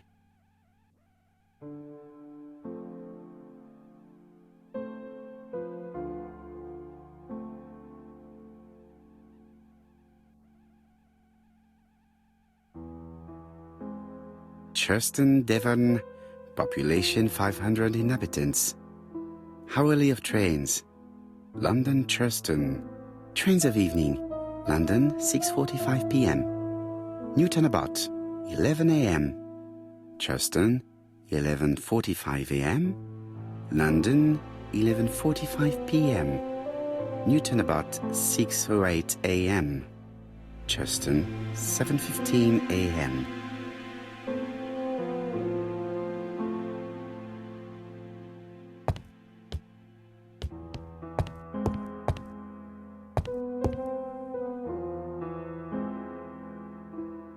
Royal Mathematical and Statistical Society's Bulletin, September the 9th, 1935.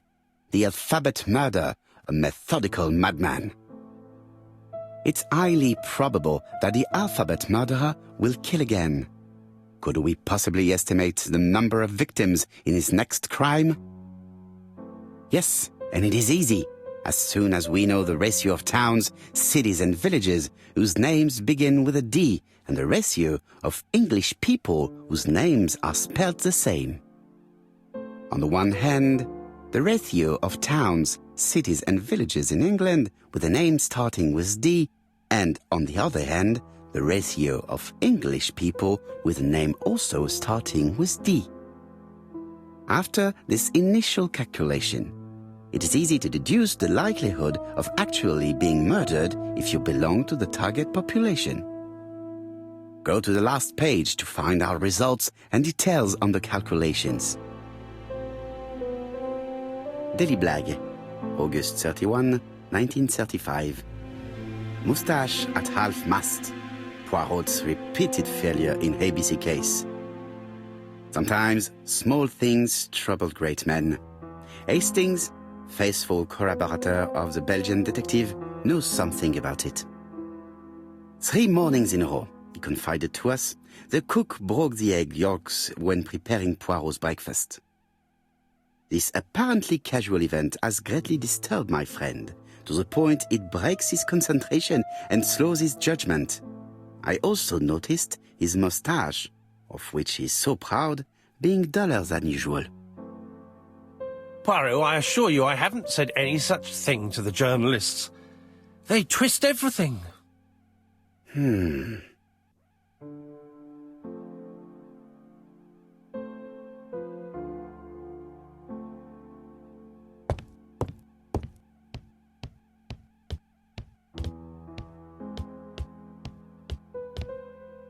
Mon ami, it is a pleasure to be working with you again.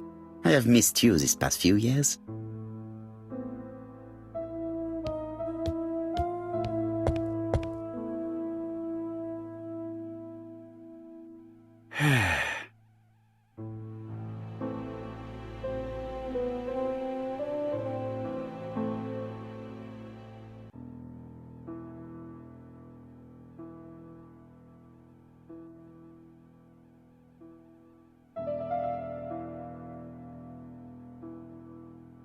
Let us examine this more closely. Certain characters in the two letters may have similar defects. Yes, this I is weird. Yes, the I characters in the two letters do indeed have the same defects. I have to find some other similar defects to confirm my theory. The W is not printed properly. Of course, the W characters in the two letters do indeed have the same defects. I have to find some other similar defects to confirm my theory. Yes, the A appears to be quite unusual. That's right. The A characters in the two letters do indeed have the same defects. My theory was right. These two letters were written with the same typewriter. Hastings, he strikes tomorrow. Chief Inspector Japp? He's on another line. Can I take a message? Yes, please, mademoiselle. It is from Hercule Poirot. Tell him ABC strikes tomorrow in Doncaster. He must call me back. Very well, sir. Bien, now I'm going to see what I can find from these burnt documents. I've received the product I need. Hastings, if you do not mind, I would like you to take a few notes. Yes, yes.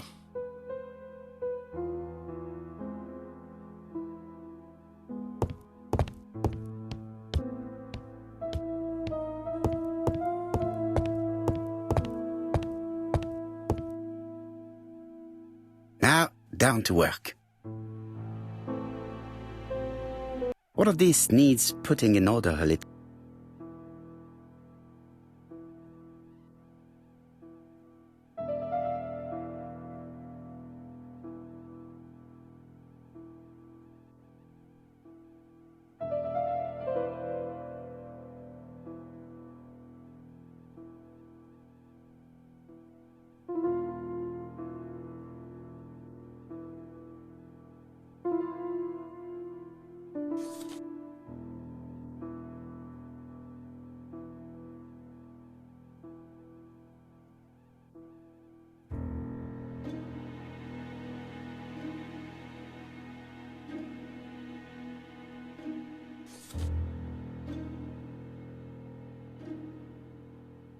This piece should be placed here.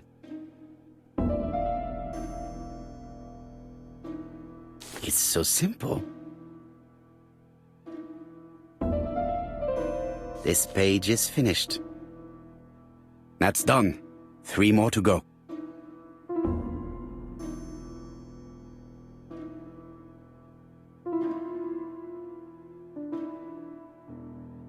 This piece should be placed here.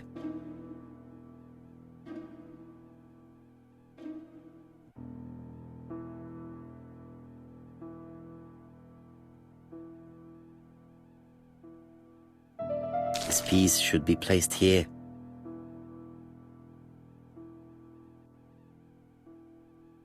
This page is child's play.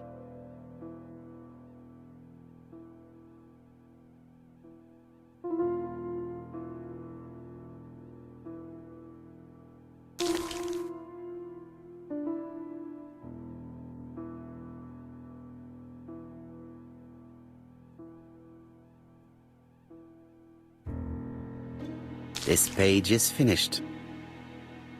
And that's 2 done. It's easier than I thought.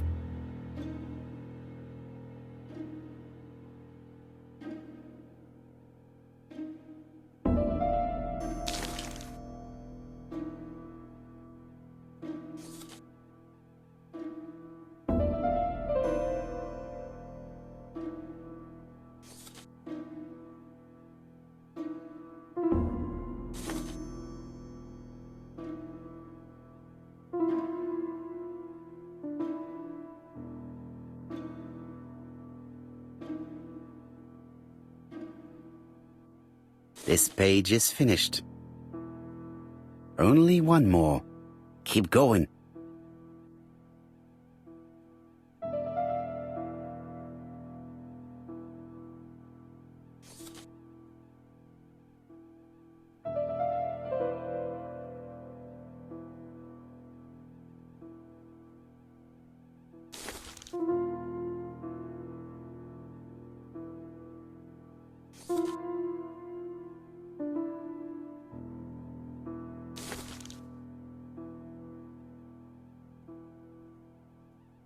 This page is finished. All the pages are reconstructed.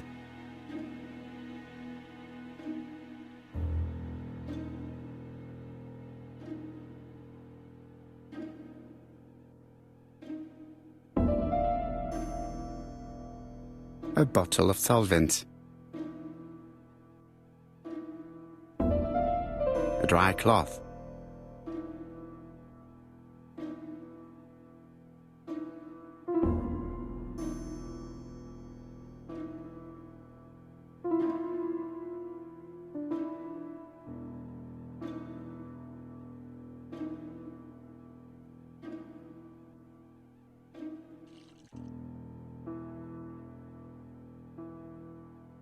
The cloth is now soaked with solvent.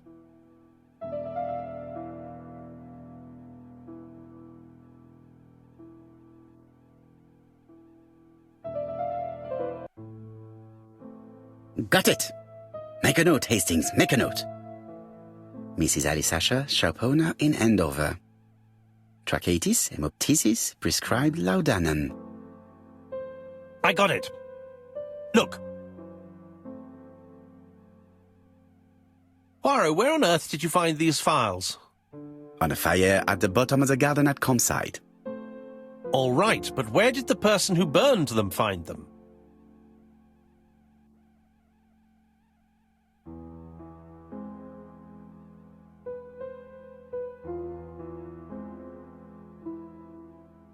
Alice Asher, shopkeeper in Andover. Tracheitis, hemoptysis, chronic cough with lots of blood. Prescribed laudanum-based cough medicine. Betty Barnard, waitress in Bexhill. Chronic bronchitis causing dysphonia. Advised to stop smoking. Alexander Bonaparte Cust. War wounded, mustard gas and head trauma. Pulmonary emphysema. Hemoptysis. Coughing fits with blood. Suffers from absences and amnesia. Dick Dudley Dunbar, owner of the Black Swan Hotel in Doncaster. Asthmatic, heart disease, heart condition. Let us now try and get our brain cells to work.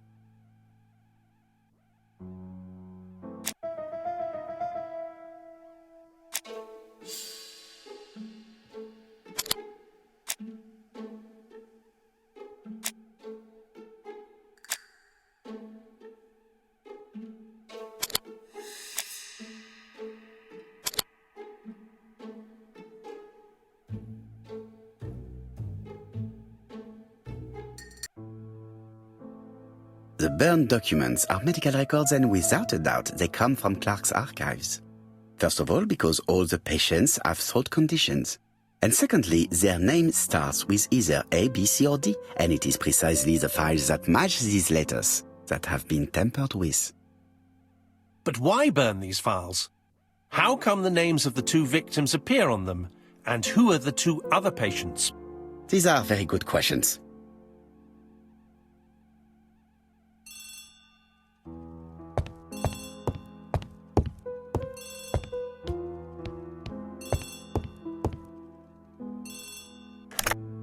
Hello, Poirot? Any news, Chief Inspector? You wanted a stocking seller? We have one. Reported by his landlady, who thought he was behaving suspiciously. He has the most unbelievable name. Alexander Bonaparte Cust. Yes, Alexander Bonaparte Cust. How did you guess? Poirot, you have magical powers.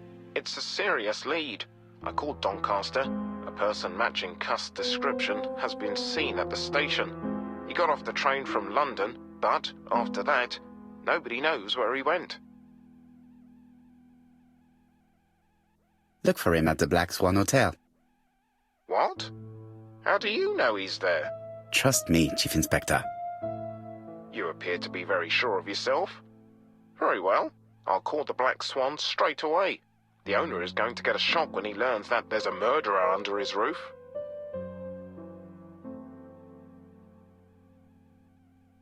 Chief Inspector, I would rather call myself. As you wish. Please go ahead. Hello, the Black Swan. Hercule Poirot here. May I speak to the owner? Speaking. Dick Dudley Dunbar. How can I help you? Is there Mr. Cust among your guests? He arrived today. Shall I call him for you? No, it is you I wish to speak with. But who is this Cust? A crook. A crook? He seems such a decent chap. Do you think that Cust might be dangerous? Oh, I do hope you're wrong. He seems so harmless, you know. Oh, yes, completely harmless. We must not overestimate the danger. After all, we are not absolutely sure he is guilty. What should I do? Watch him. If he leaves the hotel, watch where he is heading. I'll call the police in Doncaster immediately. When they arrive, keep out of the way. Oh, indeed. I shall keep out of the way. I have a bad heart, you see, and a big shot could kill me. Thank you for having warned me. Hello, Poirot. We have some good news. The police in Doncaster have caught our man at the Black Swan Hotel. They're sending him here by train. While we're waiting to question Cust, we could search his room in London. Where does he live? The Marbury Guest House. I'll see you there. Yes, but start without me. First of all, I have to sort out a few details for Cust's transfer. I understand. À bientôt. Hastings, we are making good progress. Please go and search the room of our number one suspect. With pleasure. I did have a dentist appointment, but I'll cancel. The dentist. So that is why you are so nervous and bad-tempered. A visit to the dentist is never an enjoyable prospect. But an unavoidable one. Go to your appointment, Hastings. I will manage on my own.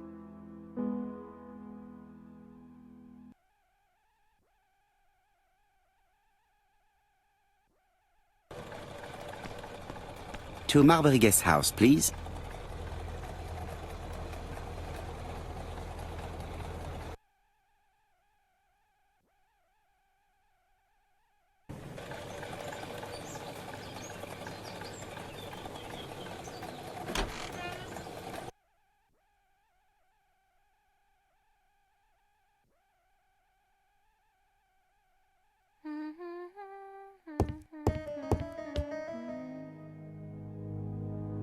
How do you do? You must be Mr. Hercule Poirot. Chief Inspector Jupp told me that you might be coming.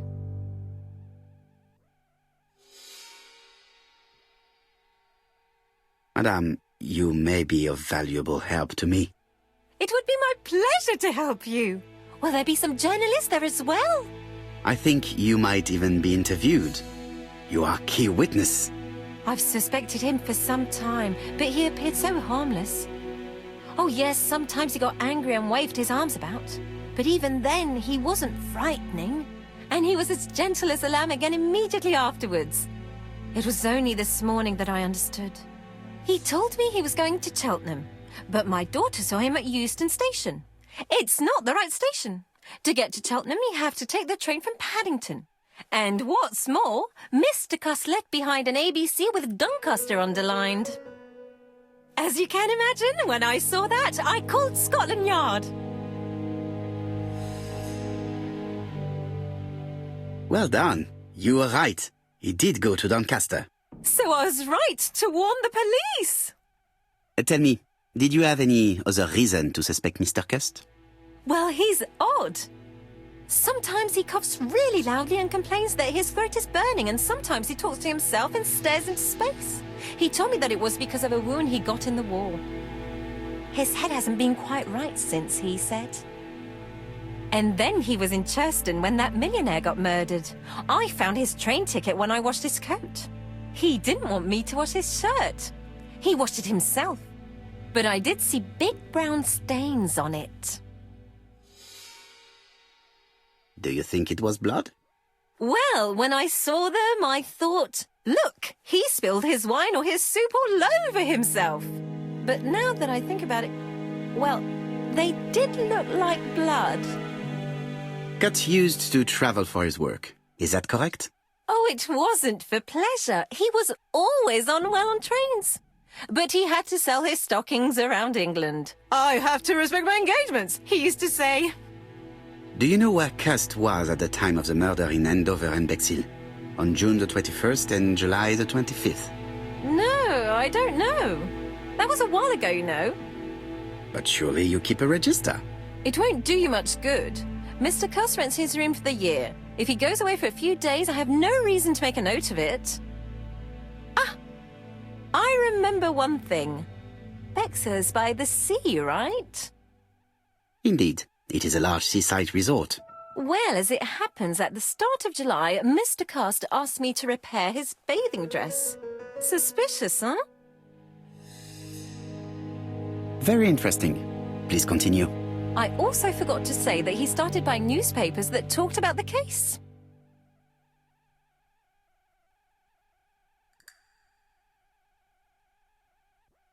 When did he start buying the newspapers? Let's see. I think it was just after the millionaire's murder in Churston. He didn't seem all that interested before that. That will be all for now. I'm going to take a look at his room. Take the key on the counter.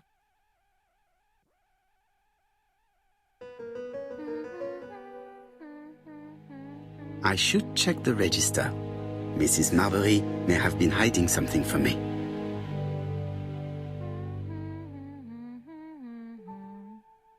This woman appears to be in a good mood.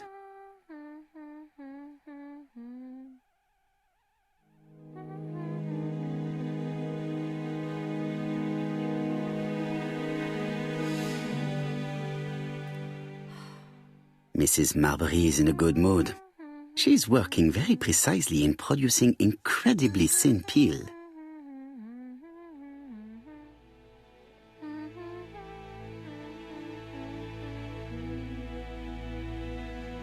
It looks like I've found the real master of this house.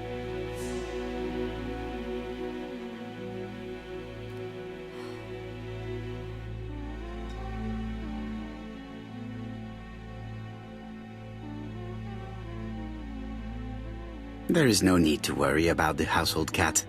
I'm sure that Mrs. Marbury lets it do what it pleases.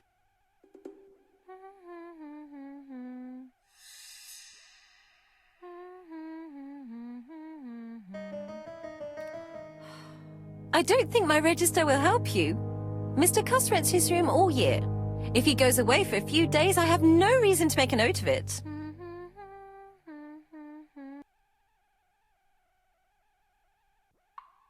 The truth is becoming apparent, and I have something to say to Mrs. Marbury.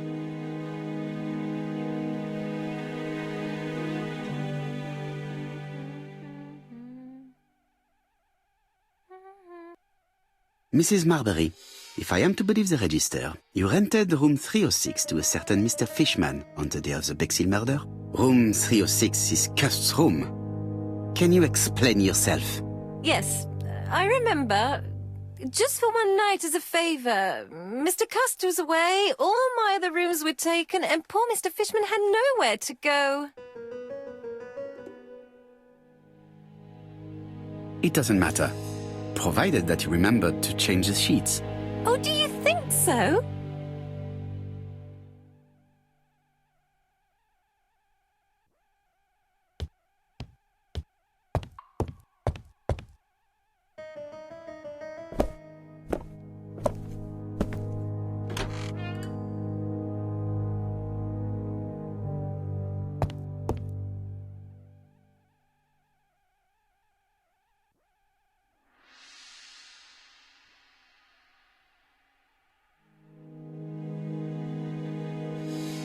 Trousers, white shirts. Everything has been washed very well. The Bexhill daily paper, dated from the day of the Bexhill murder. Most probably the bathing dress repaired by Mrs. Marbury's expert hands. All the main articles referring to the ABC case are here, from the Churston murder onwards. Nothing before that date.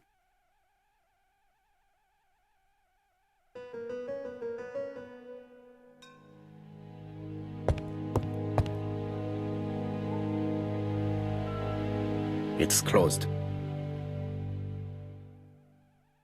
ABC guys, enough to sign about a dozen murders.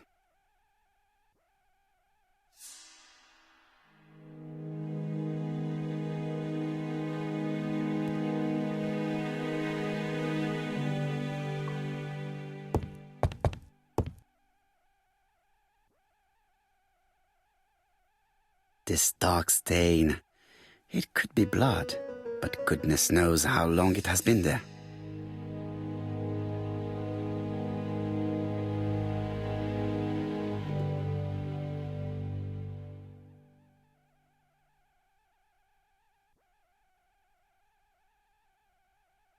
Laudanum Cameron's Chemists.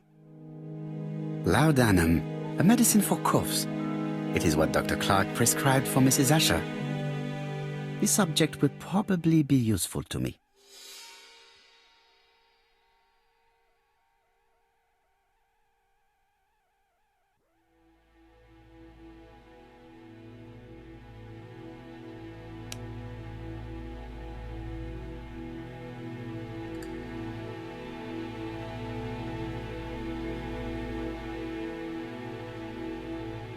Diethyl barbituric acid, Johnson Company.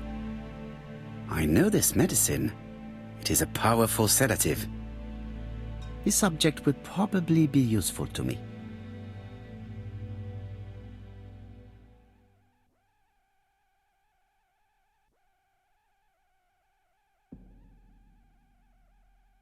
How hopeful. This place is a real mess.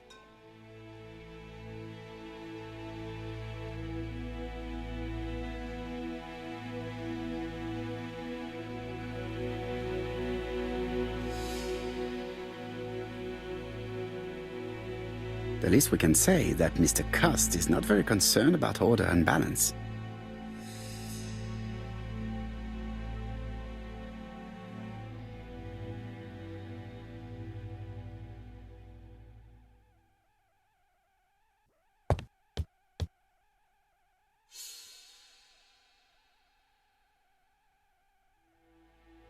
John Milligan, Managing Director, Silky Legs, Frederick Street, Leicester.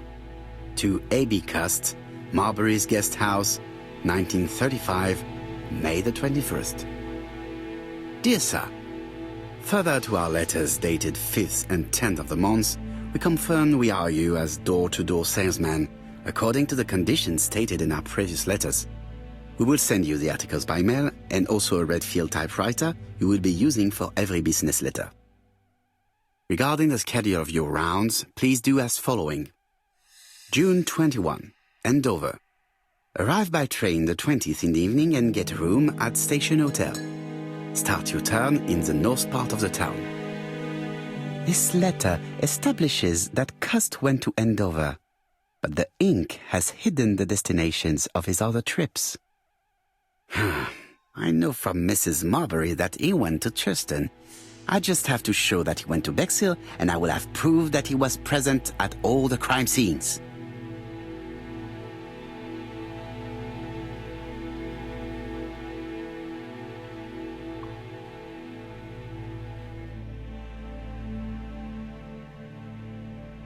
A long-bladed knife. A murderer's weapon. This object will probably be useful to me.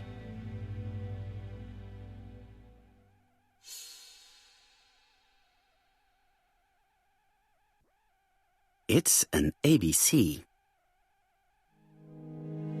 Cast is parsimonious. He keeps his pencils and sharpens them until there is nothing left. It is clear that he did not grow up in luxury. Did Cast drop it when he opened the window? Or was it Mrs. Marbury while she was cleaning? I have to get the ribbon. How am I going to do it?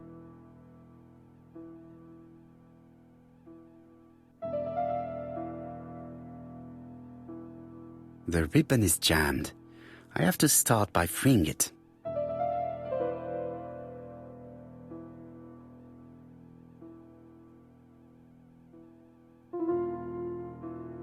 The ribbon is jammed.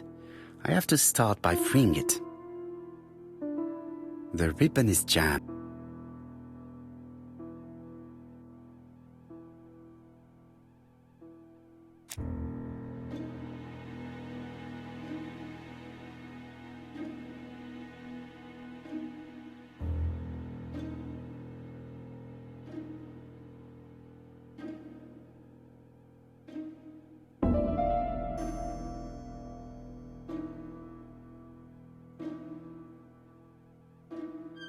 The right-hand heel has been removed.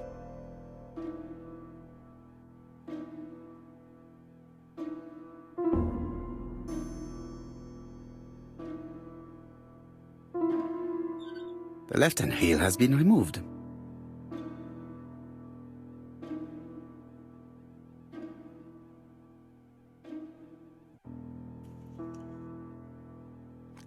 And here is the ribbon. Let us see if it was indeed used to write the letters sent by ABC. I only need the ink ribbon for my inquiry.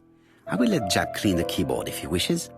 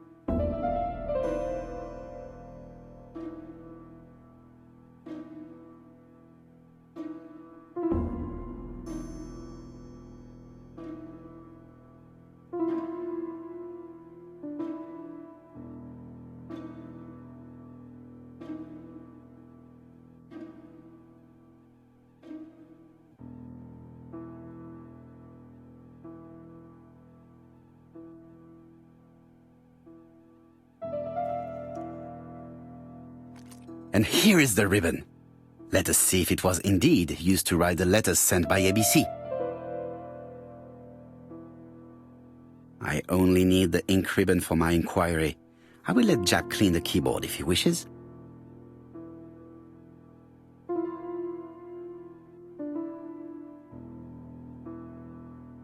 All the letters announcing the murders were written on Cust's typewriter.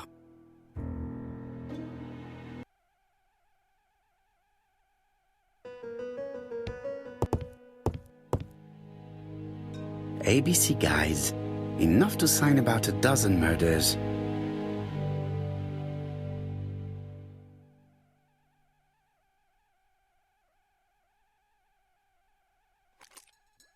This knife is very useful. Who knows, maybe it never cut anything other than string. stockings. Let us now try and get our brain cells to work.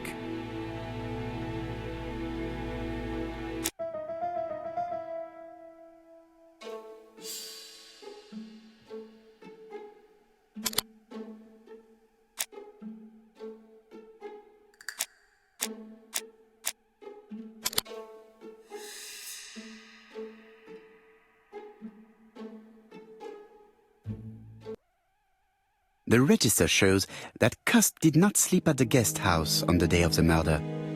Where was he? Bexhill. The Bexhill paper reveals it. Cust bought this newspaper in Bexhill on July the 25th. No use continuing the inspection of this room. I've seen all there is to see.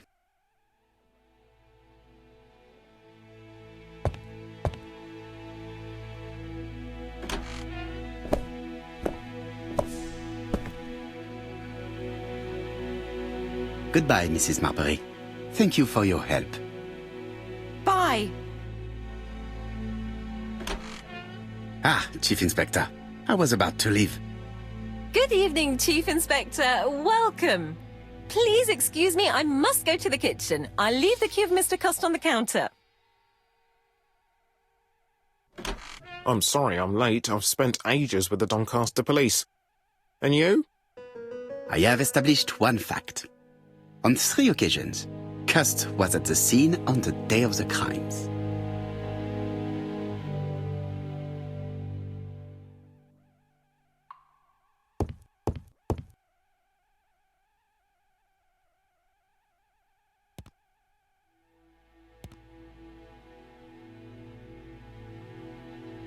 I had best talk to Jap.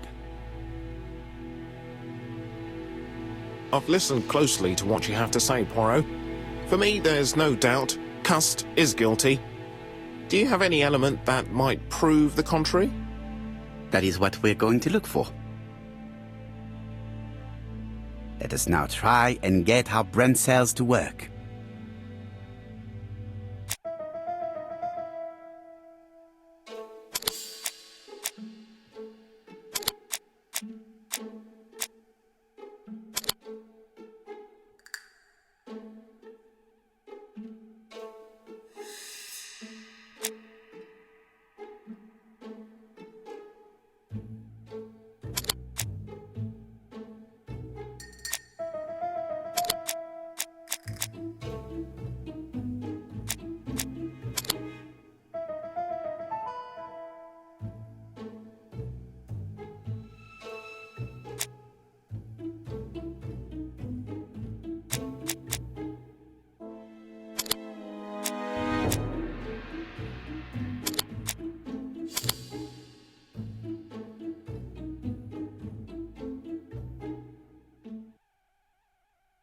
The evidence against Cust is overwhelming. His presence at the scenes, the knife, the blood-stained shirt, the ABCs in a box. C'est vrai. However, the blood Mrs. Marbury saw on Cust's shirt may have been his own. According to his medical records, he suffers from hemoptysis. The murderer cut Sir Carmichael's throat from behind, and the blood spurted outwards. You would expect the murderer's shirt to be stained on the sleeves, not on the buttonholes. Yet we see quite the opposite. You would expect the murderer to keep the newspaper articles about his crimes. But Cust's collection starts in Cheston, as if it discovered the case rather late. I agree it's troubling, but it doesn't change my mind. There's small details that we should be able to clear up by questioning Cust. When can you talk to him? Doncaster is sending him to us on the first train. Are they questioning him already? He says he can't remember a thing. It's plausible. Doctors say he suffers from absences and amnesia. Mrs. Marbury has confirmed this. He may have done the murders in an altered state. A familiar situation. It's not enough to clear his name. Dr. Thompson insisted that even if you don't know what you're doing, you never commit a murder without wanting to. Très intéressant. I shall remember that. Right. I'll go and examine the suspect's room. Chief Inspector, I took the liberty of removing a few clues to examinatum. All right, we'll discuss them tomorrow. In the meantime, I'm going to see if you've missed something.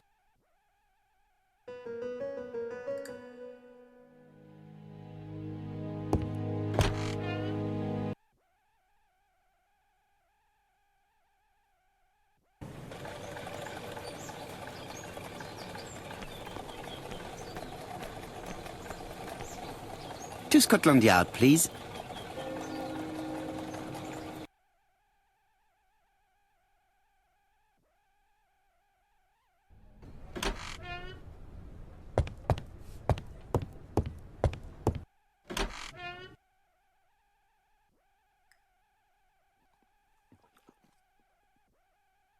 This man is not in good shape.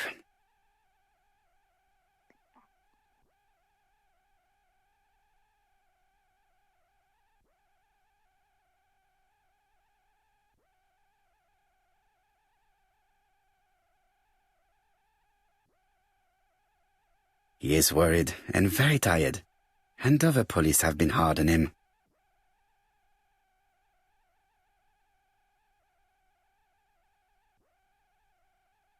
What do you want from me?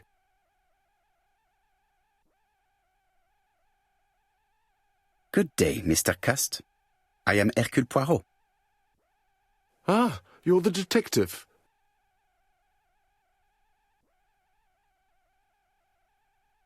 Why did you send me a letter before each crime? Why all these questions?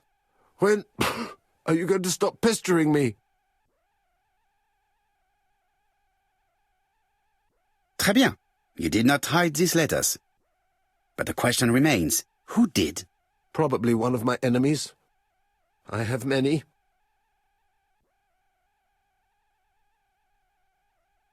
I do not believe that you are capable of murder, Mr. Cust. I hope not.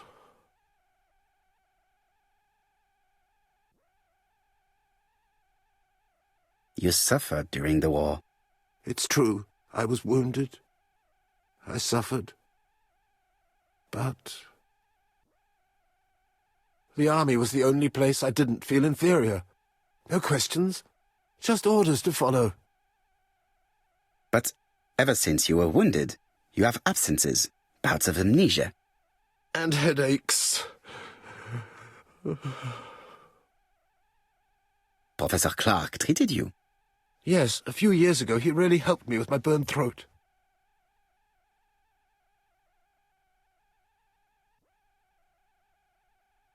Of course, you never considered killing a doctor who took such good care of you. No, never.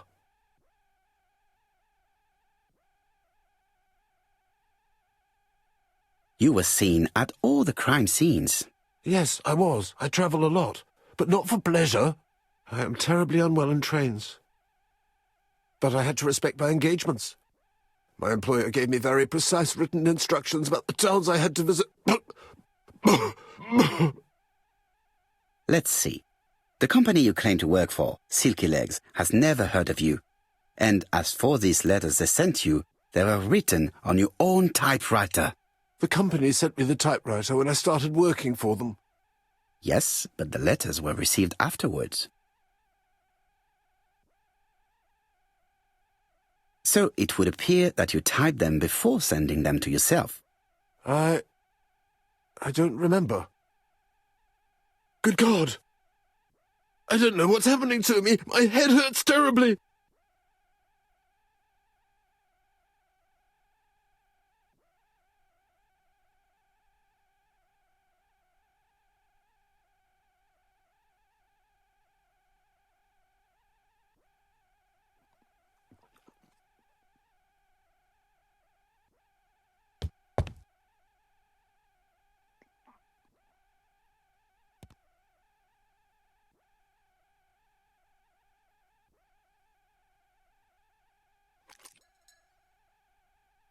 Take this.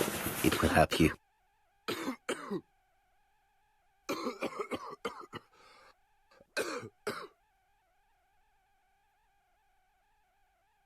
Oh, I think I'll be fine. Let us see, Cust. Look at me. You know very well that you committed these murders? Yes, I know. But I'm not wrong in saying that you do not know why you committed them. No, I don't.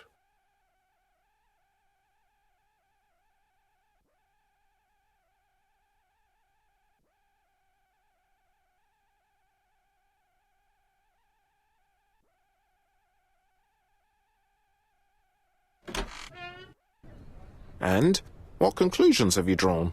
Plenty. It might help us to understand him a little better.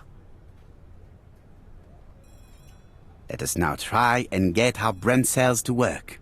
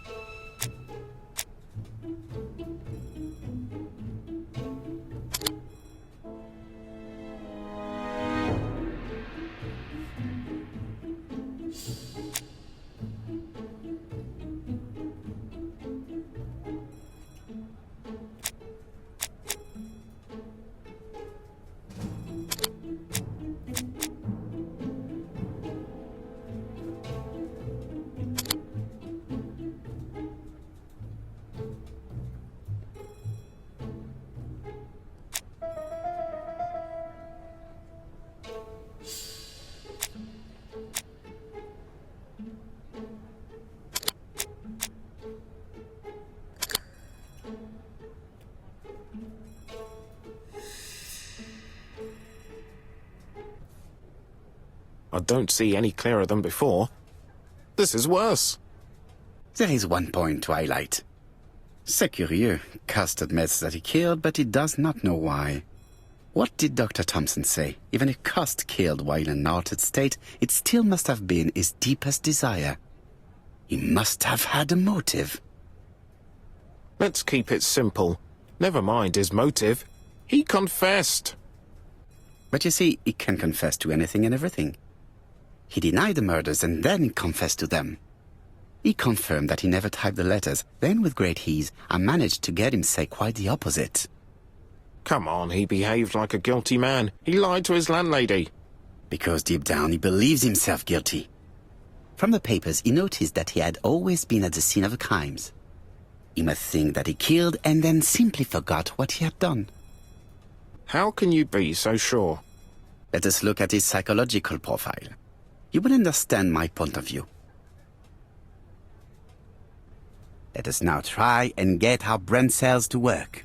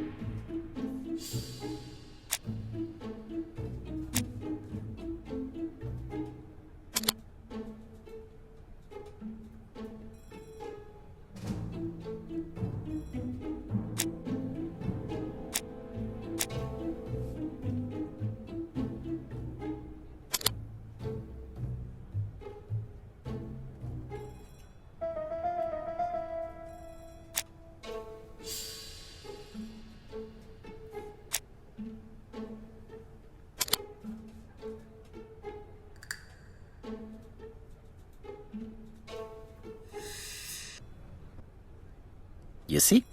Cust's character is quite the opposite of the murderer's.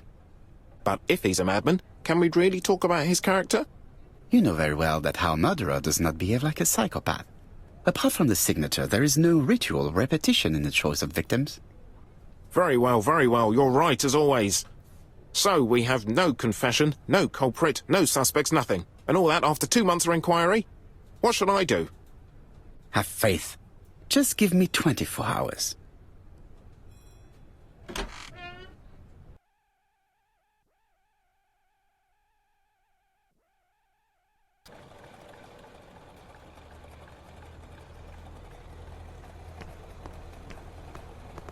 to Whitehaven, please.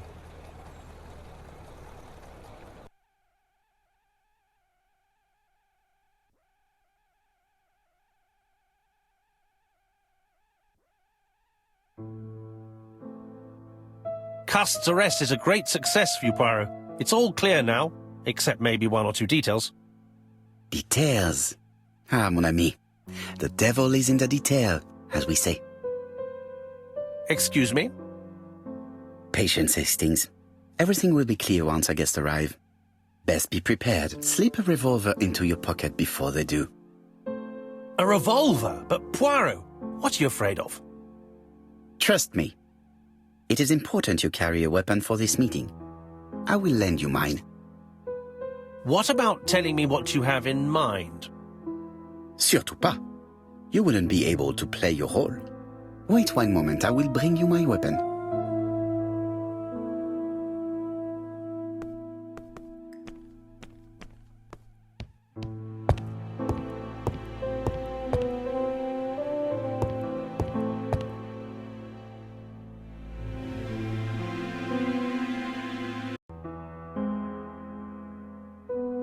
Daily Flicker, September the 11th, 1935. ABC affair, Terminus Doncaster, Japp and Poirot arrest the killer. A.B. Cust is the name of the alphabet murderer. The police have arrested him in a hotel in Doncaster. Was preparing to kill his fourth victim, Mr. Dick Dudley Dunbar, the establishment's manager. Mr. Dunbar owes his life to the miraculous intervention of Inspector Japp of Scotland Yard and Detective Hercule Poirot. The Lancet, September 11th, 1935. General Medical Journal.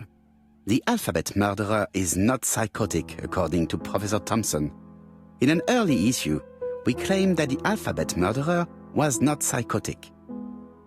Our assertion has just been confirmed by Professor Thompson, a Scotland Yard expert, who has spoken to the prisoner at great length. Not all obsessional killers are psychotic, he explained. It is true that Cust has a disturbed personality and memory disorders. But his amnesia, whether real or pretended, does not alter the fact that he was perfectly lucid at the time of his acts. Therefore, he will not escape punishment.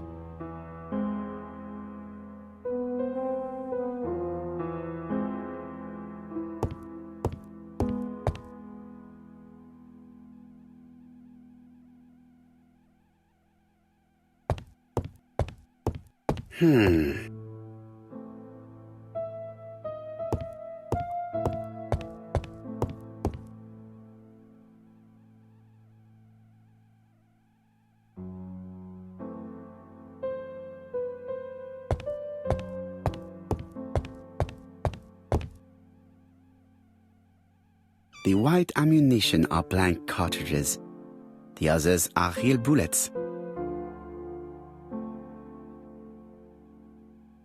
The revolver is loaded with blancs. I still have time to choose real bullets. The revolver is loaded with real bullets. I still have time to choose blancs.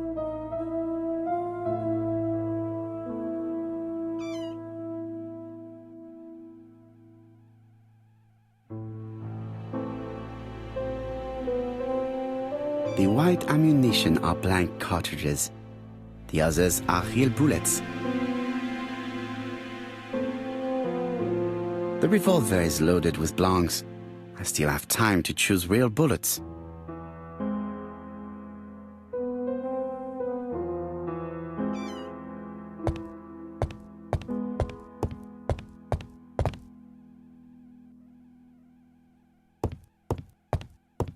What about telling me what you have in mind? Surtout pas. You wouldn't be able to play your role. Wait one moment, I will bring you my weapon.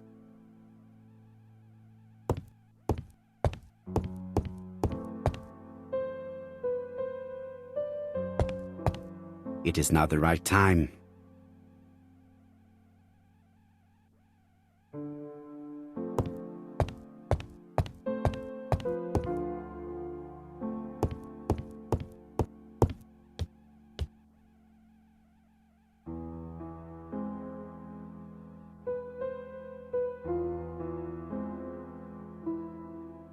Hastings' photo album. He is very proud of his bag.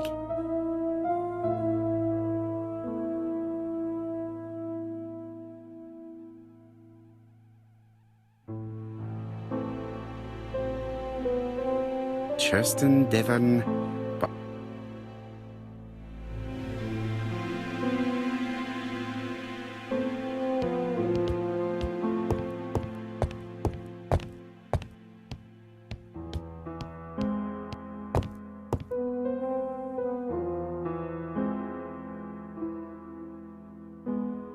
Ah, some cool hair.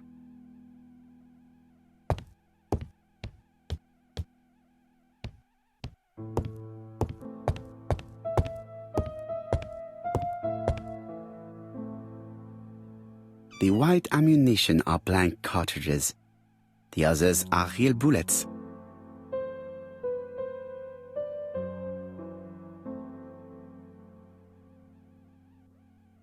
The revolver is loaded with blancs. I still have time to choose.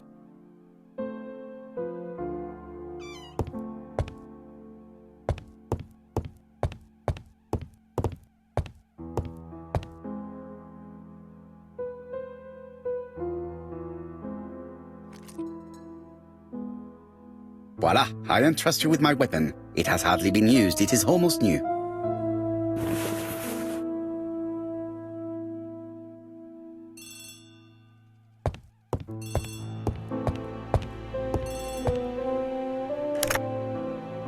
Chief Inspector, is that you?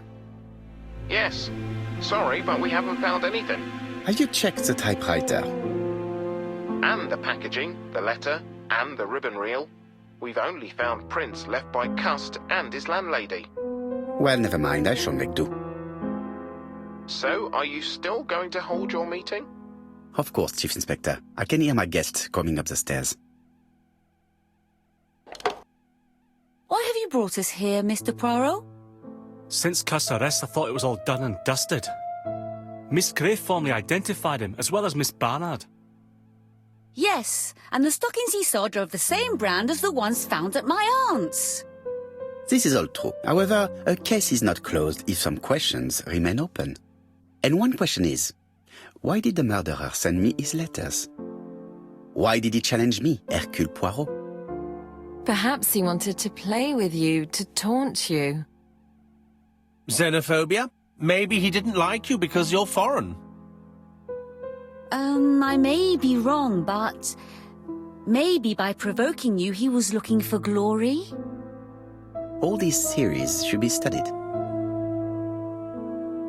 Let us now try and get our brain cells to work.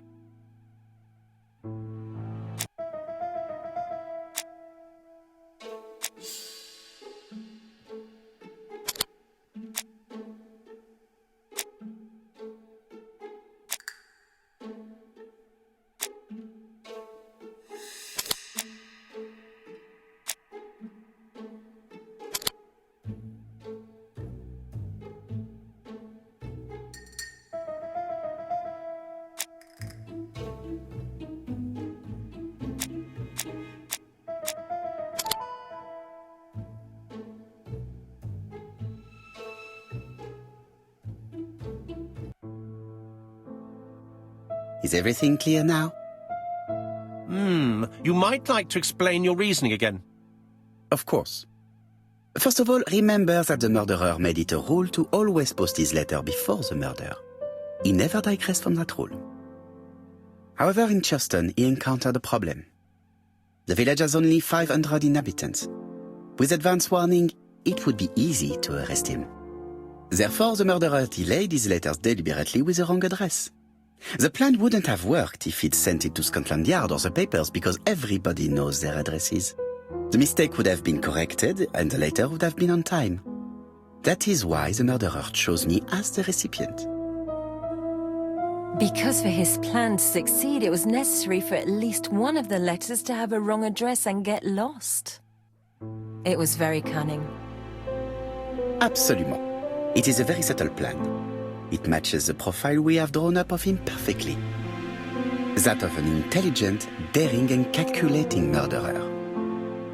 But that That's not how you describe cust. You are quite right, mademoiselle. Like you, I find it hard to believe that this dull character is the clever murderer we are looking for. Do madmen... I mean, if he's mad, he might have two very different sides. No doubt. But the murderer is not mad. All the specialists agree that he does not have the profile of the psychopath. But if Cust is not guilty, how do you explain his presence at the scene of the crimes? Mr. Clark, the answer to your question is in the medical records of your brother's patients. Documents which Cust most certainly did not have access to. Let us now try and get our brain cells to work.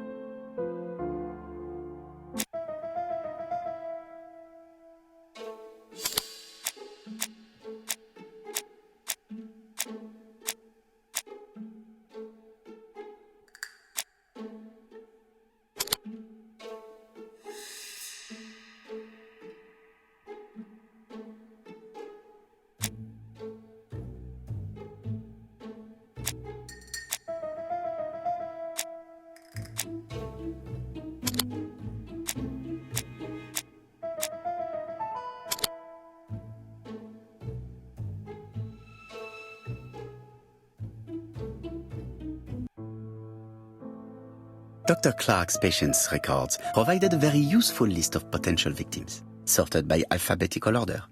The killer definitely used it, explaining the fact that all the victims were former patients of the doctor. It is this fact that clears Cust once and for all, because he never had access to these records.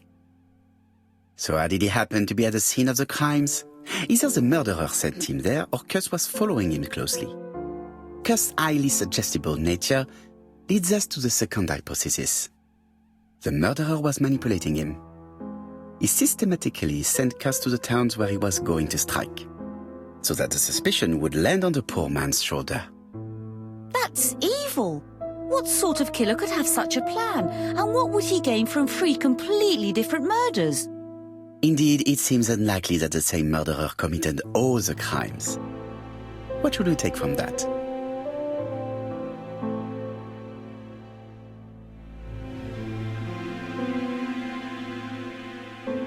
Just one murder was of benefit to the murderer. The others were just diversions. On reflection, there is only one conclusion. The murderer killed once out of interest and twice to divert our attention. This reasoning points at two potential culprits. Franklin Clark. Donald Fraser? Yes, mademoiselle. That's good thinking. Mr. Fraser may have killed Betty out of jealousy. Mr. Clark may have killed his brother in order to inherit his large fortune. Both have a motive. But Donald did not have access to Dr. Clark's records. Please allow me to disagree with you, mademoiselle.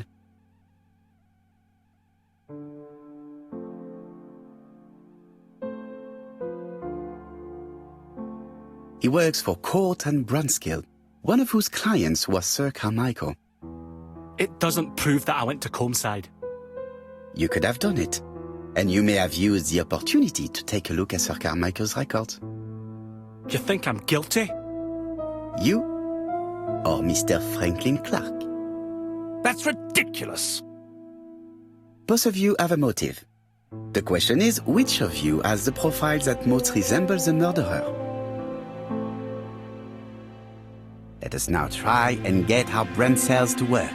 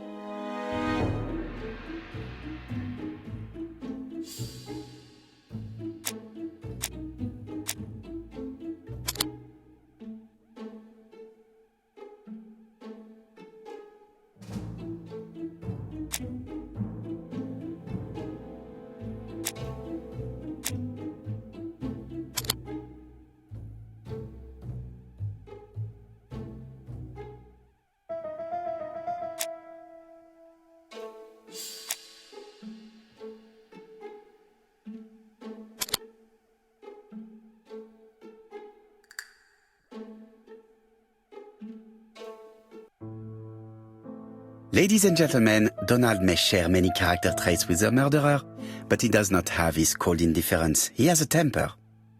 It is hard to imagine him planning anything. Also, jealousy is his motive, and crimes of passion are rarely planned. Right, I suppose it's my turn to be subjected to the same scrutiny. Absolument, Mr. Clark. Let us now try and get our brain cells to work.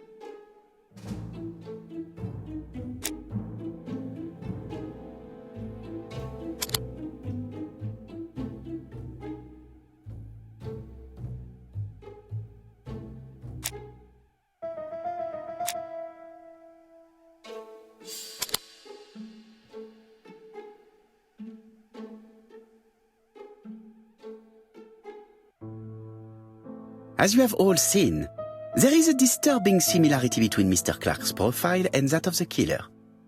In actual fact, it is exactly the same. Mr. Poirot, your psychological studies are interesting, but your conclusions do not add up. Why would I have wished my brother's death? The inheritance is lawfully mine. I just have to wait. No, you had to act quickly. Because of Miss Grey. Mademoiselle, although you haven't been telling the truth, there is no doubt in my mind that you would have found a way to marry Sir Carmichael after Lady Clark's death. For you, Mr. Clark, it was a disaster. If Miss Grey had children by your brother, you would not have inherited a thing.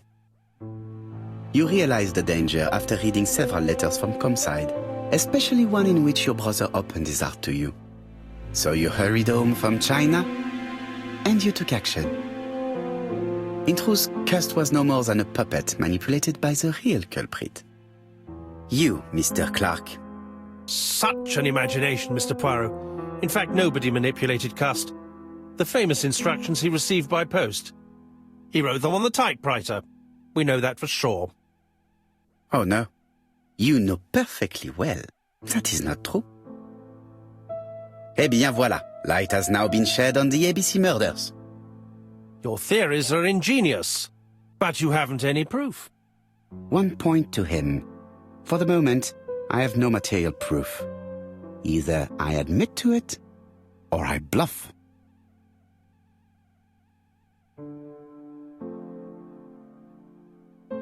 One thing proves it. The prints you left on Cust's typewriter. Enough. Oh, of course you wiped the typewriter before sending it. But not carefully enough. Scotland Yard has found your print along with those of Cust. I understand why you never wanted to lend me your new typewriter, and why you were searching through your brother's things. And the hole you dug on the moors. What did you hide there? The knife you used to kill your brother? Game, set, match.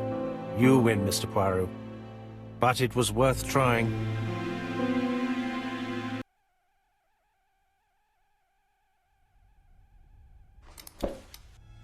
Don't come near me! I'll never let you take me, Mr. Poirot!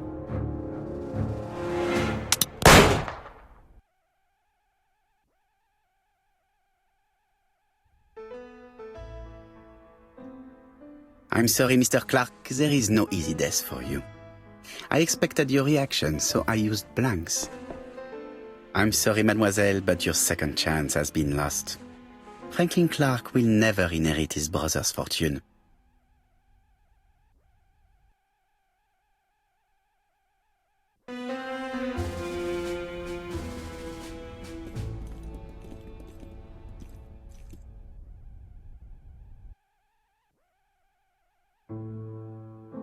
Disappointed at having missed the chance to become Lady Clark, Thora Grey left England. Donald Fraser and Megan Barnard married. On Poirot's recommendation, Mary Drower started to work for Lady Clark. The elderly lady's condition suddenly took a turn for the better. And a few months later, to Dr. Logan's great surprise, she was back on her feet again. According to this eminent physician, it appears to be an extremely rare case of spontaneous remission. Lady Clark has enjoyed very good health ever since.